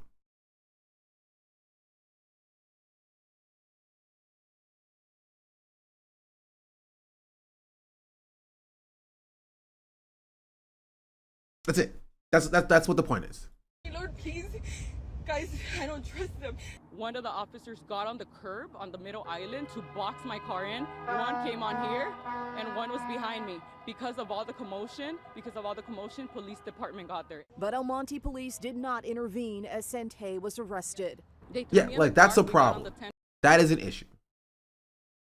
That is an issue. Right? The police should intervene on the behalf of her. They won't because the police and ICE serve the same overarching system, which is like the state, right? But if you are a Democrat, it is your job to direct the police to intervene on the behalf of the citizenry. That is it. That is your job.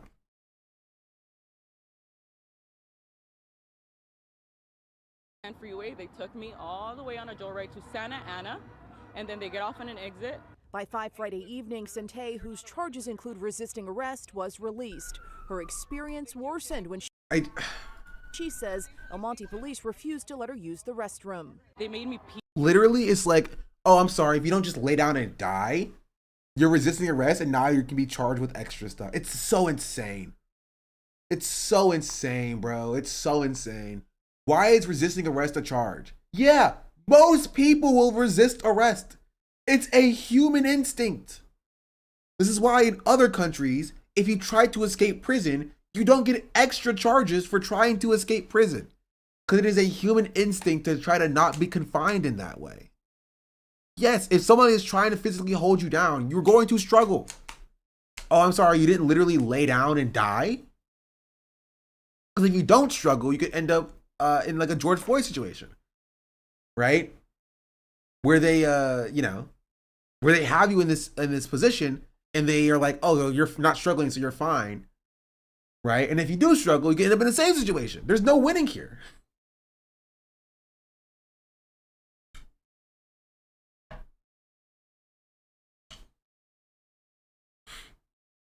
Also, and the resisting arrest here is not literally opening the door for somebody who has no authority to arrest you. You're an American citizen. ICE can just rock up to you and be like, open the door. No. Psh, you're resisting arrest. Stop resisting. Psh, Stop resisting. Get out the tools. Break the windows. Stop resisting.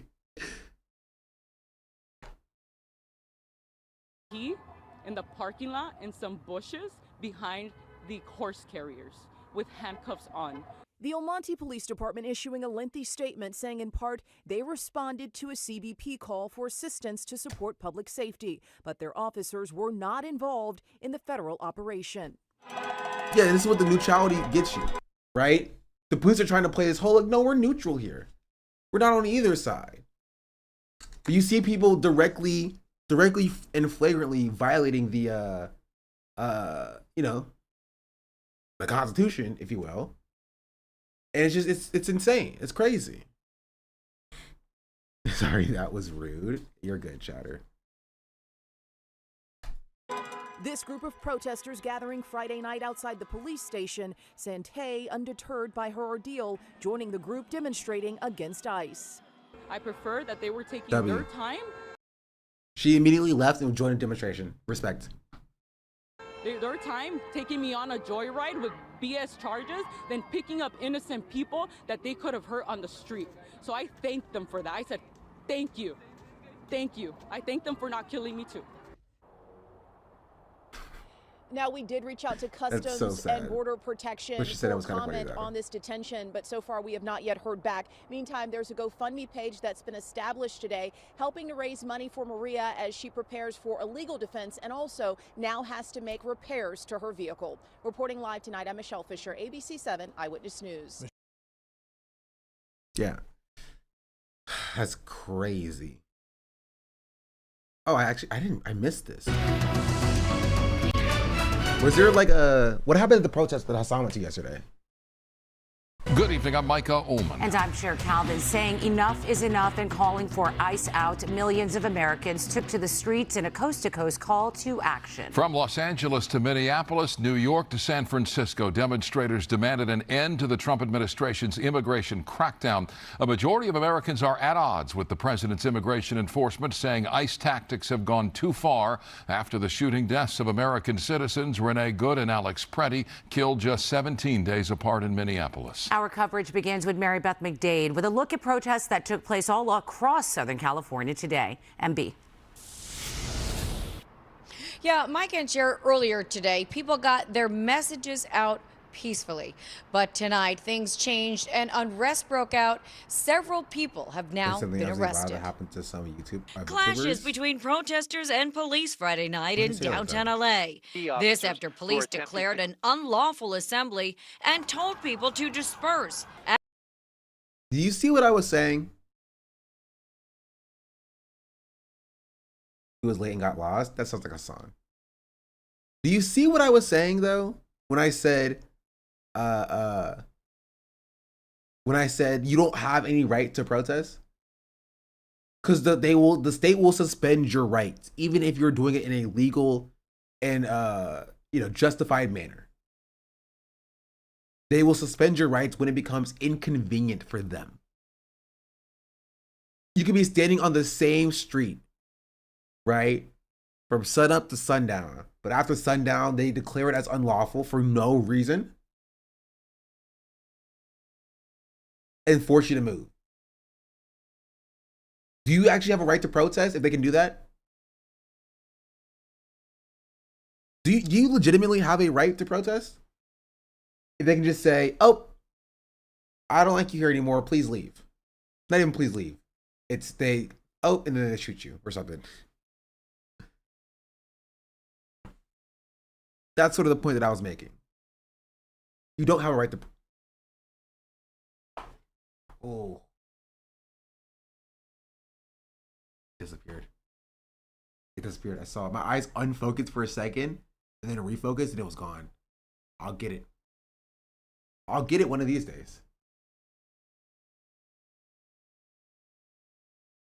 And issued a citywide tactical alert. We're dispersing because we're afraid of the state and we don't want to experience state executions. Thousands of protesters voiced their opposition to ICE and Donald Trump's immigration policies in front of City Hall and by the Federal Detention Center.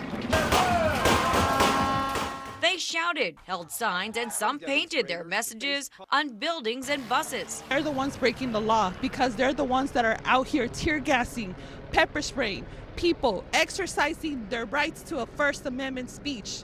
And all these ICE agents are out here kidnapping people without a warrant. So they're in violation of the Constitution. So what I gotta say is ICE and Donald Trump. While many protested peacefully, as the day wore on, tensions rose and some demonstrators could be seen throwing trash and bottles at police. In response, police used pepper balls and tear gas for crowd control. Mayor Karen Bass reacted to the rallies. I think the protests are extremely important, but it is equally important for these protests to be peaceful. For vandalism, do you see the same thing from every single politician? It's the same exact thing. The same exact thing. They don't care about actually fixing these issues. They're too worried about trash being thrown. They're too worried about trash being thrown and bottles being tossed, right? Is it crazy to acknowledge the righteous anger instead of being like, protests are important, but not these protests. You gotta stay peaceful and lay down and take it. Okay, I'm not expecting a mayor who is again a representative for the state to come out and be Viva la Revolution, you know, down with the you know, down with capitalism, you know, or eat the rich off with their heads. I'm not expecting that from Karen Bass, right? But still, like, understand where the anger is coming from and redirect back onto why people are upset in the first place. Like, that's not crazy of me to assume, I don't think. Right? Say, you know, protest is important. And I do hope that it stays peaceful. Right? But just know that the violence that you see from any of these protesters yesterday pales in comparison to the violence that Trump and his Department of Homeland Security and ICE perpetuates onto these communities. The violence of taking people from their families, separating children from their parents, detaining 5-year-old boys and using them as bait to get their fathers, and then detaining both of them in ICE facilities, right? Deporting people from the only home that they've ever known, right? Killing American citizens in the streets. That is violence. And I'm appalled that the media, you all, care more about some trash bags being thrown and water bottles being tossed than the actual violence that ICE is running around causing in our neighborhoods. That's what I expect you to say. That's it. Ray was with Hasan for most of the protest yesterday, talking about all of this. I did see a tweet that popped up as a clip, so I'll take a look at that as well. But that's what my expectation is. I'm not expecting any more than that. Redirect your energy from chastising protesters, right, to instead talk about the true cause of violence, which is the state moving us back and state repression.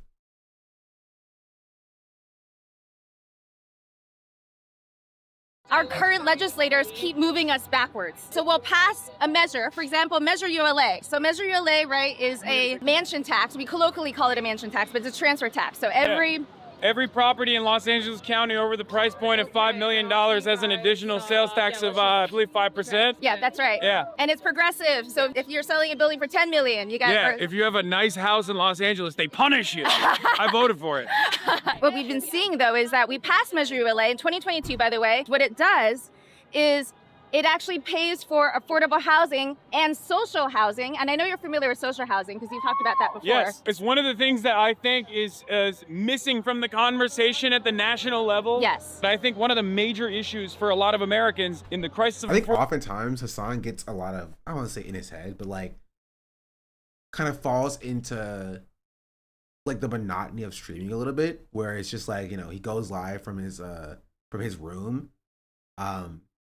And I think that is where you see long periods of time where the drama pops off and the haters can clip Hasan and stuff like that. But I think Hasan at his best is when he is out in the community and he does stuff like this. And like showing, like, you know, praxis, right? Showing what protests look like and how to protest and that it's important to protest. I think oftentimes he can get like a little bit, you know, stuck in his ways of like go live, talk about the news. I think because of the monotony of like, you know, just sitting for long hours of the day, he'll have moments where he'll pop off, you know, get clipped out of context and stuff. But for the most part, like this is just overall wholly positive. Because even if the haters talk about this, they have to show the protest, right? Asmongold can't talk about Hasan being at a protest without talking about the fact that there is a protest in the first place. Right. And so it is still a productive conversation, even if the haters clip it and talk about it.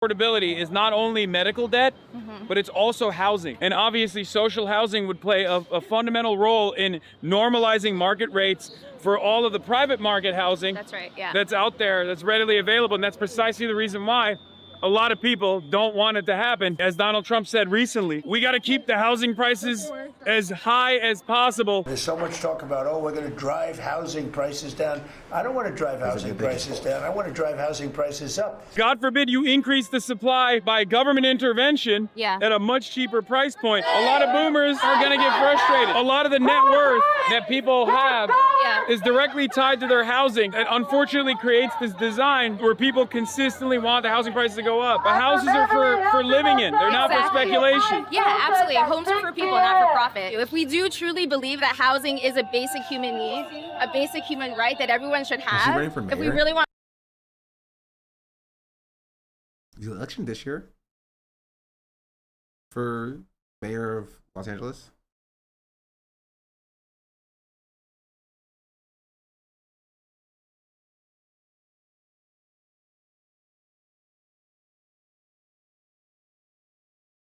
Yes, I don't know if it's this year or not.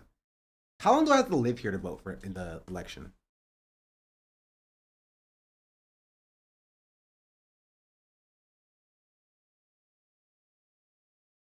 How long to establish residency in Los Angeles?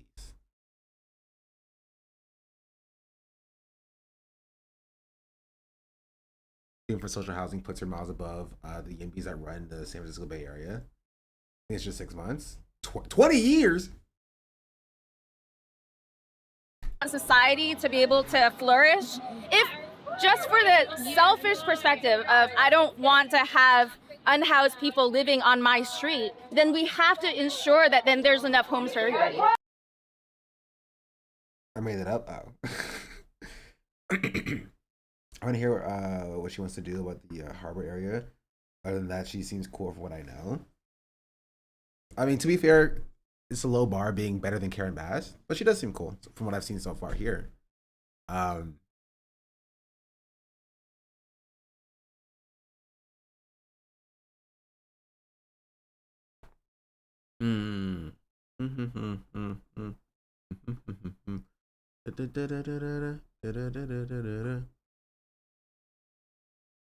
Yeah.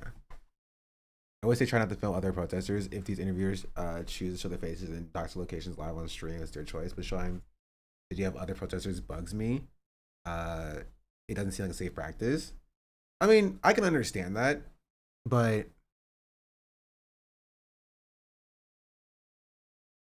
I don't think it's that much of a problem for the daytime protest. I think if it turns into something else, if it turns into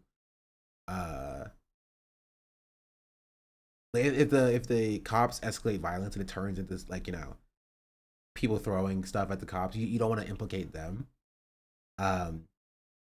But if it's like a No Kings style you know, like daytime protest, again, I think it's I don't think you're wrong. But I do think filming was important, and I do think that showing people what's happening at protests is important. Something about Madami's mom connection to Epstein after you finish the video. I don't know what you want me to say. I also don't have the information. I don't know anything about Mamdani's mom.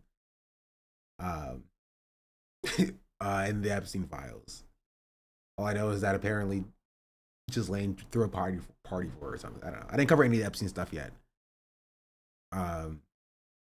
Apparently also Pusha T is apparently also in the files. And then apparently Pusha T is yelling at Drake because Drake he claims Drake is also in the files. I don't know what's happening, bro. There's a lot going on in the world today. But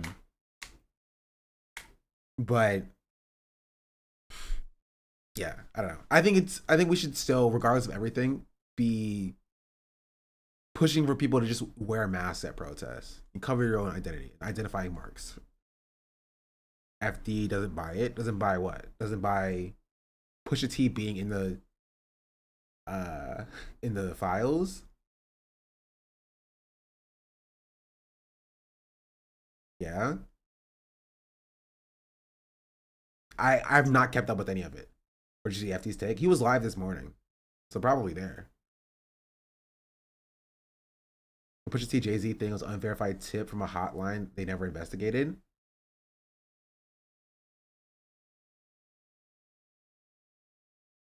I saw a tweet that says Zoran Mom is in the files. People just keep saying that too. I have no idea. I have no clue. Maybe, I don't know. I have no idea. But that's this. I covered all of this. I covered this. I don't have anything Epstein related bookmark. I mean, y'all know my thoughts on the Epstein stuff. I personally don't cover it because I don't think anything's gonna happen with it regardless.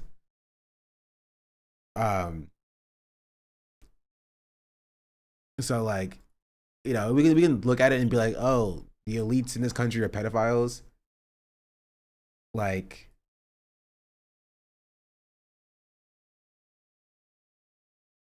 I watched this for 15 years, man. I'm not saying you can't talk about it. I'm just saying I don't necessarily care enough to cover it because I don't think it's gonna happen to it. No one that needs to be punished from the files will ever be. Yeah. That's kind of what my position is. So I mean, I'm not gonna be like, oh, we're gonna protect Zoran's mom for, you know, being named in the Epstein files or whatever. Like, but it's not something that I feel like need to be like, I need to cover this. I have some tabs open, bro. Close tabs. Close.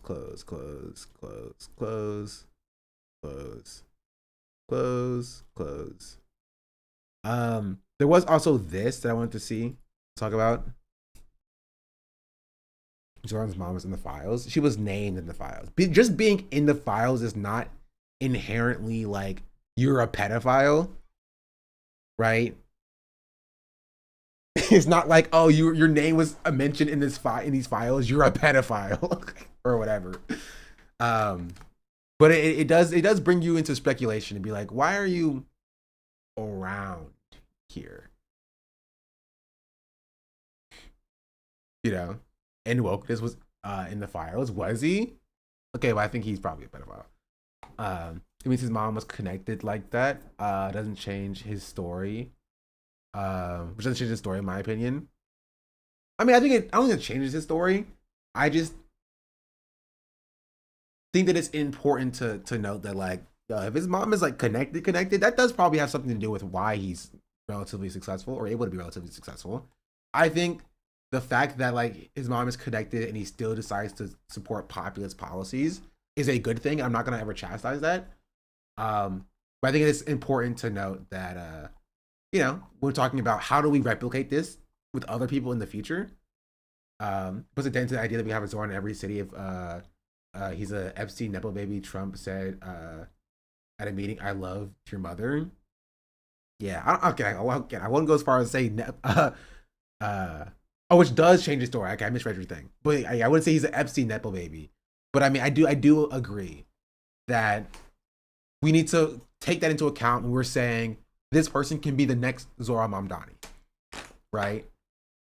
It's kind of like how we talk about like Hasan and like Hasan being successful, right? And saying that like, yeah, the fact that his uncle owned TYT and he worked there does have something to do with why he's able to even do streaming in the first place, right? But it doesn't necessarily make his actual achievements since then invalid. But it's a part of the story, which means it's a part of the conversation when we have a question of like, how can we replicate this in the future? How can we do this for other people in other areas? And that's a fair question, I think.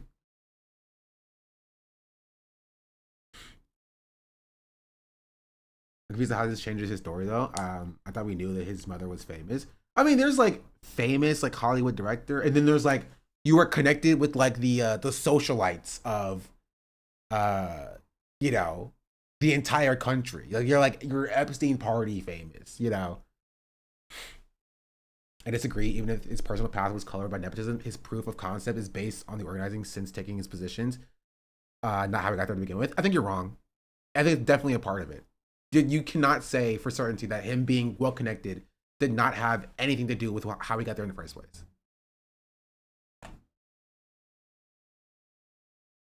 That definitely is a part of the conversation.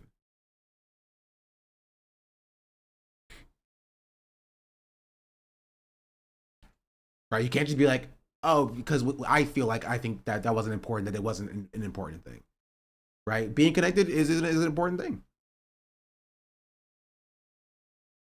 Right? How important it is and how we can get over that hump for other people is kind of, we need to interrogate that so we can figure out how do we do that for people who aren't connected, right? How do we do that for people who don't have those connections? How do we do that for people who don't have that that leg up from the beginning?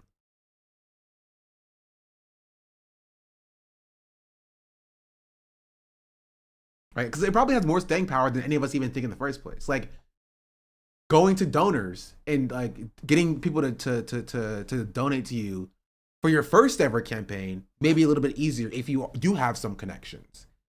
Not saying that he's done that. This is probably all public. We can go back and find this for like when he was a member of the assembly, right? But like there's certain things that make it easier for people to run for local office if they have their material conditions satisfied. And you won't see people who come from poor families making $20,000 a year, get through college and be like, I'm gonna run for local office. Right? Going into politics is seen as something for people who are either connected or, middle class, upper class kind of thing. You feel me? That sort of thing. So it's a part of the conversation. Again, I don't think that it I wouldn't even go as far as say that he's like Epstein affiliated. But I just think that there are things to this conversation that we need to take into account for figuring out, for running people in other districts. How do we get over those barriers? Right? That's my positionality. to be okay with not making any money for a long time to go into politics as a representative of the working class. Yeah. And again, I don't think being named in the files is like immediately like you're a pedophile. But let's take a look at Newsweek or whatever Newsweek says. The Department of Justice published on Friday over 3 million pages under the Epstein File Transparency Act. Also, wasn't this like late? Like, wasn't this like super late? Were they supposed to do this freaking like months ago? I don't know what that word is. Of documents, including 2,000 videos. I don't want to see that. 180,000 images, making the total production of nearly 3.5 million pages released in compliance with the act. The appearance of Nair's name does not suggest any wrongdoing, but does show the scope of celebrities' name in the documents. See, yeah, exactly that. Ooh, excuse me. Epstein died in jail. Okay, we know Epstein died in jail. The email that said that Nair's name was among those mentioned in the papers released Friday. The email was sent by publicist Peggy Siegel to Epstein on October 21st, 2009. Describes how she had left Maxwell's townhouse following an after party for a film. The email said that former U.S. President Bill Clinton and Amazon founder Jeff Bezos attended as was directed by Nair, whose son Joe Mamdani, a Democrat, is the New York City mayor. The email does not allege wrongdoing; it only shows record of attendance for the event. Nair directed Amelia, which was released in 2009, starring Hilary Swank as an aviator, Amelia Earhart. Oh, that makes sense. Yada yada yada. The email said the film got a tepid reaction, but women liked it a lot more. Hilary Swank and Richard Gere are at a stupid party in Bloomingdale's chief sports department. Very weird, email said. Yada yada yada yada yada. The publicist Peggy Siegel from email 2009 just left Ghislaine's townhouse after party for a film. Bill Clinton and Jeff Bezos were there. Jean Pigozzi, director, Nair, etc.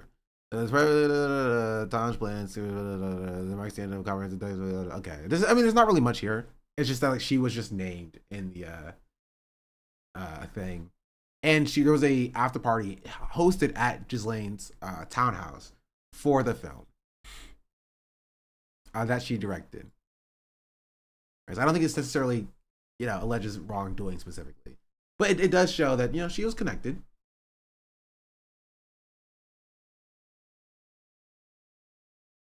That a whole party for her movie. Oh wow, that's kind of a normal thing though. Like directors do that for like all the time.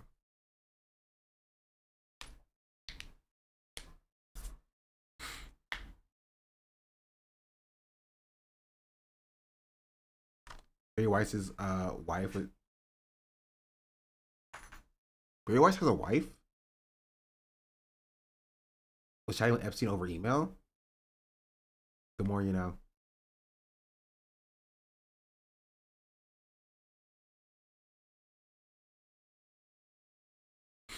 Anyway, yeah. Like, imagine somebody talks about you in a... Do you have a wife? Maybe.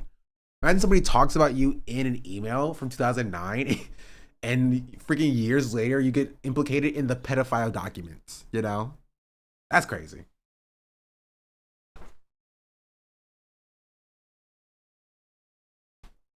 That's what I'm saying on cynical level. Going to those parties after 2008 is crazy. I mean, I was 8 years old in 2008. So I can't speak on how known Epstein and Ghislaine's escapades were back then and what the culture was. Trump said he loved his mom. One of the first things in the meeting feels different with the tone of the Trump Mamdani meeting. Not really. It's not like Trump was at this party.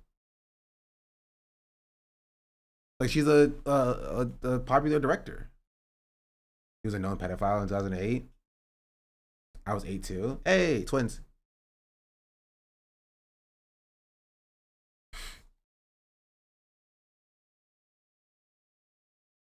Yeah, I don't know. I don't think this necessarily proves anything.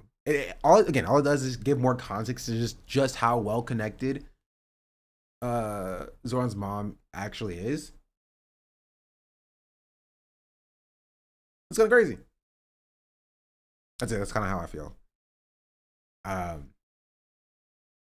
But there was also this that came out, and that's the IDF accepts Gaza Health Ministry's estimate of over 70,000 killed in war.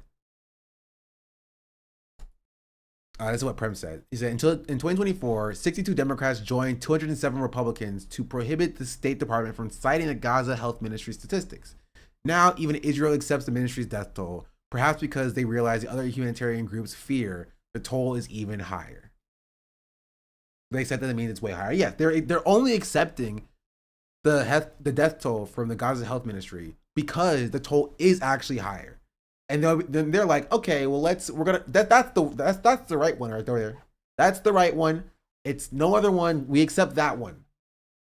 They said it. They said 70,000. That's the one it is, right? Because they know, and everyone knows, as historians start to look back on these records, they're going to see that Israel is a genocidal state. Numbers from years ago. That number came from 6 months after October 7th. It was like 6 to 9 months when they hit 70K. And the number has been stagnant since then, essentially. Right? Because there couldn't be any more reporting because they killed everybody who was doing the reporting. I'm pretty sure the only kind of people who were directly murdered, yeah.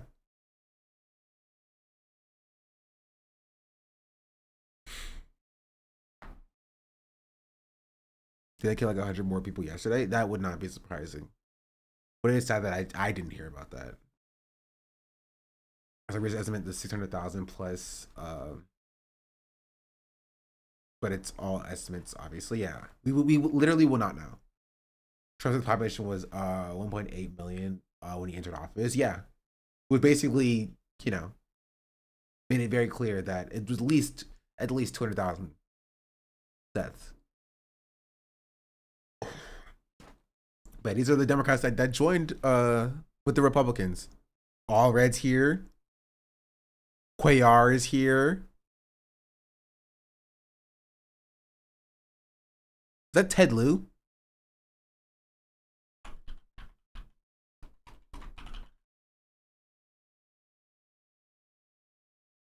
It is Ted Lieu. Ted is here. Who else is here? Schiff is here. Slotkin is here. Torres is here.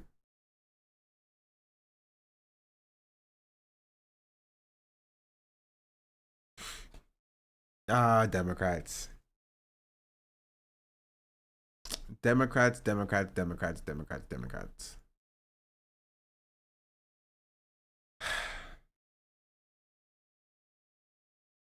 So yeah. There's that.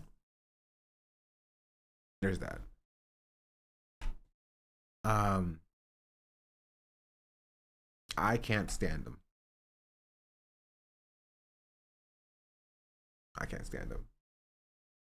But I think.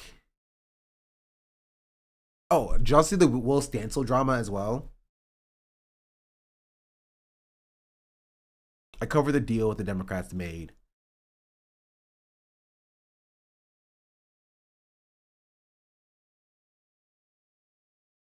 Speaking of Zoran, but his genocide defense? That's part of it. But Will Stancil, who's getting a lot of support, he's getting called a swagged out white boy, got kicked out of all of the rapid response signal groups because he was giving police ride-along press, things. He was doing press ride-alongs with ICE. Let's see if I can find it. Hold on.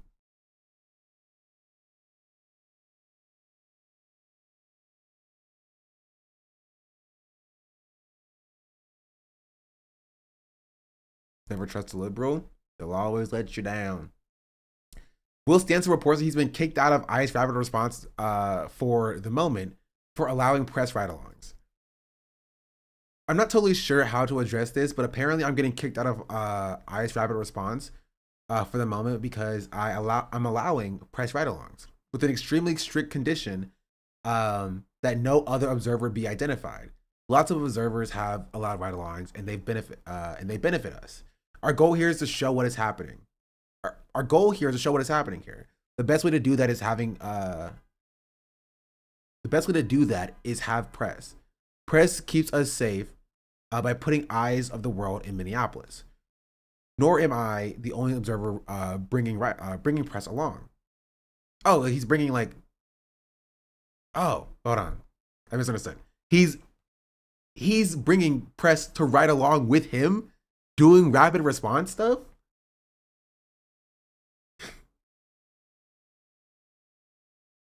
But why? You're the press. Is he not the press? Like you're media. He's not like press, but you're media. Like you're why what benefit could like having CBS ride along with you like provide to you? I don't know if he's acting more like press here, but the goal, because he records himself do this to a certain extent. Like he's going, recording himself, like, yelling at ICE and following ICE. Right? So, like, I don't understand, like, what benefit he would have from having, like, CNN tag along with this. You know what I mean? Is he streaming it live and that's press? I don't think he is.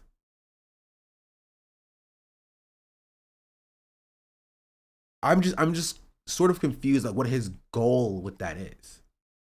Was it CNN? That was the issue. I don't know what organization it was specifically. He says, again, real press will absolutely respect rules and boundaries. I've always established that the only observer who can be identified anyway is myself, but all-consuming paranoia about cameras and press is awful for us. ICE is the one operating in secret. We're the ones bringing daylight. It's just like,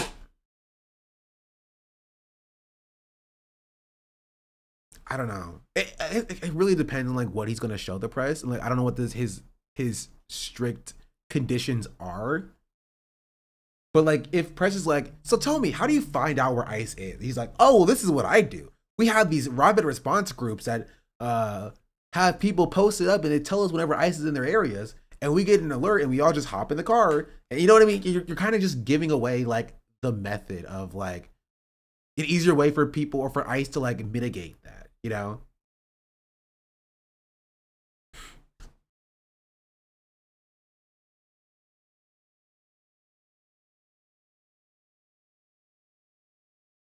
There's information missing. I just don't really or necessarily know.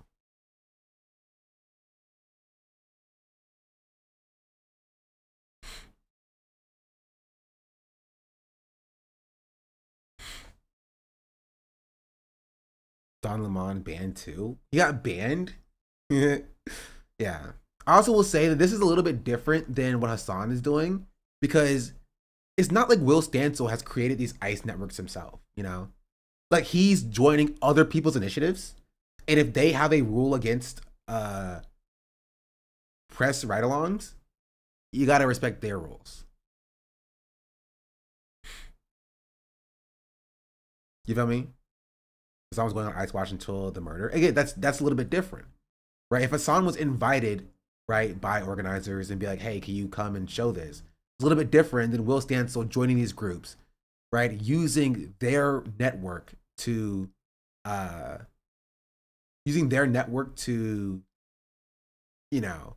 follow ICE and then publicizing that to press. That's a little bit different. You know what I mean? Again, I'm not even like fully on like the Will Stancil is bad for like allowing press ride-alongs or whatever, right? Because I need more information about that. But if he's going against what the organizers of these networks want, then he shouldn't do it. And same for Hasan. If Hasan is like, you know, doing a like joining a like, or using rapid response information without the okay of the organizers behind it, right? So what you have to understand, right, is that if you're a part of this rapid response group, let's say you have rapid response group A, and everybody gets to ping ICE is at the corner of 51st Street, right, and Lawndale, right? You showing up with press there without telling the group means that everybody else who shows up is also going to be, you know, exposed to the same risk that you have. You feel me? And they don't know whether or not you have rules for your press. They don't know whether or not your rules are good enough to protect their identities. They have no, there's no consent there for the people who are also showing up to do the exact same thing that he was showing up to do. Right? If Will Stancil had his own group and he was like, in my group, you know, this is what we're gonna do, and people who are aware of that from the Will Stancil group, it would be a different thing. You know, everyone has different levels of risk tolerance. Yeah. And you can't necessarily do that if you're going to be a part of an organized effort. This is a big part of community organizing, where you have to be aware that like you have to look out for the most vulnerable people among the group. The language alone is a bit telling. He clearly isn't deeply connected with the head of the organizers, but also didn't communicate his intent with them. Yeah, it didn't feel like a community-driven effort. It kind of felt like Will Stancil wanted to go and mess with some ICE agents, which is fine. Right? And not necessarily Will Stancil wants to go and protect the community. So he's like, guys, I know what would be good for you all. You feel me? I know what would be good for you all. And you have to listen to me because I know what's best, kind of thing. I live like a capitalist every single day, Shank. I live as a capitalist. Okay? I live what I Viking Eating just subscribed. Damn, loving the braids. Thank you. That's kind of the main issue, I think. Stancil, as his removal from ICE rapid response appears to be an irreversible decision, and that he only found out through anonymous messages. It appears to be an irreversible decision. I've been notified by private anonymous messages. So it's not really kind of an internal dialogue or appeals process I have access to. It's kind of what being or decentralized means, you know what I mean? If somebody is a harm and a problem, you're not going to get like there's no like top-down leadership kind of thing. It was probably something put on, like the organizers probably had a vote on and be like, hey, this person is doing this without the consent of the people in this group. We don't feel comfortable about it. We're going to remove him from this group. You know, it's not like, it's not an organization. Right. And Will Stancil is well within his right to go out of his way to make his own organization or to build his own network out and operate within that network. But like, I think it's fair if the people who made this rapid response network felt uncomfortable with one of their members, right, speaking directly and working directly with the press without their knowledge or say so. Sorry guys, I really try to be respectful of everyone's wishes, and I haven't, to my knowledge, ever revealed or exposed the identity of another observer. But I also think it's incredibly important to discuss what's happening here in show press and today. And until today, wasn't aware of these concerns. I really hope my neighbors can keep keeping each other safe and the city can be safe again soon. Please take care of yada yada yada. I mean, if he like learns from this and I don't know if he fully understands like why people could be uncomfortable, even with his like pinky promises of like, guys, I promise I'm not going to expose your identity or whatever. I can understand why the organizers feel uncomfortable by it. Does that make sense?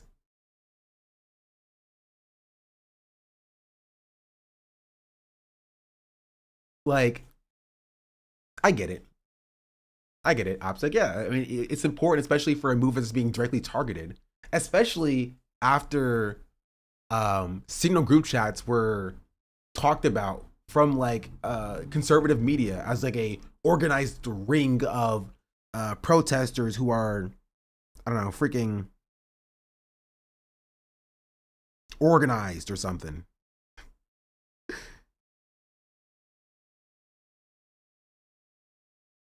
It's just more video content that is out of their hands in terms of how it will be used. Yeah, but also that's fine. But the problem is it's done directly with information that they're getting. Right? Again, we don't know what information that was being floated in this group chat. And we don't know what stipulations Will Stancil was giving to the press. But that is definitely something that like you kind of have to talk with the organizers about if you're going to use their group chats to do it.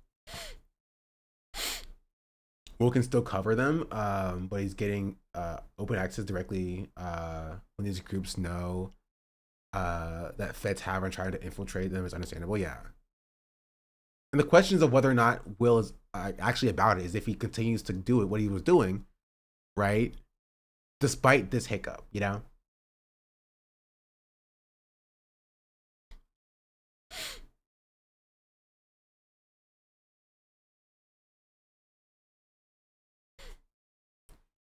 Wait, that sneeze. I just read, by the way. Thank you. Because I already read that. But yeah.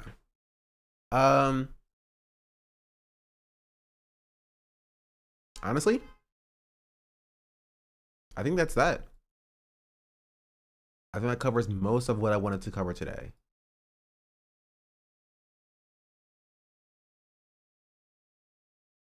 Yeah. Oh wait, this is the last thing. The last thing. I mean, something like the group's purpose is to go out where ISIS and visibly document them. I don't see why they kicked them out if their goal wasn't to get them in front of ISIS radar. The group is set up to help the group was set up to help avoid ISIS. That would make more sense. I don't know. No, the group is set up specifically to protect the community. It's not about getting getting put on the news and getting a bunch of clout from it. It's about how do we protect the community. It's you go out where ICE is in this community and you make it visible where ICE is in this community. It's community defense. It's not about their job is not to like bring in the press and show the method for other people and how it's done or whatever. Their job is specifically, this is how we could protect our community. If ICE goes somewhere, we go there and we let people know that ICE is there. That's kind of it. It's not like we're gonna document ISIS atrocities. Particularly, that's a part of it, and that's kind of they've become kind of intertwined a little bit. But it's like it's community defense, right? It's ISIS going somewhere, we honk our horns behind them, where we get loud, we say ISIS here, ISIS here. These guys are ICE. This car is ICE. Right? Basically, big a big ISIS here sign over these cars. That's kind of what the idea is. Right? So like, I think Will's not wrong that like, people being aware of ISIS tactics would not be bad. Like he's right about that. But like, you don't want to do that and put that ahead of the community defense aspect.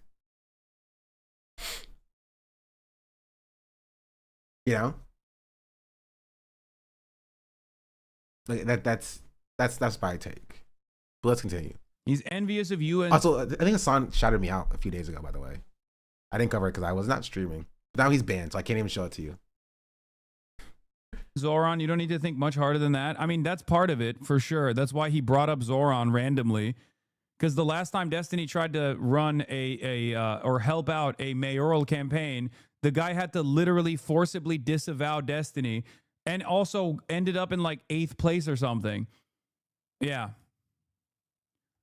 In fucking Nebraska, by the way. Someone's got to have that fucking link, right? Yeah, this is it. After cutting ties with controversial streamer Gudgel staying in mayoral race, Stephen Bonnell II, known as Destiny Online, has a controversial past, and Gudgel apologized for not doing his research. An Omaha North high school teacher is staying in the race for Omaha mayor after cutting ties with a donor who made violent comments about Black Lives Matter protesters during a Twitch stream. The comments were made last summer, but recently resurfaced in an article from the University of Nebraska Omaha student newspaper, The Gateway. Mark Gudgel, a 39-year-old Democrat, said he failed in doing his research on the streamer Stephen Bonnell II, known online as Destiny, who said on one stream, for the record, you want to know something? I didn't do this. I didn't fucking bring this up. Lies. Hasan did everything with Destiny. Destiny did nothing himself. It was all Hasan who did it. Confirmed. I didn't even know that he was actually working with a fucking mayoral candidate who ended up getting like what was his where did he land on in that election? 4,000 votes. 4.8% of the votes overall. Nice.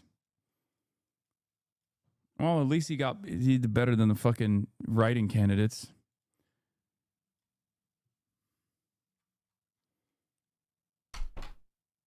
You made 0 vids on this, Mayor. Yeah, exactly. I didn't, because why the fuck would I? It's the Nebraska mayoral race, right? This is what happens when Destiny gets involved in a fucking mayoral race.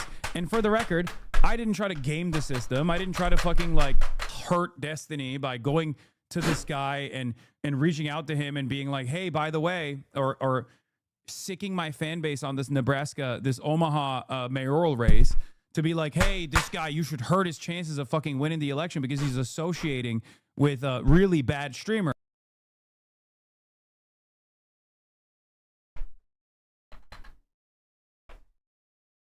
Yeah. What'd it do? I was knocking out some dust from the keyboard.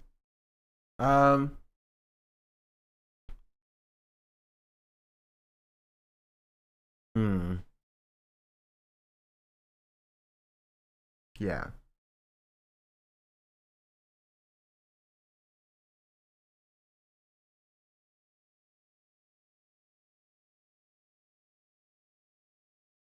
Yeah.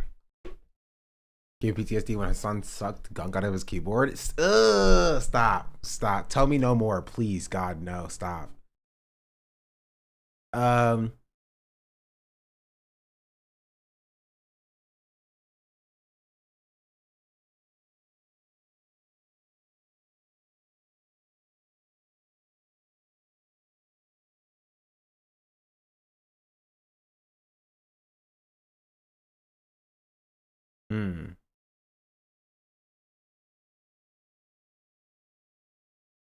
Anyway. Any final thoughts, chat? Any final thoughts?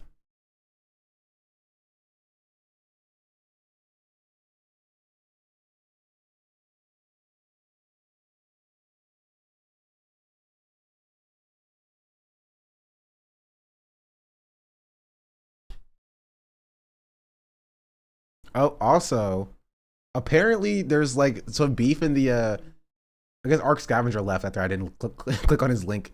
There's some beef with the Jason Deline Stable Ronaldo community with racism. Did y'all see this? Hold on. So where's Arc Scavenger at?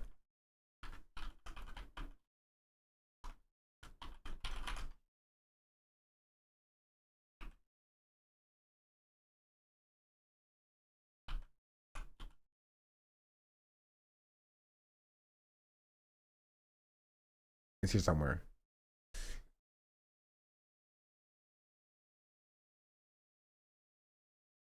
I don't remember how to spell his name.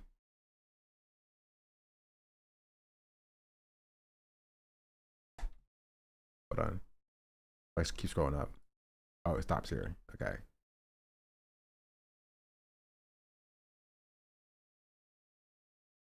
Is your ROM video still coming? I have not had a chance to edit it. I don't know. I feel like there's more I could say, but I don't know. I don't know if I post it, honestly.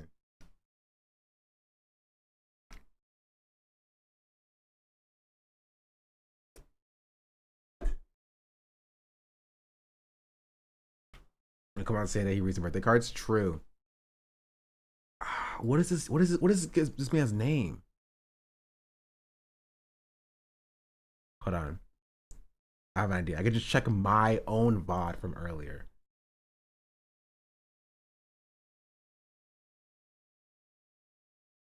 I get a TLDR? Not yet, because I need to find this freaking thing I'm looking for.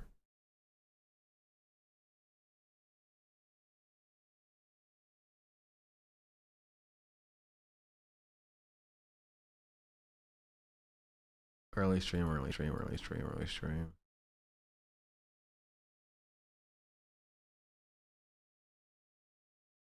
I'm looking for Arc Scavenger. He came in like twice. Am I tripping?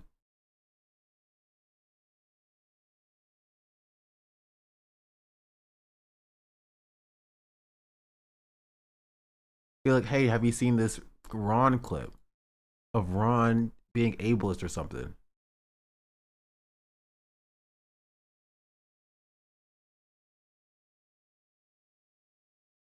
I'm pretty sure I spelled his name. Oh, I found it. But I missed it. I'm dumb.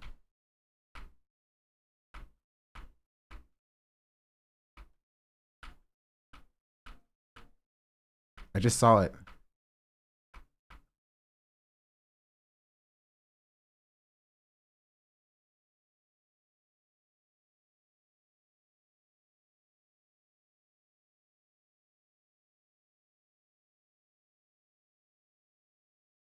Bro, where's it at? I saw it. Oh, I just saw it again. Gosh darn it, I lost it. I found it. Oh, it's Arc Scavenger 07. That's his name. This was the link. Okay.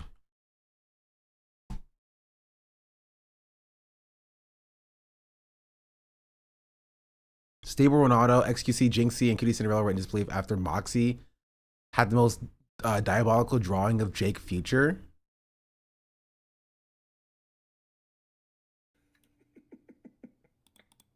Jake? That's it?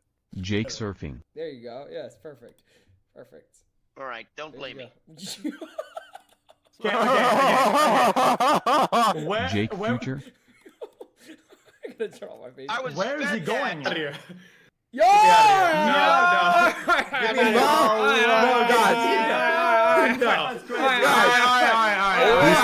never playing video games with you guys again. Yo, Moxie. Guys. It was Who drew that? Who drew that? Who's Moxie? Well, everyone is fine with X after he streamed with Trump. Moxie's XQC's friend. Wait, is he the guy with the rainbow avatar? Yes. Okay. Okay. I know who he is. I've seen his avatar somewhere.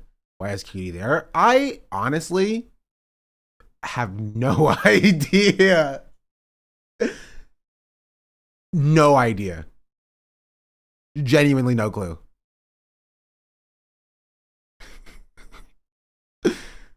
Like if this was like a thing where like I don't even know who, like maybe Ron. I'm trying to figure out who would have invited Cutie. Probably Ron, right? I don't think I've ever seen Cutie hang out with XQC recently, at least. Sketch, Moxie, Jinxie. You know what I mean? Like it's probably Ron.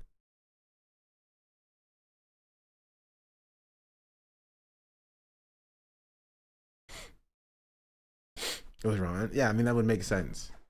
But yeah, I mean it's not surprising. I'm not surprised about this. Ron invited Hasan too. Wow. Do you think Hasan would have played if he wasn't banned?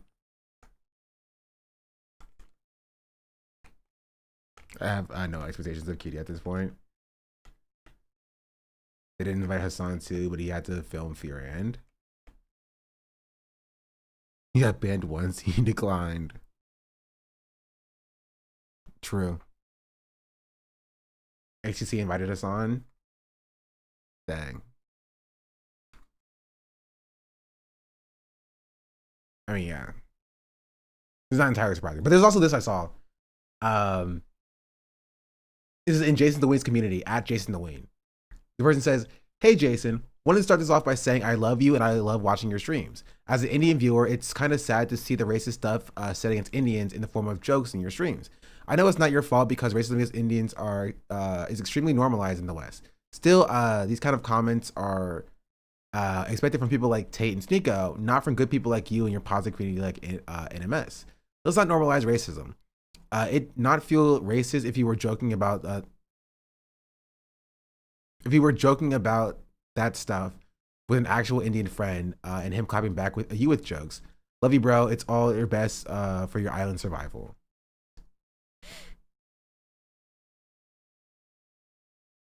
It's kind of sad. I'm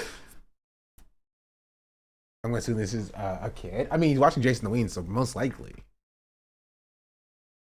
It's just like, man, I hate that people are making fun of who I am. Right? I love watching these streams, but I hate that people are making fun of who I am. You know? It's just, it's just kind of like,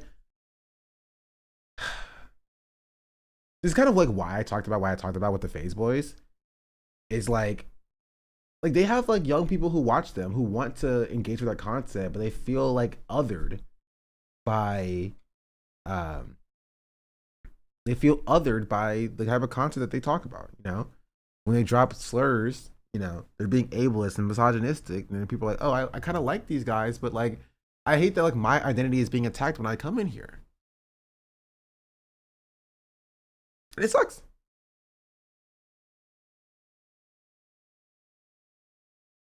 Right? Again, I don't think Jason's like the biggest arbiter of like anti-Indian sentiment on Twitch or whatever. But I think it's oftentimes something that like it's never talked about, because I think people will see this and be like, oh, well, suck it up and deal with it. He makes jokes about everybody. And so then other marginalized people, like a black person, is like, oh, well, like, yeah, suck it up. I had to deal with it when he made anti-black jokes, and now you have to deal with it when he's making anti-Indian jokes. And then this guy is going to turn around and be like that when it's about a different group of people. He's like, yeah, people told me to suck it up when I talked about the anti-Indian jokes that people were making.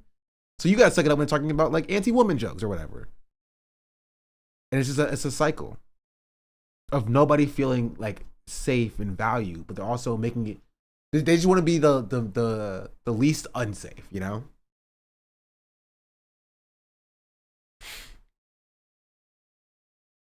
So when you have a international audience as well, it could be a.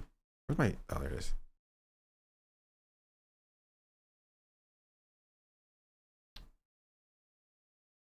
The reason we perpetuated from the same defense as student loans. I mean, it's basically the same thing. But yeah, this is just, it's sad. This is sad to see. But that's my take. That's my take, and that's how I feel. If you're waiting for Hasan to go live on Twitch, you're gonna be sorely mistaken, because he's banned. Wait, how did somebody just subscribe at 11:26?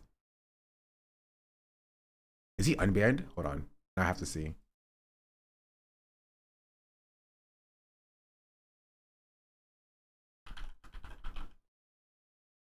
Nah, he's still banned.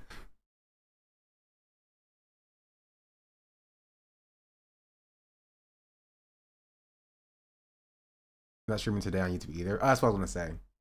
He's traveling. Where? Qatar? Really? For what?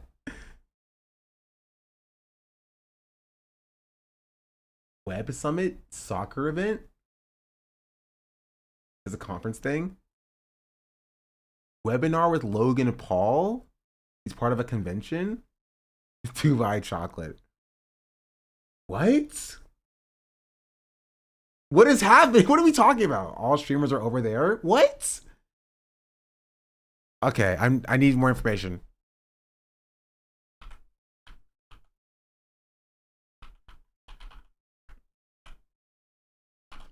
Qatar Summit. Second World Summit for Social Development? I don't think it's that. I also don't think it's the Arab Islamic Extraordinary Summit, if Logan Paul's going to be there. Web Summit Qatar.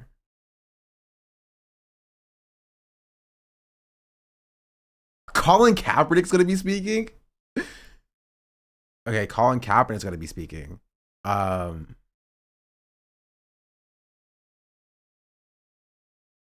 Giannis Varoufakis is going to be speaking. Questlove is going to be speaking.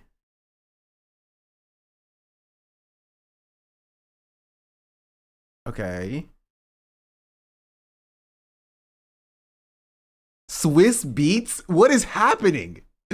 Hasan Pike. Okay, what is going on? What is going on?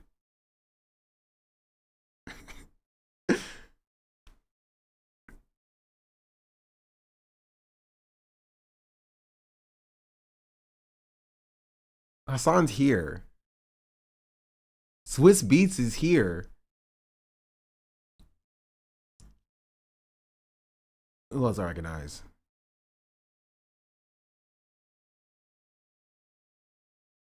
I thought this was Markiplier at a first glance.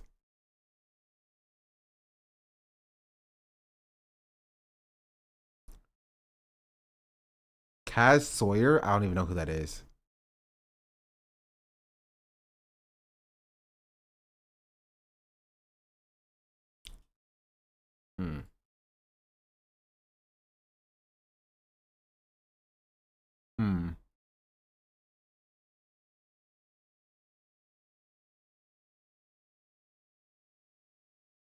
Where are all the creators at?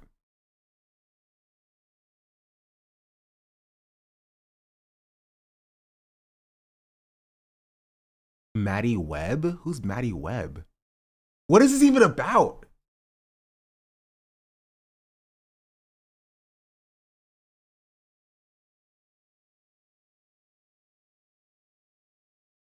Okay, are we separated by industry?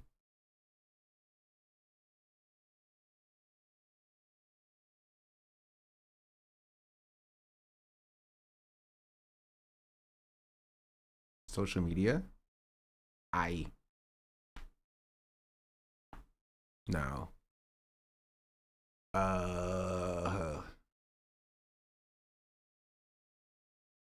Entertainment and media?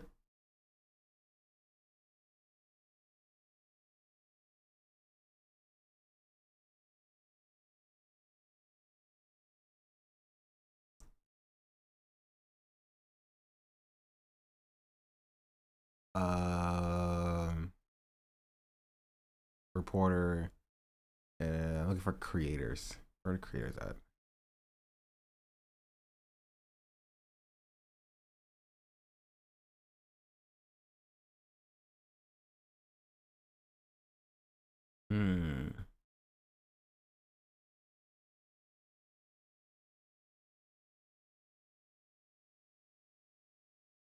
Ash Magic? What is the point of this conference? I'm genuinely curious.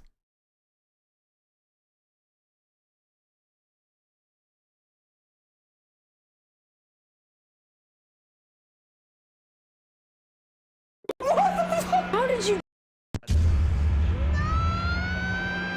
I'm gonna. No! Here's how I hypnotize the cast of Now You See Me, Now You Don't. First, I want to hypnotize them to crave chocolate. To do this, I used subliminal messaging. Sleep, sleep, sleep. I want you to imagine that you're back. All right. Where's Logan Paul at? I didn't see Logan Paul at all. Logan. There he is. Oh, he's under investor. Creator, investor, entrepreneur, and pro wrestler. What is Hasan here under? I'm curious. Hasan. Streamer and creator. He only has 2 sentences. L. Stomachers is a millennial journalist, most watched political commentator on Twitch. Not anymore, baby. His live stream broadcast reached over 30,000 people daily.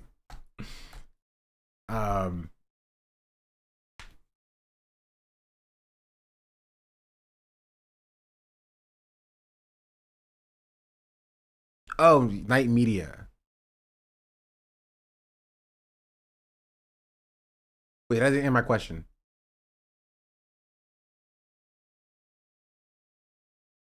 What is it? What is it for? Like, what is it? What is it? What do they do?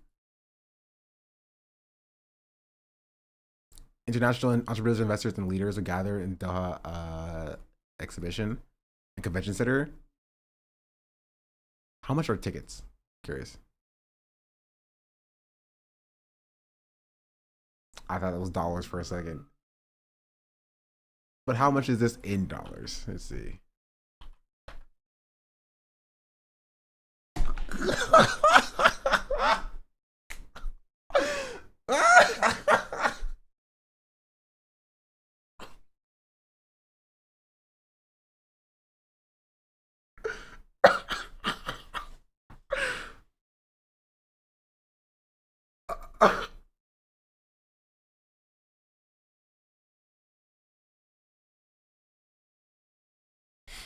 No, I didn't want to go. I didn't want to go anyway. I could definitely afford to if I really wanted to. I just don't want to, obviously. That's so expensive.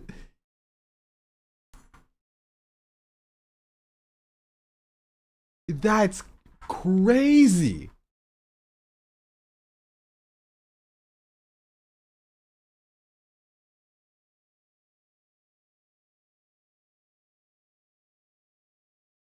That's insane. Was going to this thing. Oil barons. They're going to see Maddie Webb. Chat. Imagine paying $28,000 to watch this video right here. How I came out to my very religious parents. It took me a long time to come out to them. I didn't really. I guess that's fair and that's fine. But would I pay $28,000? No hate. I don't know. I don't pay $28,000 to see anybody, bro. I would not even agree to this. I mean, it doesn't like nothing that we've seen so far comes across as like shady, except for Logan Paul being involved, obviously. But this could be a very legitimate conference. Giannis link up, he said. Not that it's shady, it's so random. It's very random. It is like crazy expensive.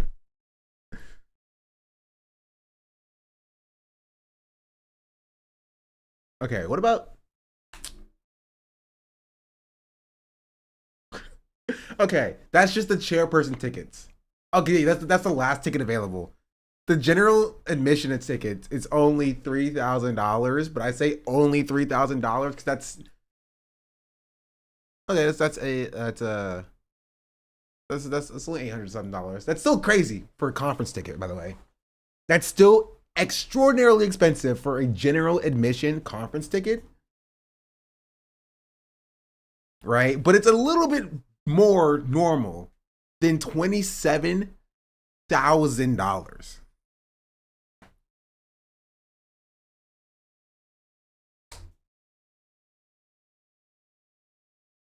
Wait, this group offers. Oh, five people, only 28. Oh, it's sold out. Startups, investors. Oh, so it's only. Wait. Oh, it's sold out.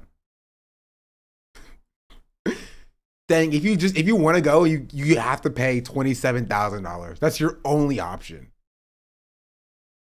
Yo, they sold out this venue, bro. Access to Night Summit, VIP lounge, speaker lounge. Yo, chat. 5 gifted subs right now. I buy a ticket. I'm lying. I'm not doing that. Is he talking? Yes. These are all speakers. The fact that there's like 22 pages of speakers show that like this is an insanely large conference. Paying $24K to stream Saif Hasan. Wouldn't that be kind of funny though? He would never see it coming. He would never see it coming. You said you're gay. I want to see you on guitar next. Maybe. Who knows? I could be the next Colin Kaepernick. Is the magic guy going to hypnotize oil barons? Honestly, he'll probably talk about like the transformative process of taking people through the cognitive experience of exploring their own mind. And he just does like mentalism, you know, that he just does a hypnotism.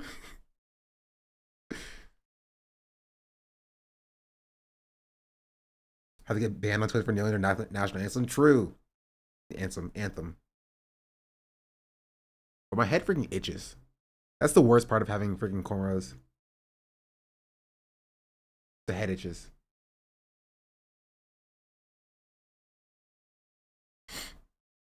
There's a mix up of songs to do magic tricks at the conference. That would be so funny. That would be so funny. Anyway, I think that's what we're gonna call it today.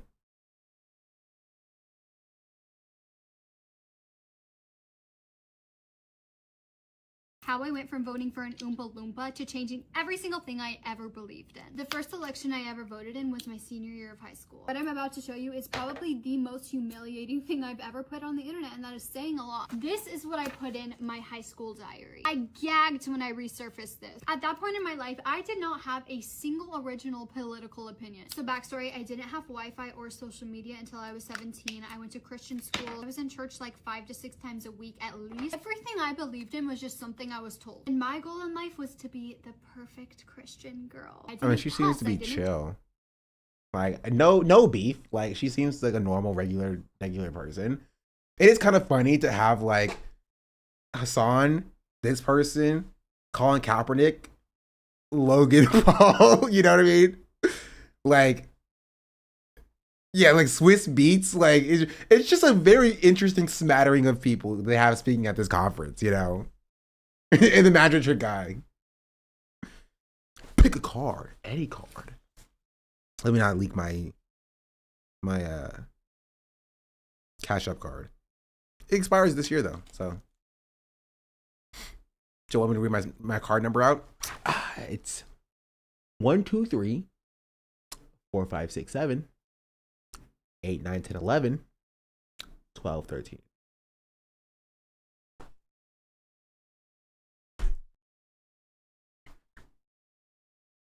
The magic do is definitely say Houdini worked with the feds and just found that info out. Not Houdini. You're lucky to get that number. That's what I'm saying. Anyway, that's it. That's what I'm gonna call it. Thanks for watching, chat. You like my hair?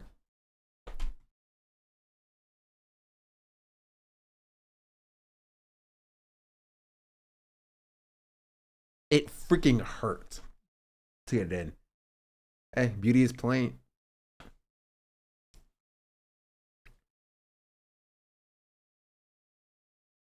You like my hair?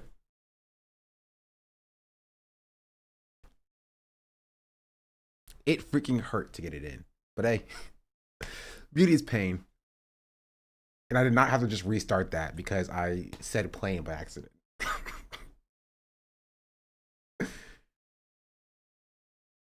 Okay, sharp, thank you. Let me have to remove the button. I do have to remove the button. I don't know how to put it back in. It's the only problem. Beauty is planes.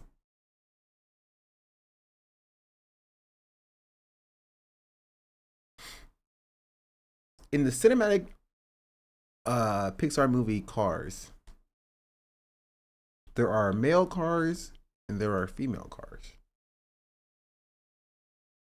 Mommy cars and daddy cars. And this implies the existence of baby cars. Don't start.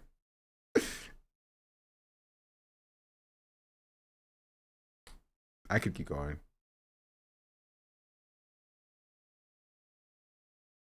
I could keep going. I won't keep going though. I'm not gonna steal that bit. I can't hear you. Isn't it kind of crazy? We kind of moved on from like the normal, relatively normal memes in the community. It used to be the Hasan basketball meme. It used to be the Cars meme. It used to be, what else was happening on OK Buddy? Poop sock. This hasn't gone for one day. Was I hanging from the license plate? I don't know if I remember that one. Okay, with Legendary. What else was there? Now we have like Hasan is a dog abuser shot caller memes. You know what I mean? Can we go back to the older memes? Those were a little bit less morbid. Yeah, this is why I don't necessarily enjoy people who when y'all are like, wow, you know, I saw the remote. Like I don't necessarily like the whole like, you know, dog abuse jokes kind of thing. Even when like it's done like in jest for Hasan, you know. Small hit memes were still classic. Those were classic. Carla dead? Carla is dead. It's on a stupid big mansion, yeah. Like those were at least fun and they were chill. It wasn't like Hasan is a dog abuser or, you know, as like the community meme. To be fair, I still laugh sometimes when I see the Raiden shock meme, he does get a chuckle out of me. But like, he used to have like fun community jokes. And everything changed when the Fire Nation attacked Hasan's Battle era. Yeah, he was bad at the game.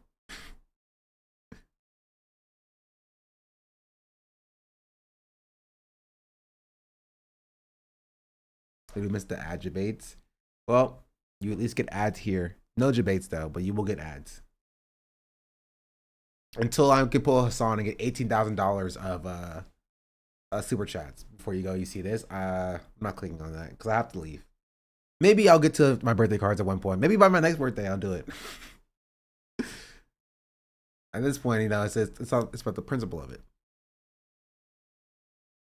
No one even calls him Hasan anymore. Who would call him Hasan?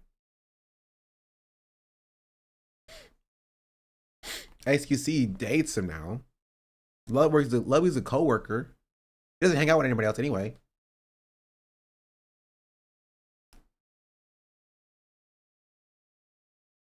TTS? Yeah, didn't he use to turn on TTS for the beginning of the stream before having to force to turn it off because it got too annoying? Now it just never comes back on.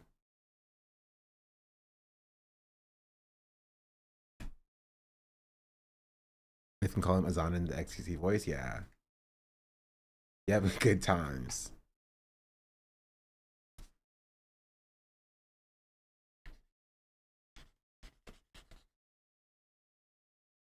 When people call him Hamasabi and the Hamas back to his bid was beat, that was a funny thing. But even that is just like, the joke of that is just Hasan's a terrorist, you know? And I'm just like, I don't even know if that's like a great joke. The Hamas fruit basket was a funny meme to come out of that, but like, it's like less like, you know, it's less in good spirits and more just like, you know what I mean. But alas, I need to end stream so I can play some League of Legends. I mean, do some very important work. Any final thoughts? Play it on stream? I would not be doing that. I appreciate that though. Royal Rumble? I don't know what that is. We have nowhere to go. There's probably somewhere you can find yourself a new home. Did you ever listen to Bundy Santana? No, I have not. Read Absolute Manhunter? I will be reading my eyelids when I take a nap. Other than that, I will catch y'all on the flip side, I think.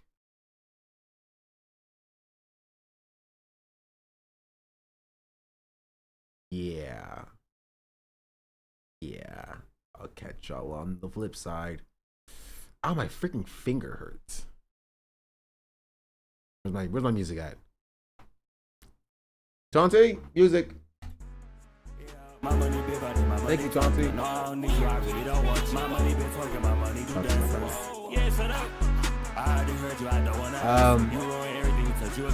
Yeah, I'll see y'all tomorrow for the first day of guess what month it is.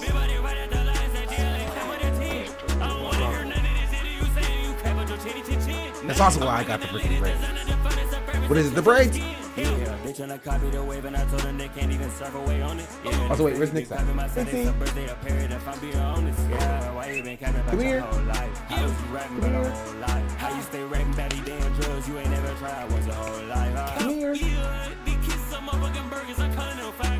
What even is she?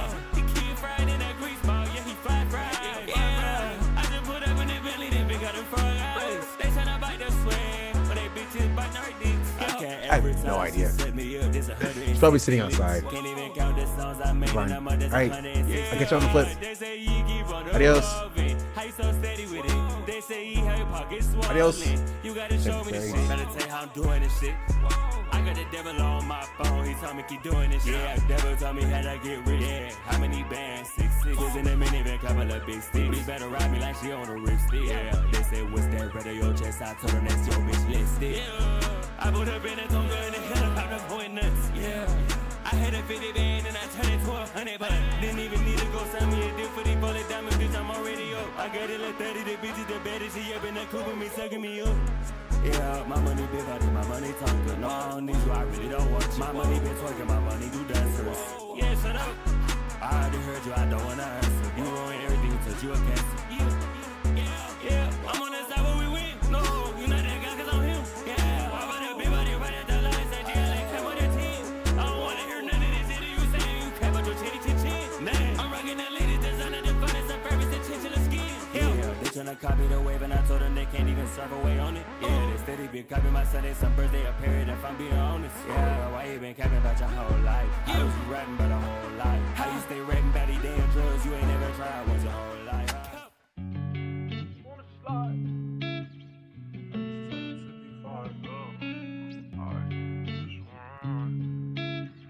On the beat, by the way. I just wanna slide. Parties in the sky like it's 2055. She said, boy, you nice. Boy, you nice.